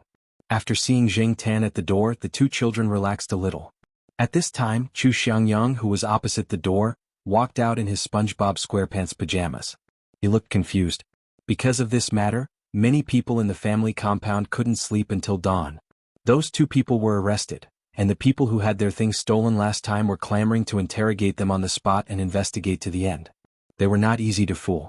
Obviously, based on what they learned from interrogating the 2 men, the situation was not as simple as it seemed. No ordinary student could know so much about the people in the courtyard. The Jiao Yuan and Gu Yuzi followed Chu Xiangyang downstairs to understand the situation. After all, there were still bloodstains on the 5th floor corridor. They would not feel at ease if they did not figure it out. Hearing that the 2 men's target was the Jiao family, Aunt Ling, who had come out to chase her cat, slapped her twice. As for the young woman who was caught, the men in the courtyard didn't dare to make a move. Moreover, the young woman's face was covered in tears and she looked very pitiful. She was also quite pretty, looked obedient, and spoke softly. Normally, no one would think that she was a thief. After being slapped twice, the woman cried even harder, but she still looked pitiful. Unfortunately, Auntie Ling didn't fall for it. She went up and slapped her twice more. If it wasn't for the people beside her pulling her away, Auntie Ling would have kicked her twice. Zheng Tan followed the Jiao Yuan downstairs. He did not join the crowd. At this time, the 2 children were being watched by Aunt Ling and Chu Xiangyang, so nothing would happen. Zheng Tan looked at Niu Zhuangzhuang. The little guy was squatting beside Old Man Yen. Old Man Yen was smiling like a chrysanthemum flower. He praised it while wiping the blood from its mouth. Zhuangzhuang, you're really good.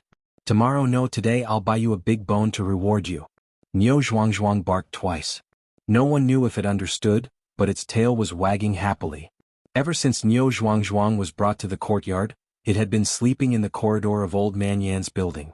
That building had been robbed before, so everyone was thinking of letting Niu Zhuangzhuang guard the building. After the old lady shouted, someone immediately came out to check on the situation. It was at that time that Niu Zhuangzhuang rushed out. At night, Aunt Ling and the others did not inform the Jiao Pa. He had to stay in the hospital. It was not until dawn that the Jiao Pa found out about the courtyard. He specially allowed the Jiao Yuan and Gu Yuzi to not go to school. He called the teacher to ask for leave. The 2 children were brought to the hospital by Chu Xiangyang, who rarely went out. Chu Xiangyang had a car, so Zheng Tan did not need to stay in his bag to take the bus. However, when he came out of the hospital parking lot, he was still put in his bag. You're tuning in to the Han Lee's Wuxia Chronicles YouTube channel. We're so grateful for your support, and don't forget to subscribe to join us on this incredible journey through captivating stories. Your generosity through donations truly makes a world of difference, as it's the primary source of revenue that allows me to expand and enhance this channel for you. Thank you from the bottom of my heart for being a part of this adventure.